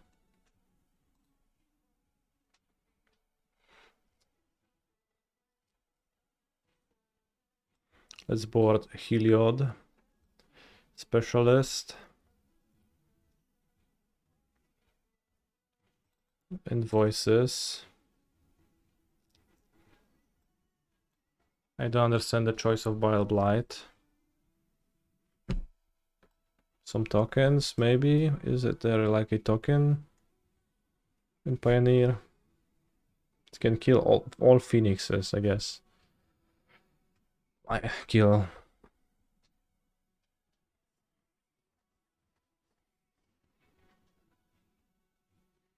I think if they have the end in their deck, I should probably trim like one Walgrove Walker, cut some cord. It's actually, I'm not sure if like, I mean, I'll cut one for just for you, but I also cut John Cena because because it's not the best. I keep 8 dorks because I board in Heliod. And by dorks I mean the live gain dorks. They're pretty good with Heliod.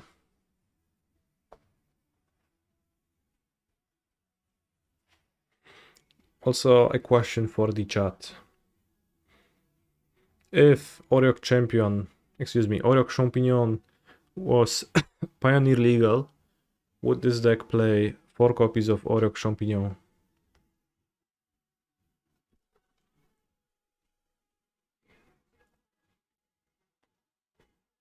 No. It might be uncastable.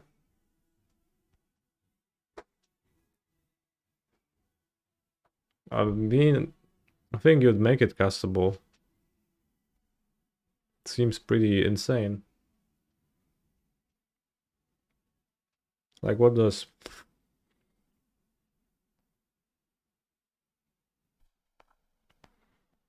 Rakdos do against it?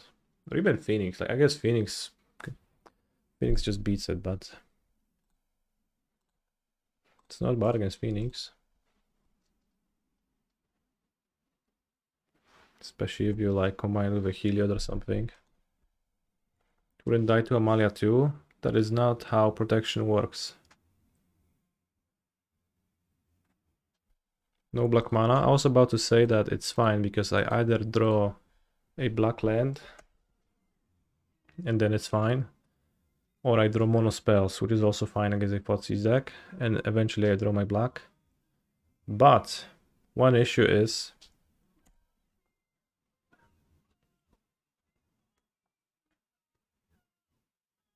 I could also draw like more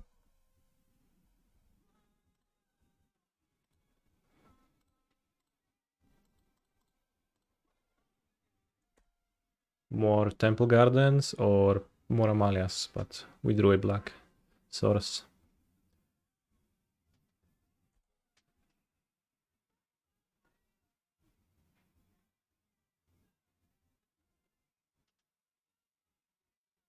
I would play 6 Orc Champions if I could. Me too, bro. Is this deck playable without Mana Confluence? I think you are gonna have too few sources of every color. You kinda already do. So I really don't like this Field of Ruin. It really disguises itself as a swamp pretty well. Pretty hard to tell.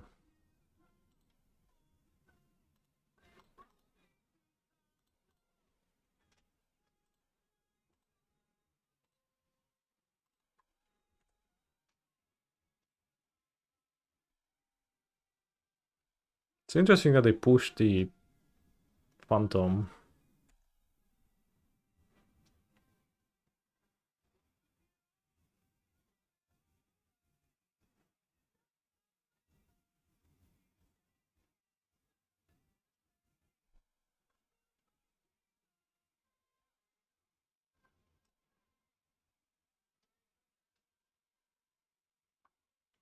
I mean, the conquering is nice.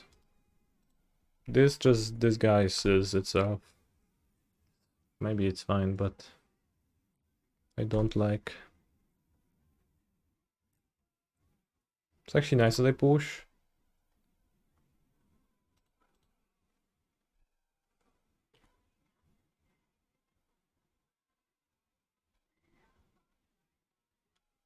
I don't know what any of your not Temple Garden lands are, TBH.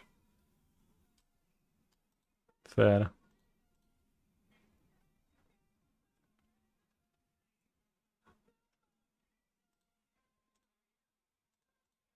They didn't use the Field of Ruin. I guess they might want to reshuffle my company if I had a company. Or like other good top deck. Veteran into my graveyard. Dios mío, that card is so good. I'll play Temple Garden, disguise this card. I have drawn it after they fought ceased. Let's He's not a show it. phenomenal Maybe they're control gonna player. like hit black preemptively because of that, and I have black anyway, so I don't actually care. Might get punished if they play Trespasser and I draw Apparition, then I guess I'll suffer. Holy guacamole, they paid 6 life for the ward. Gerda128, thank you very much for the sub. Oh no, they're gonna activate Hive and exile my Lunarch Veteran? That's really sad.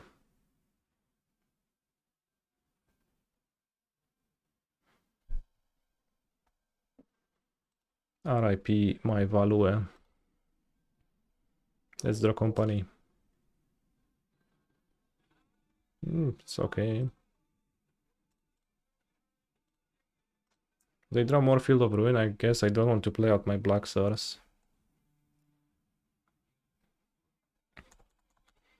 Yeah, I don't know where I picked up Holy Guacamole, but I started saying that aggressively today, I think, or a few days ago.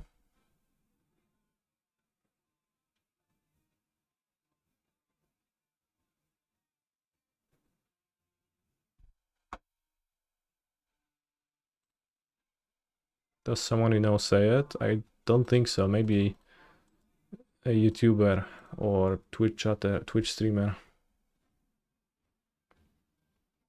I did not eat guacamole in like the last month or more. I don't actually like it much.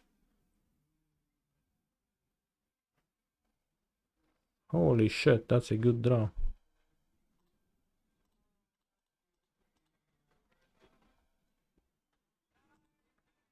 Life gain first, then return, so we get an extra explore. Amalia, graveyard. Godless Shrine, Pog Jump.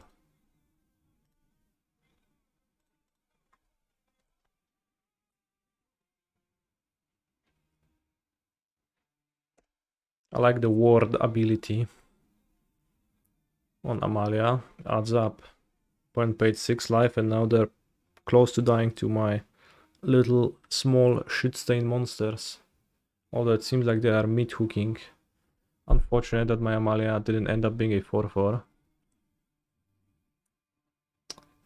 Explore the lands.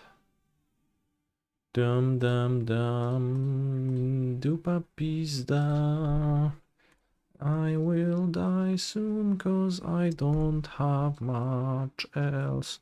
Maybe I'll top deck company. Or maybe even my last chord of calling. Kellan wouldn't be terrible. Depends what is the rest of their hand. Kaletas, Traitor of Ghent. Holy guacamole. That is fairly traitorous of my opponent. Non-bow with the Meat Hook Massacre though. And ironically, I draw Voice of Resurgence. Tainted Remedy. Holy guacamole.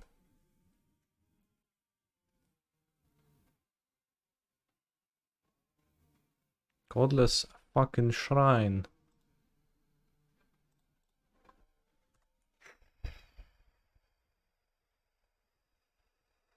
Godless shrine is all I got. Every time I draw, it's another land on top.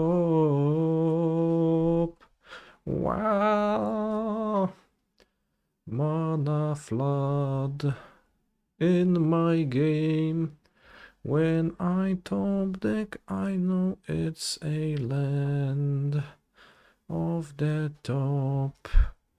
Walgrove Walker, slightly better, but not very good.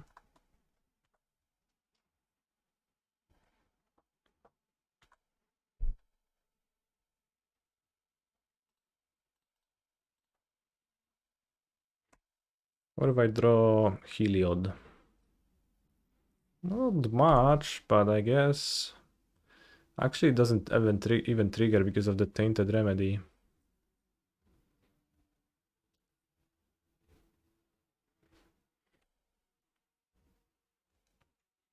That is pretty tainted, indeed.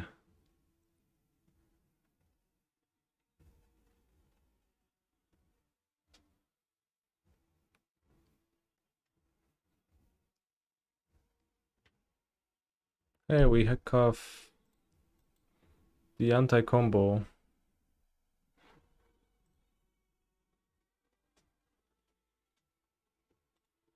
Alright, I'll win next game. I am embarrassed thoroughly by what has happened here.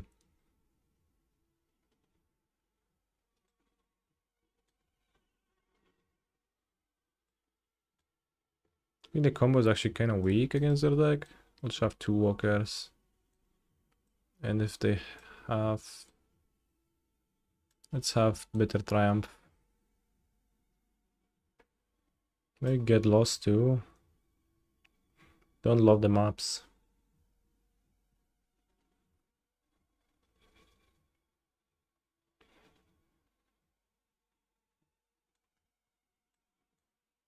I mean, they have Shouldered Kalitas, Tainted Remedy. It's not too bad.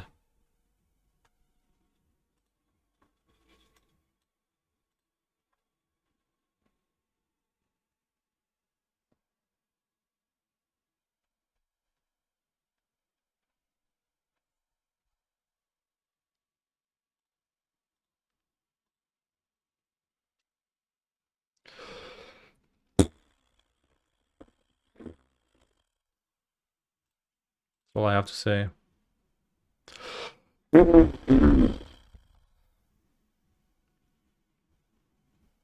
Holy shit.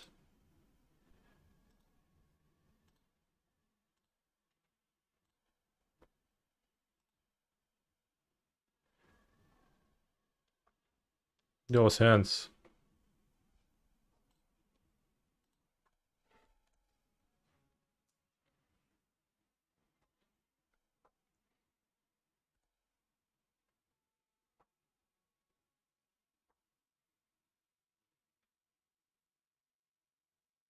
Judas!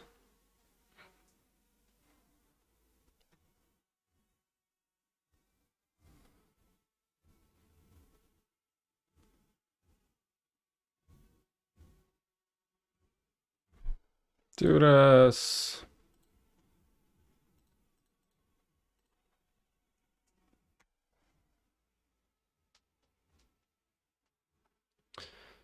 Dude S.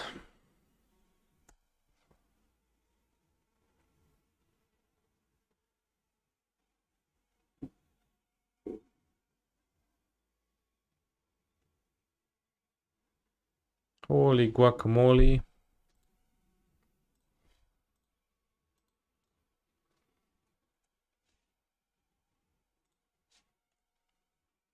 Move to 5, have to play Takenuma.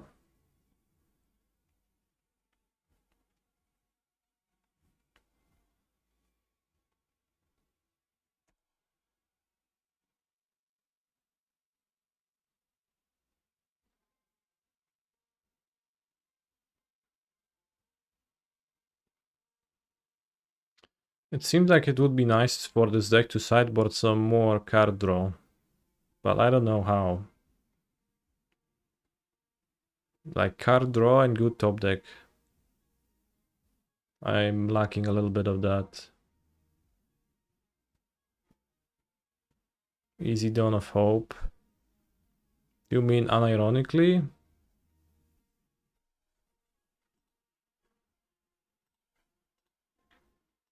Tokasha's Welcome.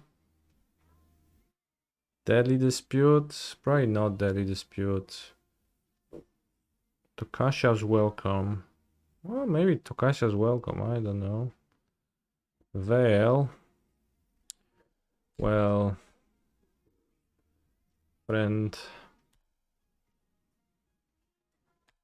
Not Veil. TLS Tracker. TLS Tracker not really a good top deck, no fetches in the format. I don't think that's it.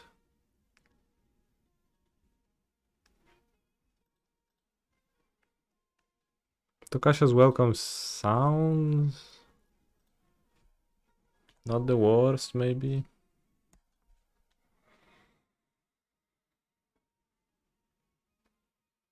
Would idly be a creature, so it's a company hit. Like Llanowar Emissary.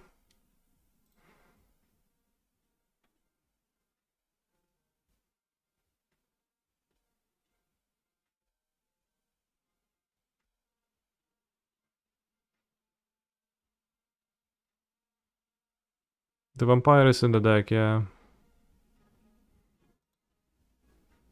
Let's go, company. Scavenging Ooze, I said good top deck.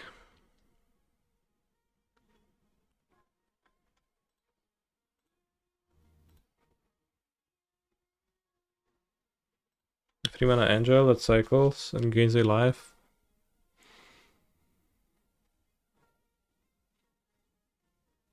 Serra Paragon. No, that's like Graveyard Lion. Don't want more of that.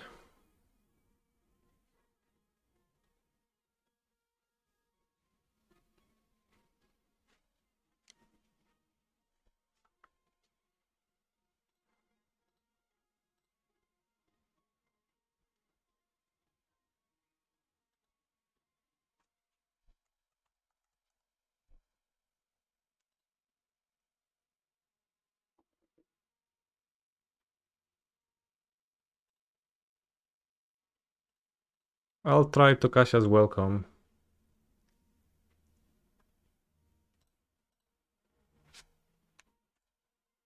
Like, that's not really a good top deck, but I think it's good enough with top deck.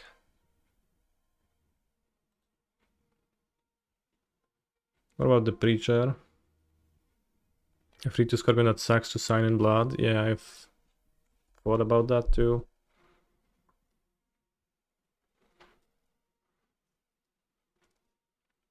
TLS Tracker is shit pros. I think.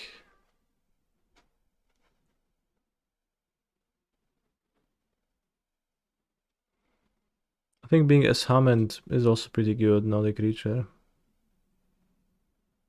I guess if we only have like two.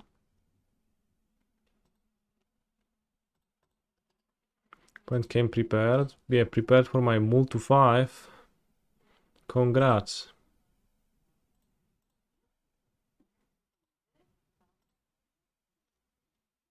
I could cyber the Knight Errants, but I think they're like they don't actually help. Voice is actually not like that good. I can just play one for cording.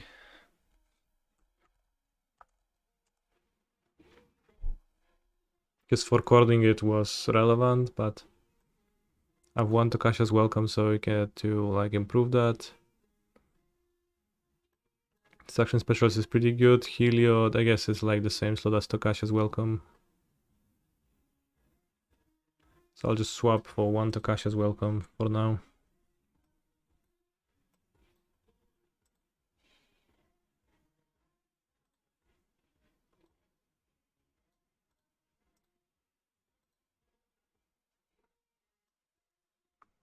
Welcome.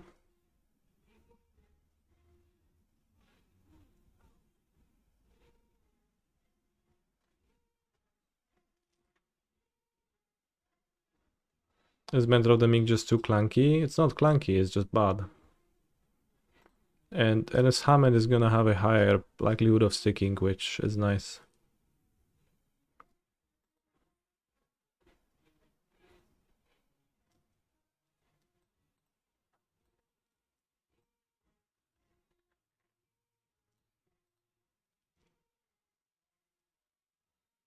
I feel like I can probably cut the bot.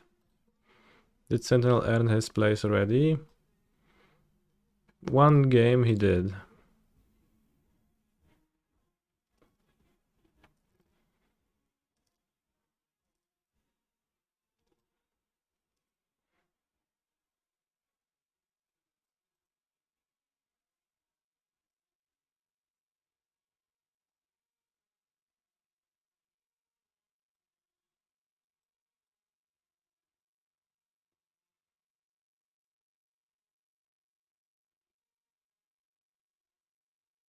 I mean, like, if Sentinel doesn't stick the value, like, it provides no value, so it's actually, like, it's been actually only good against Mon Red for me.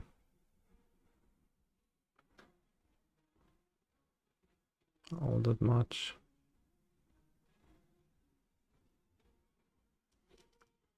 Alright, I think I'll actually cap the third push. It's not as good in the mirror as I thought it's gonna be anyways. Preacher of the Schism might be okay, actually. No, no. Well, yeah, sure, try it, so that I don't have to. Then I'll be welcome. I thought it's about having the map for Amalia in case there's no life gainers with Heron Walker. Well, yeah, sometimes you can do that. That's okay.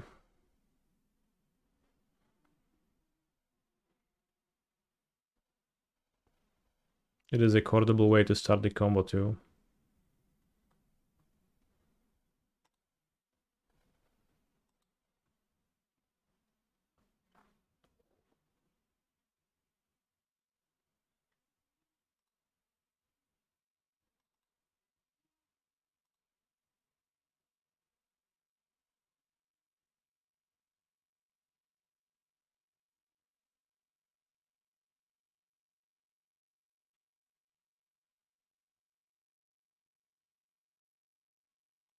$50 chests.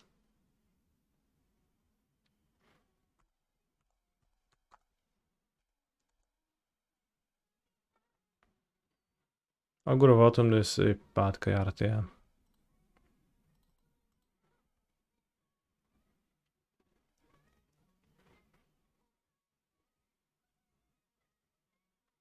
Someone should write a guide for it.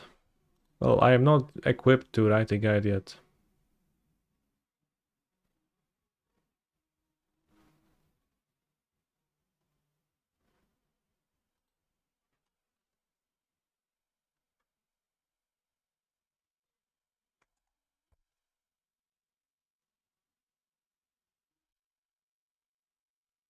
Two tickets.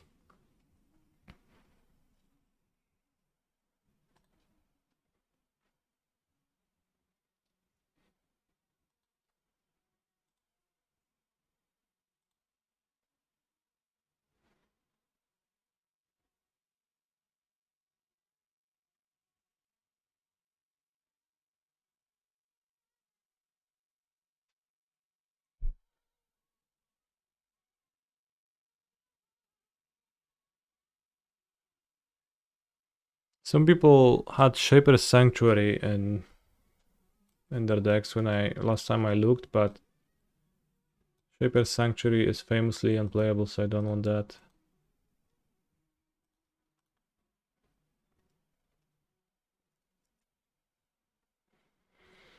I feel like this deck has still a lot of potential to evolve. Yeah, I'm evolving it right now. What's the legendary 2-drop? Well, it's Amalia, Benavides, Aguirre. Or Dina. Or Kellan. I don't know which one you're asking about. It's actually 1-drop.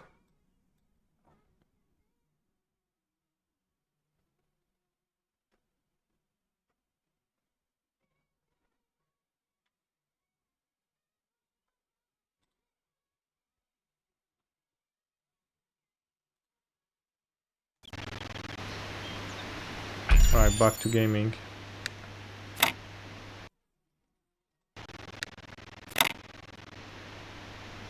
think Kellan is really worth it. I haven't tested him yet. Well, it seemed pretty good to me so far. It's a pretty threatening creature against some opponents. You can play it as a 2-drop into Stomp, and it seems to be a better 1-drop than Goose to me against most villains.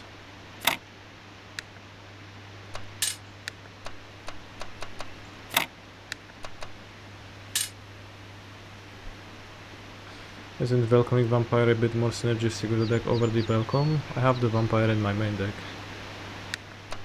1 copy. I could play 3, but I think if I like specifically want to beat mono black mid-range, then I would enjoy my enchantment to be an enchantment.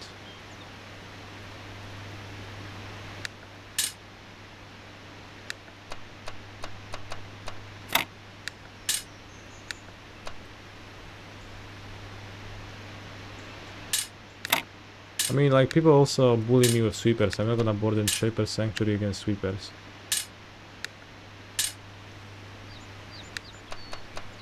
Also as a shit card.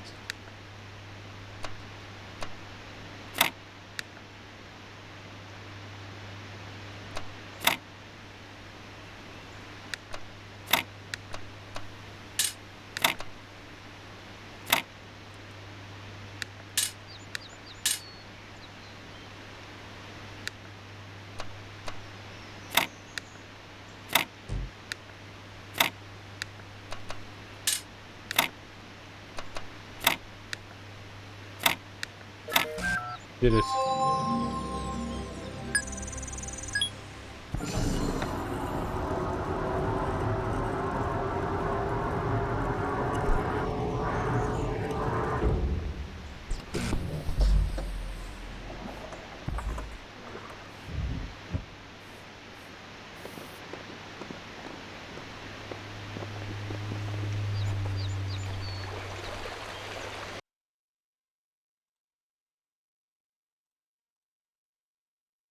Alright, next round soon. I'll be back in a minute.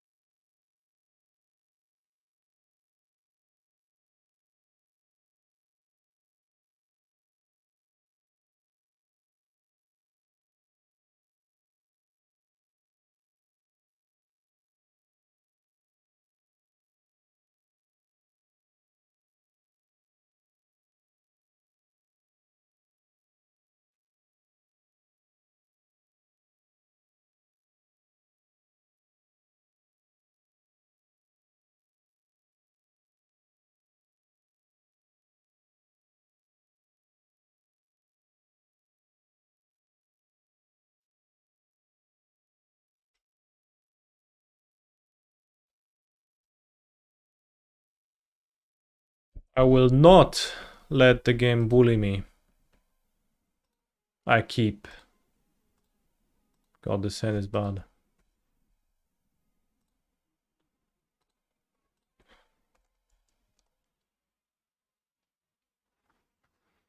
Maybe a 20-second land is also reasonable.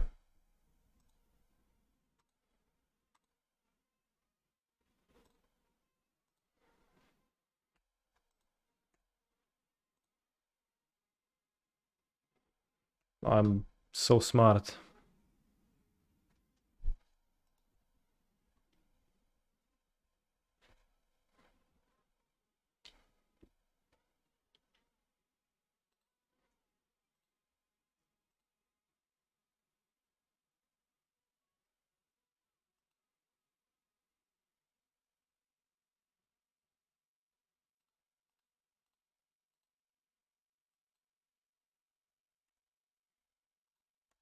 Bro, like, Witch Stalker, don't even say another word. I don't want to hear it.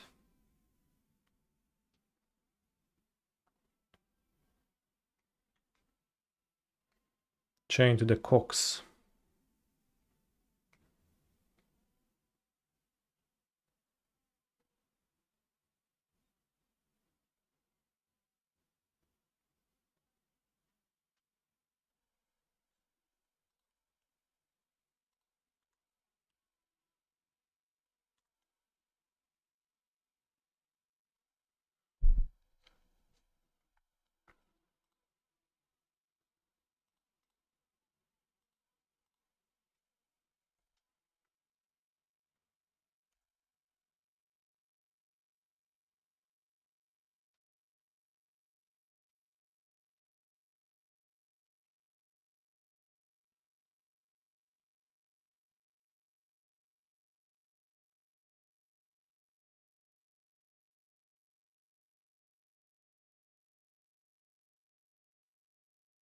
Fabulous.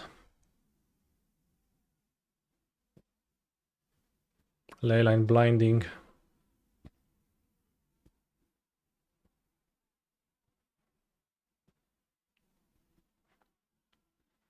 I have become blinded.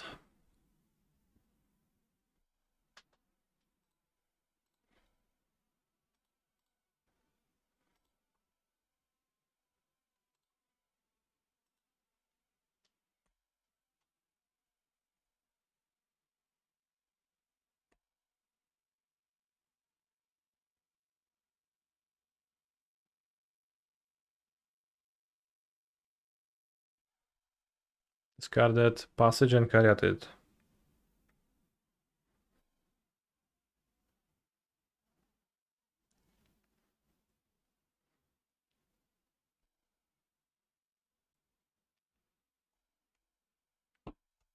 A little bit tempting to block with Amalia to play it with Specialist, but seems low value. He's a phenomenal control player.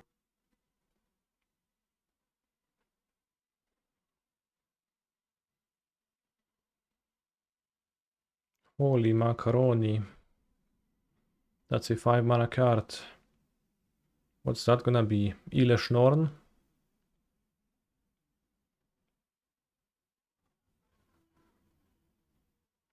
It actually is Ile Schnorn.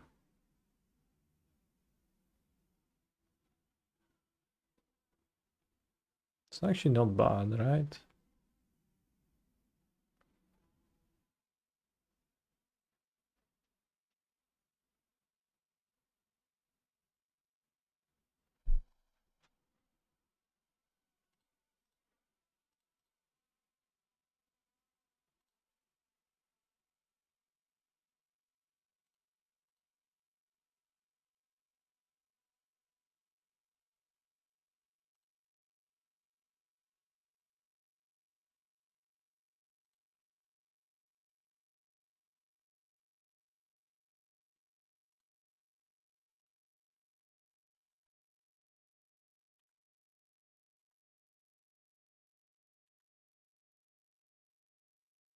Yes, I would like to have a Gilded Goose in my deck now.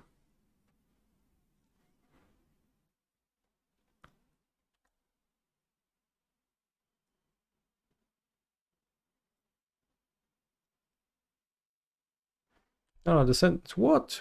2 bindings? Holy.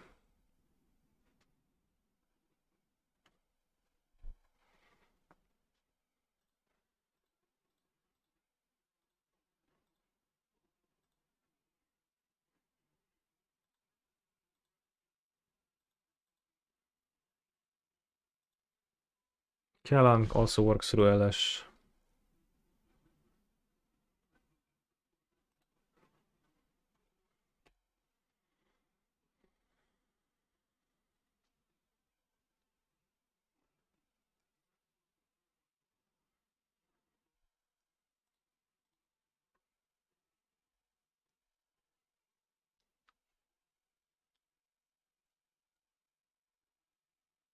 We should go to Amalia.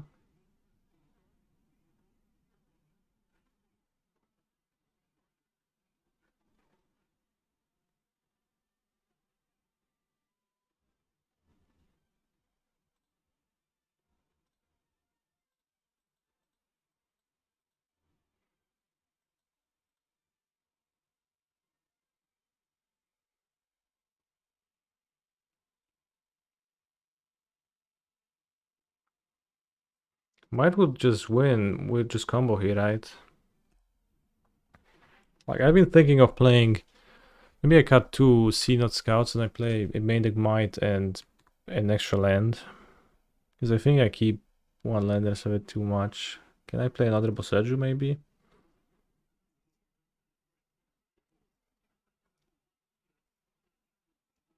Oh no, Zomnatos.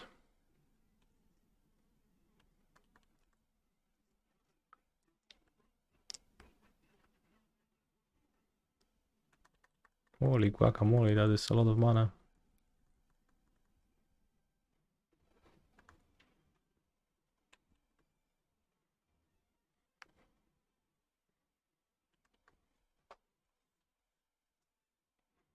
Risen Reef. Okay. Reef, copy Reef with Reflection, draw 4 more. Guess they're gonna hit a land and I'm gonna die to Omnat. But if I had a might, I actually would have won. Because C-Node Scout kinda doesn't do much often.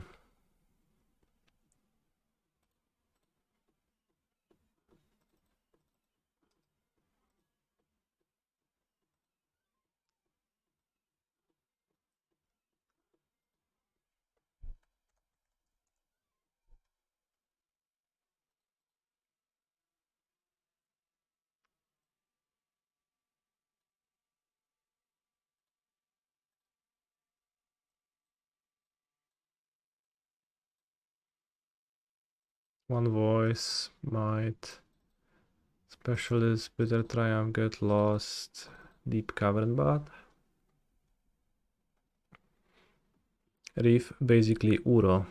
I think Raidane maybe? I don't even know if Raidane, like they played so many creatures. It's good against BTL.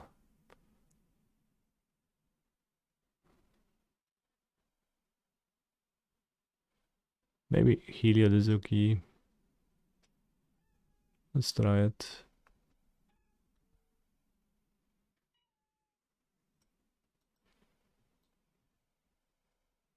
Like Extraction Special is not many creatures actually die.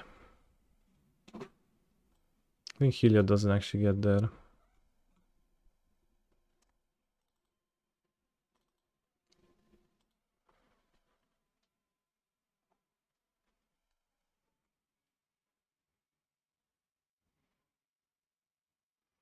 Lots of people play decks where the like Amalia combo isn't that great. I'm not sure of the deck because of that. The kurwa no.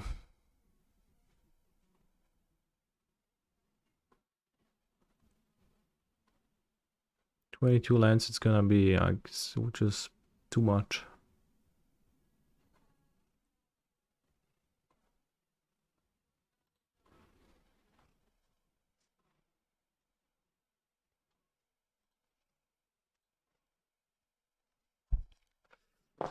Nie drop.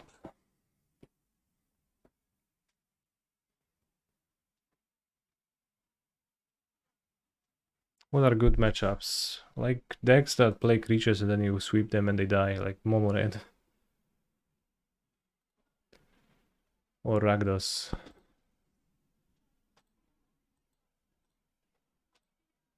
But I think the Yorion Keruga decks, they aren't really good matchups. Incarnation, I think that's a Yorion deck too, I guess.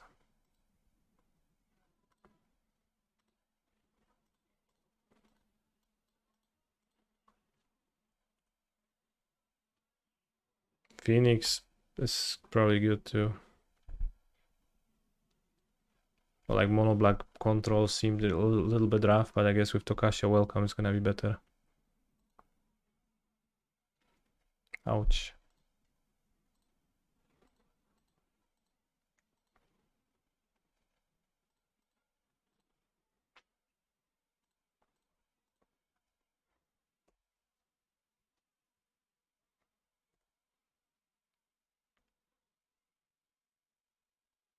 Frank Durset. Holy guacamole, it's Armored Scarab Gorger.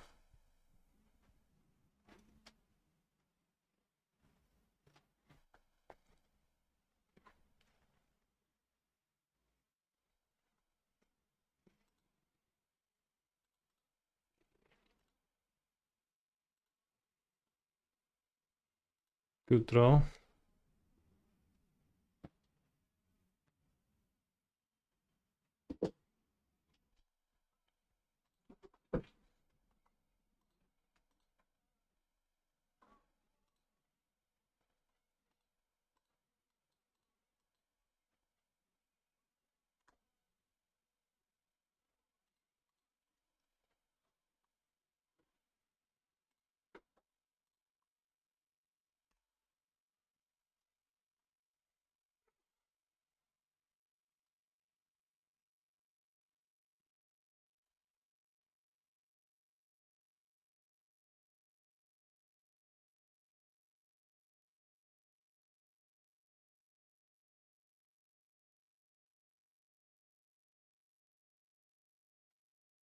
Did he die? I'm missing a green.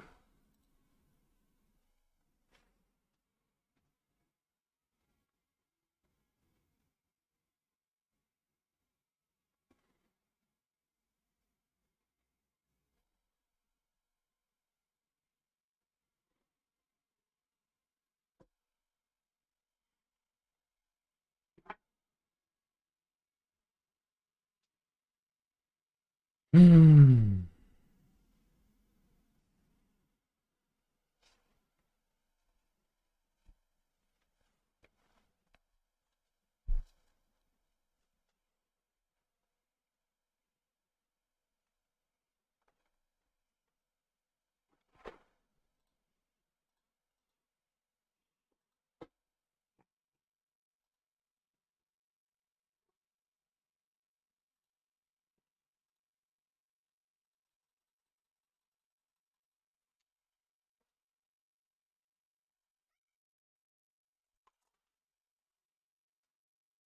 I added an extra Boseju, so I don't have a green source problem. Holy shit. Twice, exiled twice.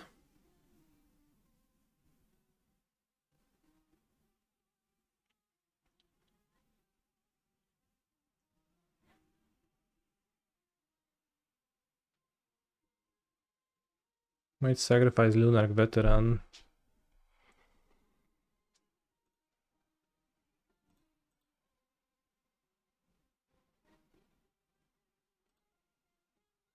Maybe the apparition too, but that seems bad.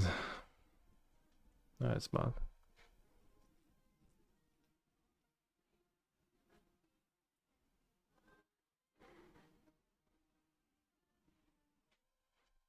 Worst of all, my map is gone.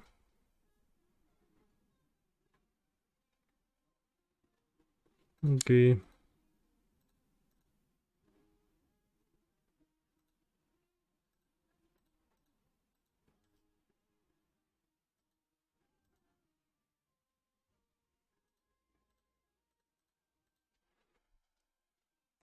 Like, I've looked at the mana base and I decided I don't want to fix any screen source problems.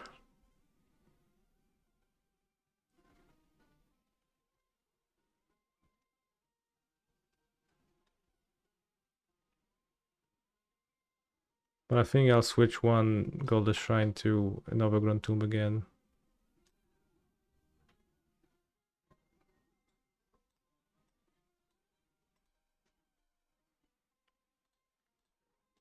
Yeah, I drawn this, so yeah, that's good.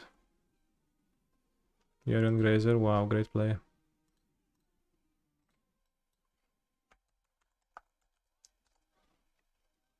I think if I have two Bolseja, I want this to be planes.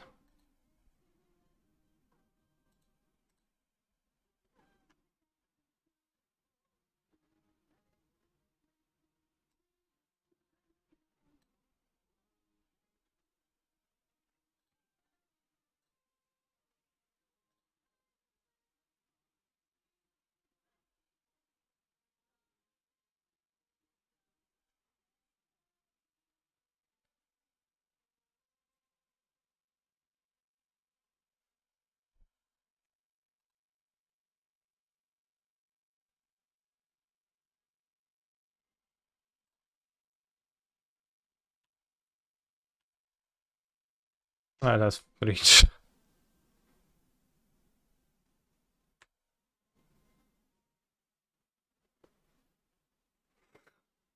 Yeah.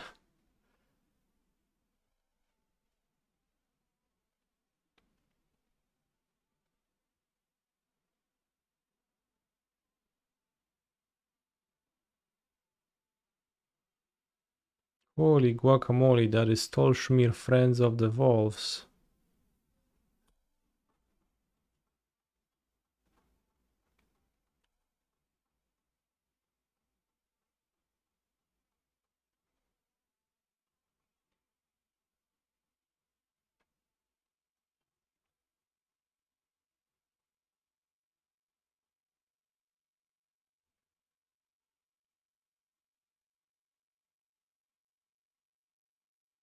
Can get Apparition for Lockdown. Or Might. Might better return to the ranks.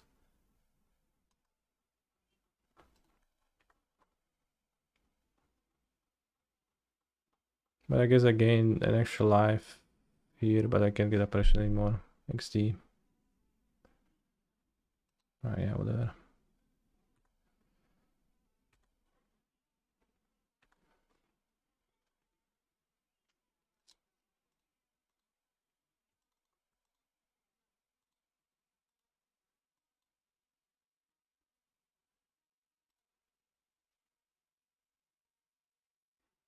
Also trigger Amalia if you did it on the stack. Might is also gonna trigger Amalia. Like I said it, that I gained life. Yeah, that's why I mentioned it.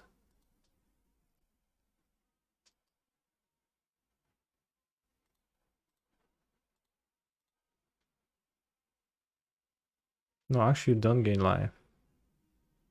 You gain life in the wrong order always. Whoops.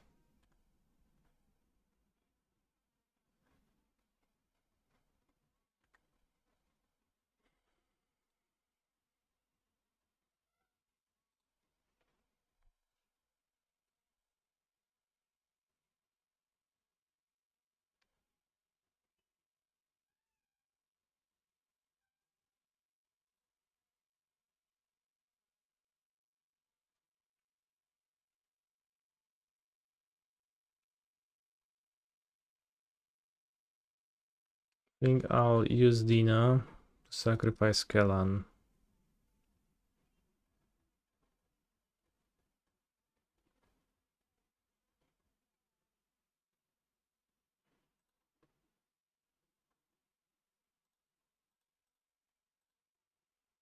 Gain life. Get a land.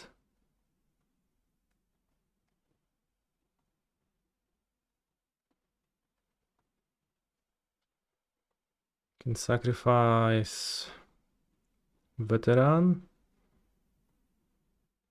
And then if I hit a land, I can get 2 creatures. If I don't hit a land, I can't.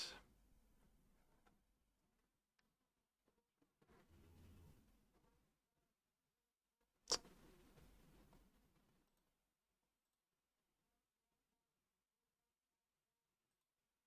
can get 3 creatures. Let's do it.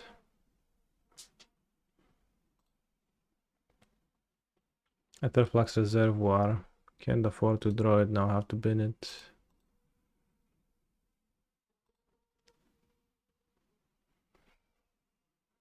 Let's get Highware Might and Veteran.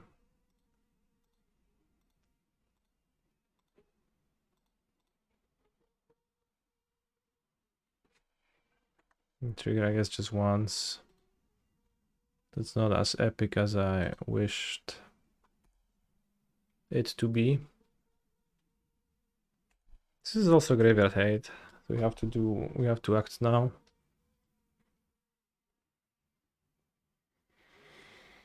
Wonder if Tokasha's Welcome is gonna be decent against decks like this. Or if it's just not the scale. It feels like since you like can draw towards a combo, it should be up to scale. And you should be able to trigger it every turn. So I'll try Tokasha's Welcome.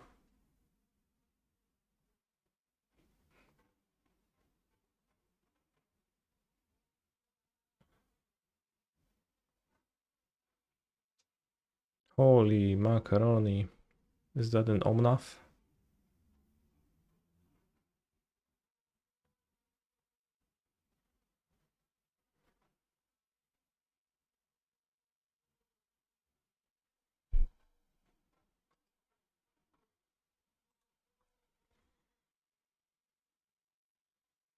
Maybe I can get some upkeep triggers from my Amalia. Maybe I'll champ with the Might, or even trade with the Might for this. That way I gain 2 triggers. Because I just need to find a Walker.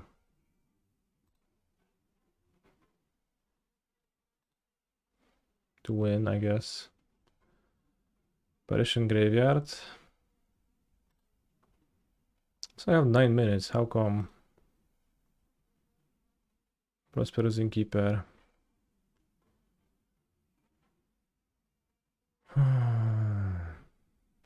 This is also 2 mana.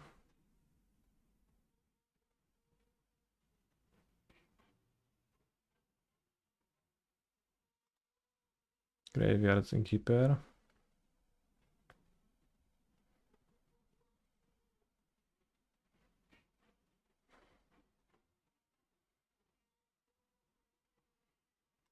Draw. Dogless Shrine.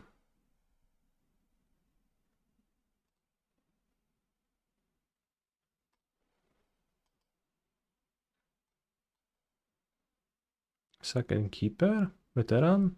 Or Phantom? I think Veteran? I don't know. Not at the graveyard.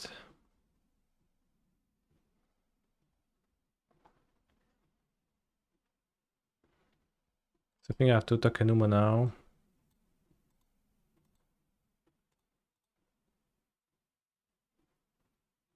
No Walker. This is so sad.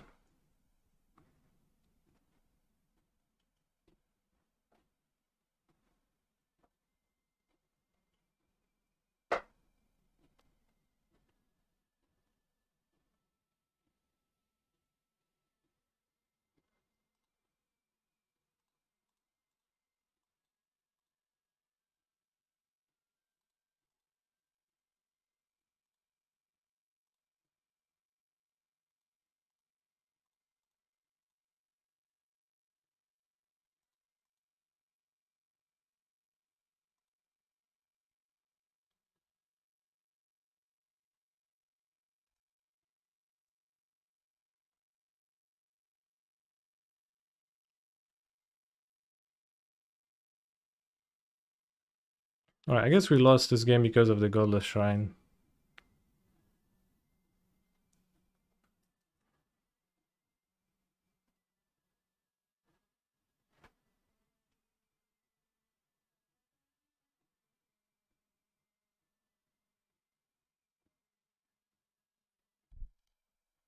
Because we had that window, right? Into LS where I was... No, actually that didn't work because you can't stack the triggers the way I thought I can.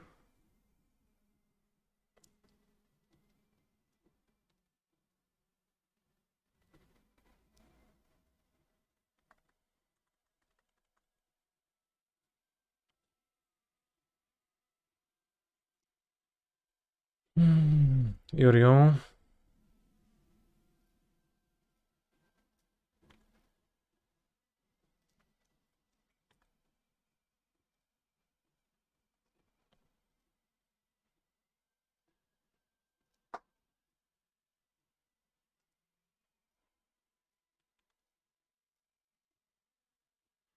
It's kind of real. It's like Yorion, BTL, Yorion, Keruga, all of those decks are kind of real in Pioneer. Holy schnapps. They're gonna trigger Grazer.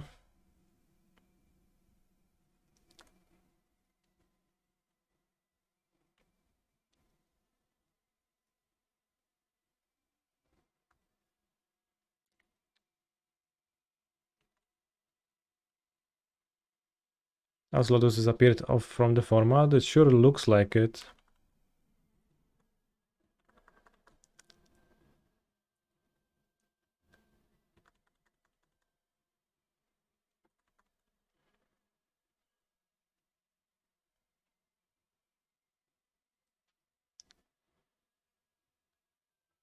Fighting Keeper. That seems terrible. Should fight Dina, assuredly. Extraction Specialist, Graveyards.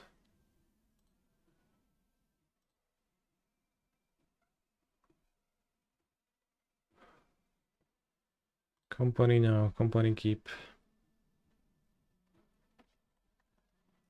Closest to Cultivator could closest dopamine rush you can produce in Pioneer. I think the Dina thing produces that.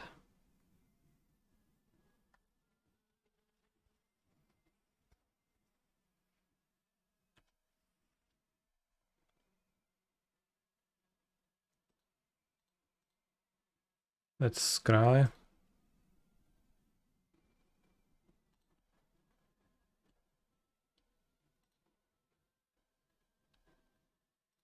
Veteran to the graveyard. No, it was Specialist. Okay, I reveal a Specialist. So Company now. No kurwa mać, no. Nic nie może chłop trafić. Już tak nie musi pokarać za wysajdowanie jednego dosłownie Wildgrove Walkera. Probably should have not boarded out. Seems like the combo is like the major way to win.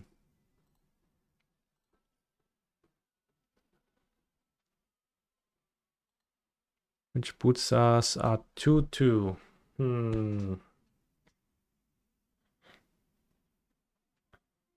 With a bye. I think Tokasha's Welcome would be pretty good in like both of the matchups, but maybe some other tool comes to mind. And I think +1 land. The main deck may be a bit sketchy.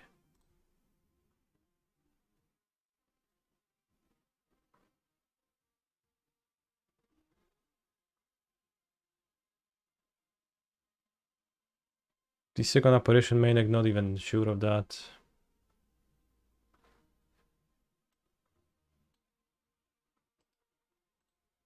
Scout also helps me hit land drops, and apparition isn't that great. I thought it's gonna be better. Let's just cut it.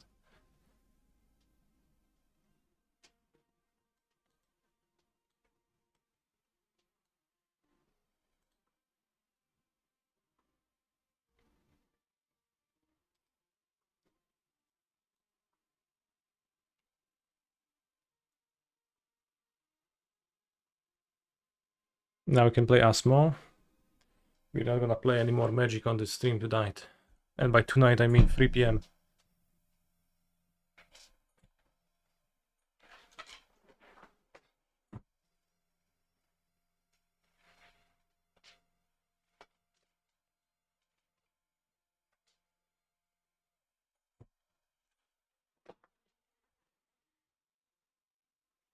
Fulku, wyjdziesz stąd? Czemu siedział za mną? Dobra, jak jeszcze siedział, to okej.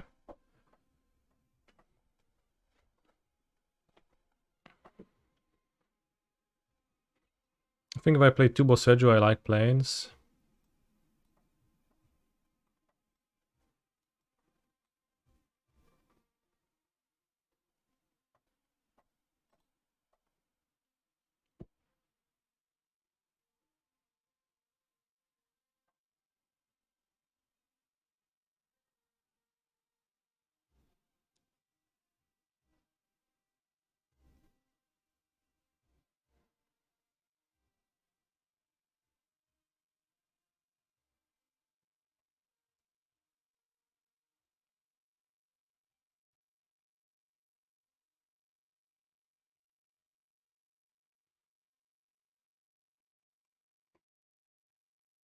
I think to explore should just mean to draw a card.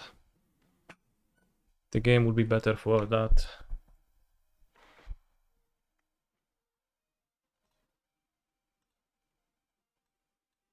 If that was the case.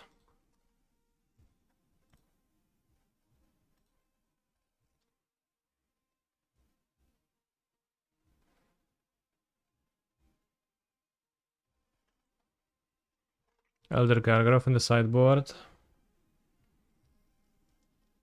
3 bots. Leyline of the Void. What are those sideboards?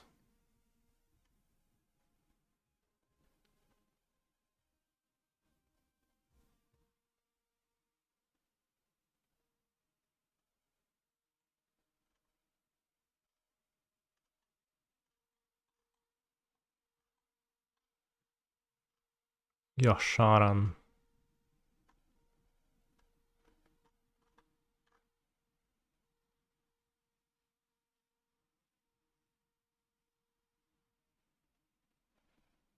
Bestiary. That's too bad, I'm pretty sure.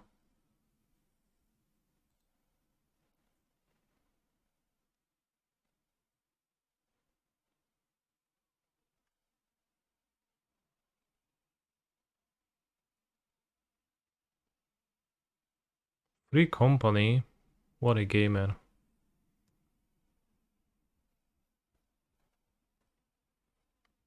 Seems mostly like copied my list and added 2 lands to it. Sounds reasonable.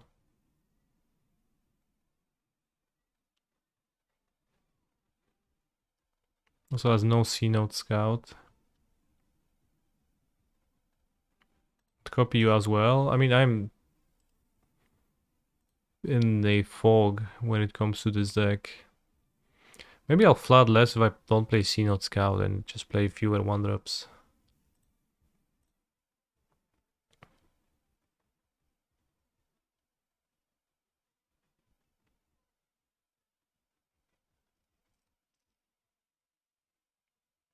Maybe the C-Note Scout sucks ass.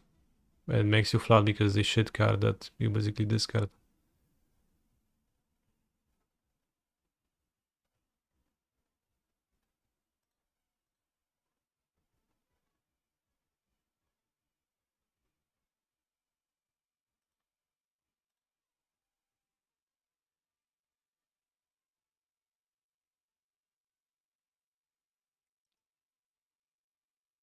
And this has voice main deck.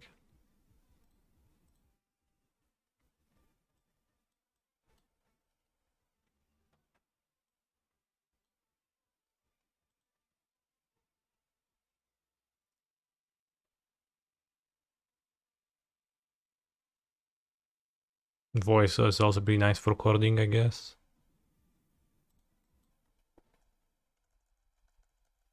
Would appreciate if my land would even be like semi value land.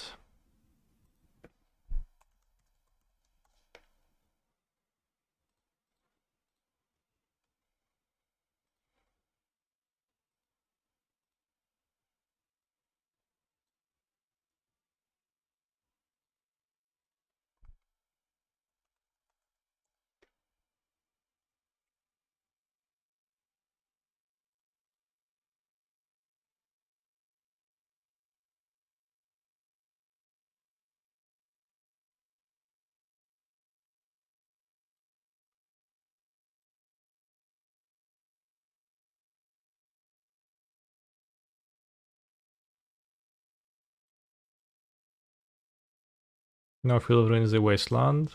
I added a forest. It's a wasteland if I draw my forest, yes.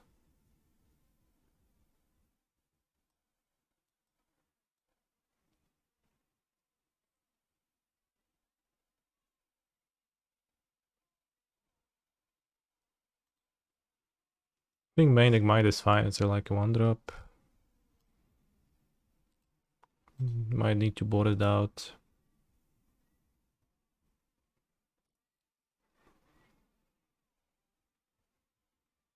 Just, I guess, second voice or a goose or a single Synod Scout. The goose is shit. Let's play that second voice main deck.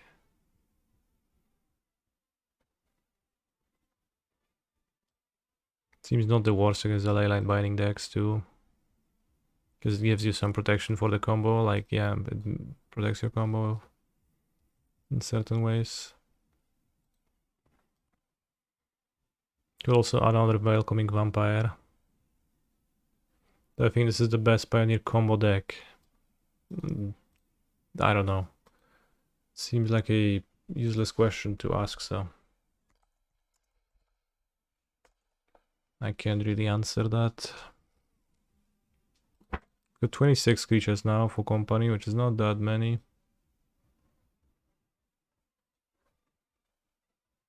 Are there others? Arguably Lotus is a combo deck.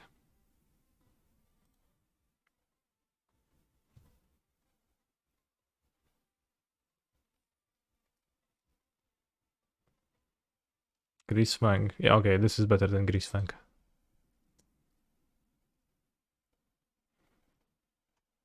No, I'll add a second Welcoming Vampire. I feel like I'm so often running out of cards.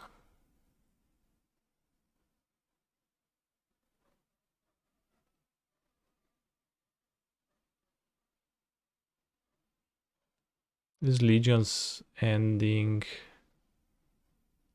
any good against the mirror?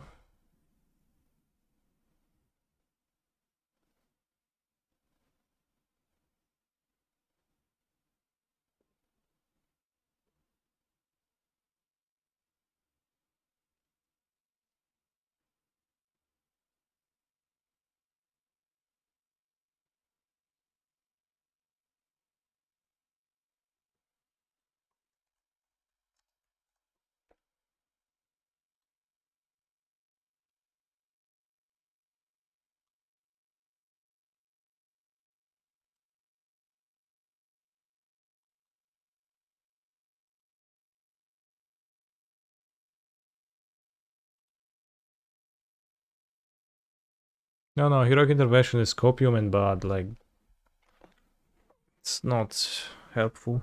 I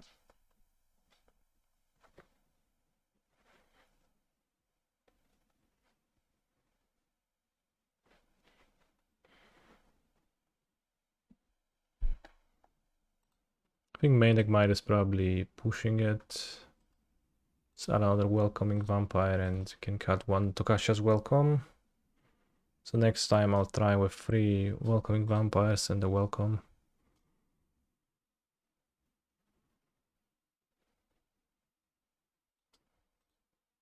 I'm gonna see how it plays. Just let's not play shitty cards, and Synod Scout is kinda shitty. So welcome equals card advantage. Yeah.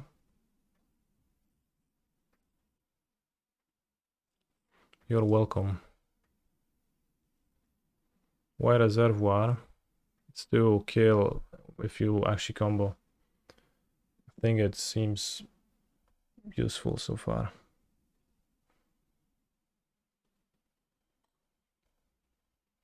Otherwise, I would combo and I wouldn't kill.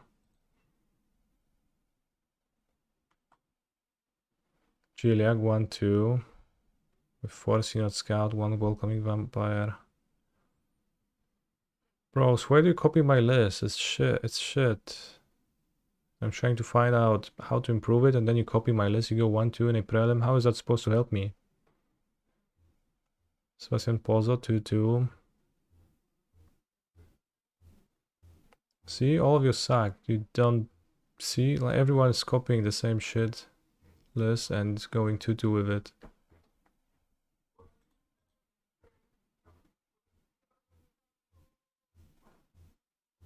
Really cool vintage tag idea. Tell me.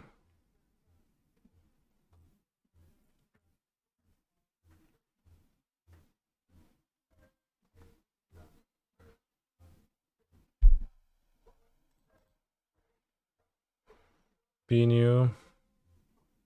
4 Apparition, 4 Sentinel of the Nameless City. 4 Kellan.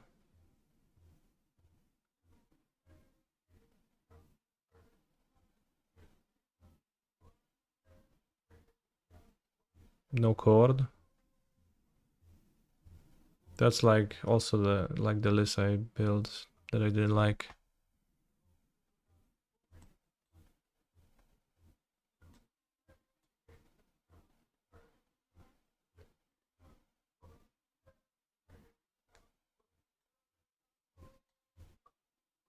Holy shit. This changes everything.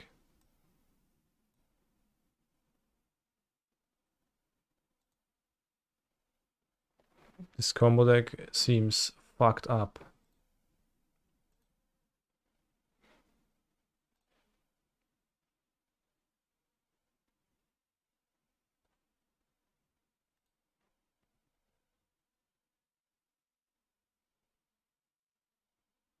There's a Pioneer Prelim tomorrow at 6 a.m.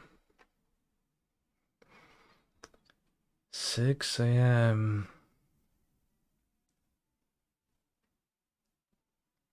It is unfair how few Pioneer Prelims are there compared to modern ones. Guess Monday 9 a.m. I skipped that. Why did I skip that? I guess Monday was New Year's, that's why.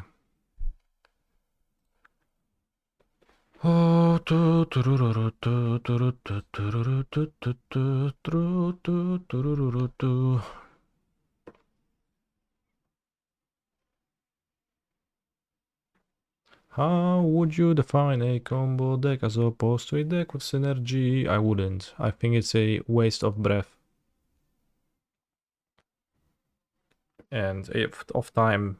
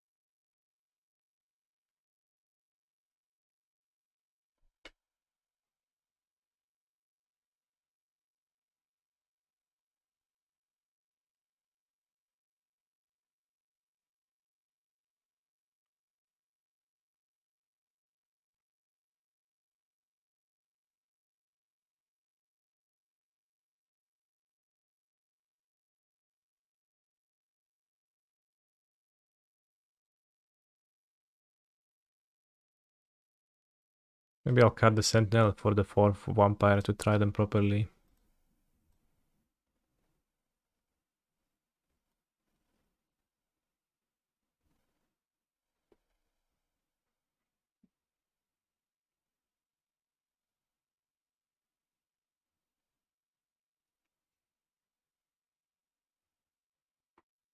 Now vampire triggers off of every creature.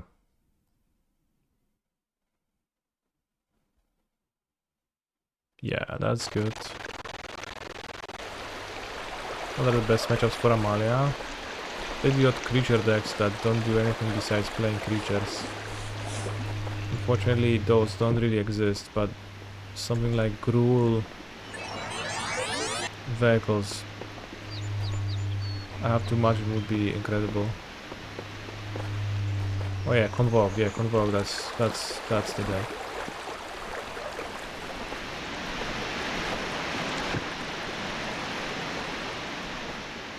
Dawek jest z Force Flashem, żeby dobierać kartę w kulturze OPA. No z Force Flashem to jest Cord i Company, no to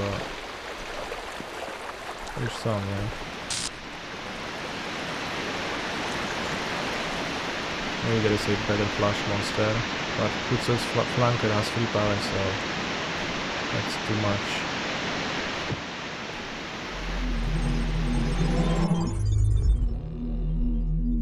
If you survive. Well, if you survive, but you should survive.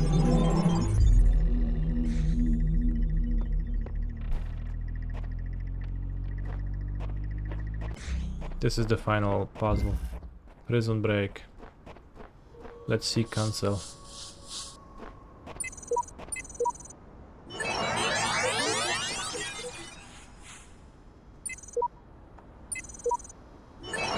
Sometimes you must temporarily sacrifice the only thing you have left to regain everything. No super porada.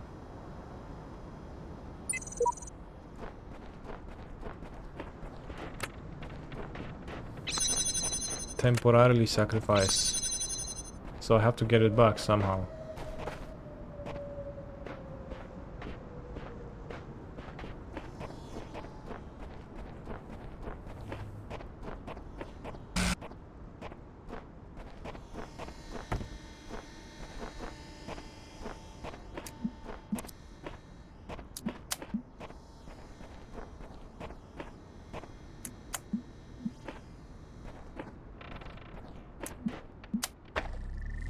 So we take this box.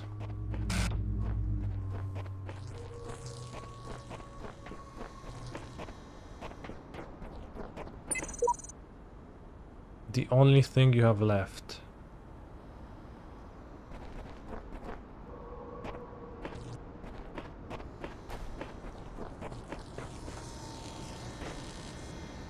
So I have to throw 2 boxes there? Do the boxes help at all? Maybe.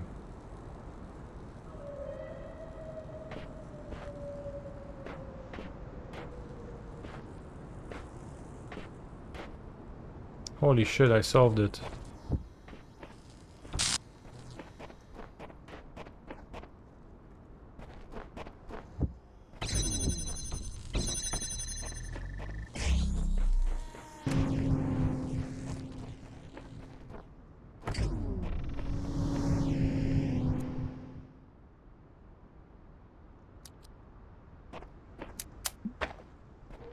I'm kidding, I haven't solved shit.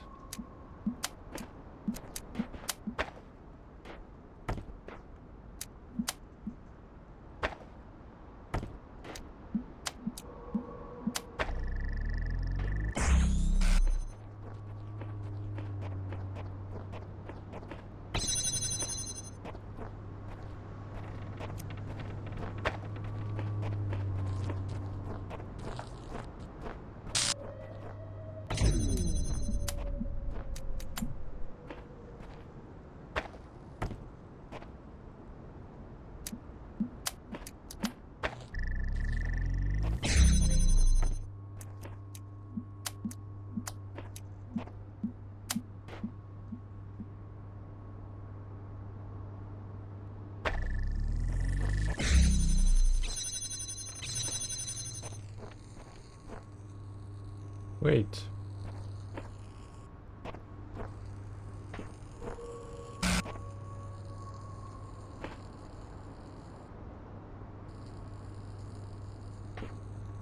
I progressed.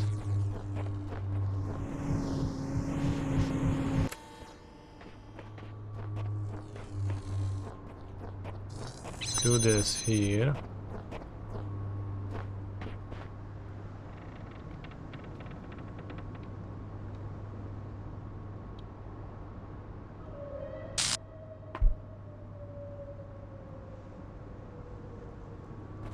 Well,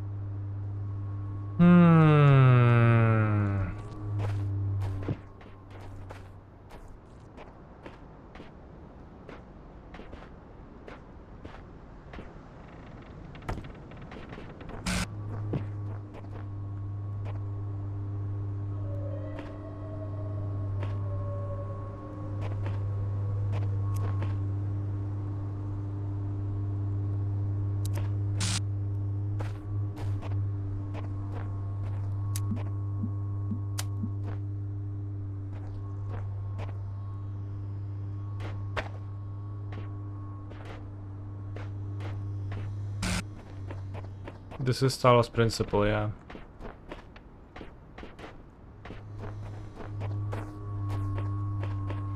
Sacrifice could mean to leave something to be unretrievable, right? Yeah, but I did that last time and it didn't get me anywhere.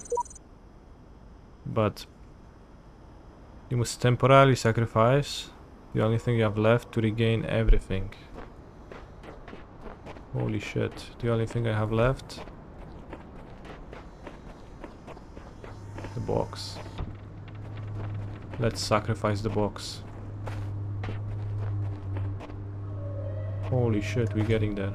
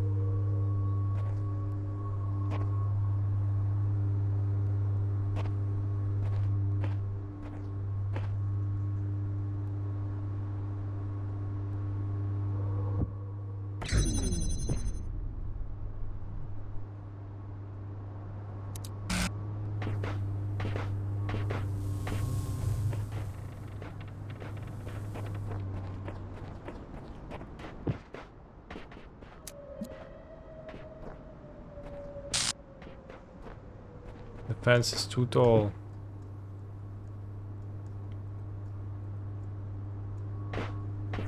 Now I have trapped myself. I guess not trapped, there is a ladder, but I trapped those two items in this section. And so the title of this is called Prison Break, so I guess you're trying to prison break the item. Can't climb while carrying an item. Therefore, the answer is nope.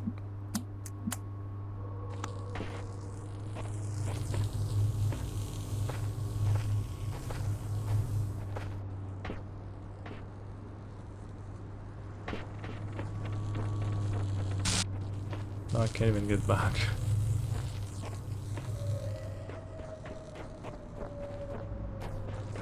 I think this one gives me the most trouble so far. this puzzle.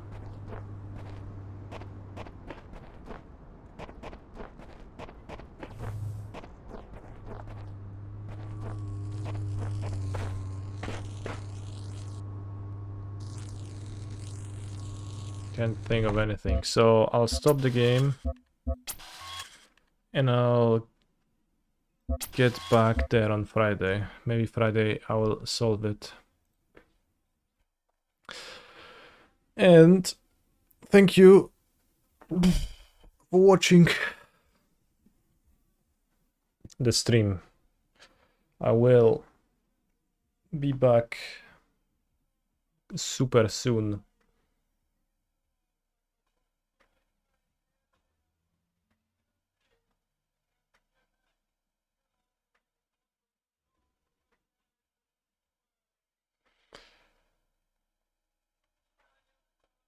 Stay hydrated.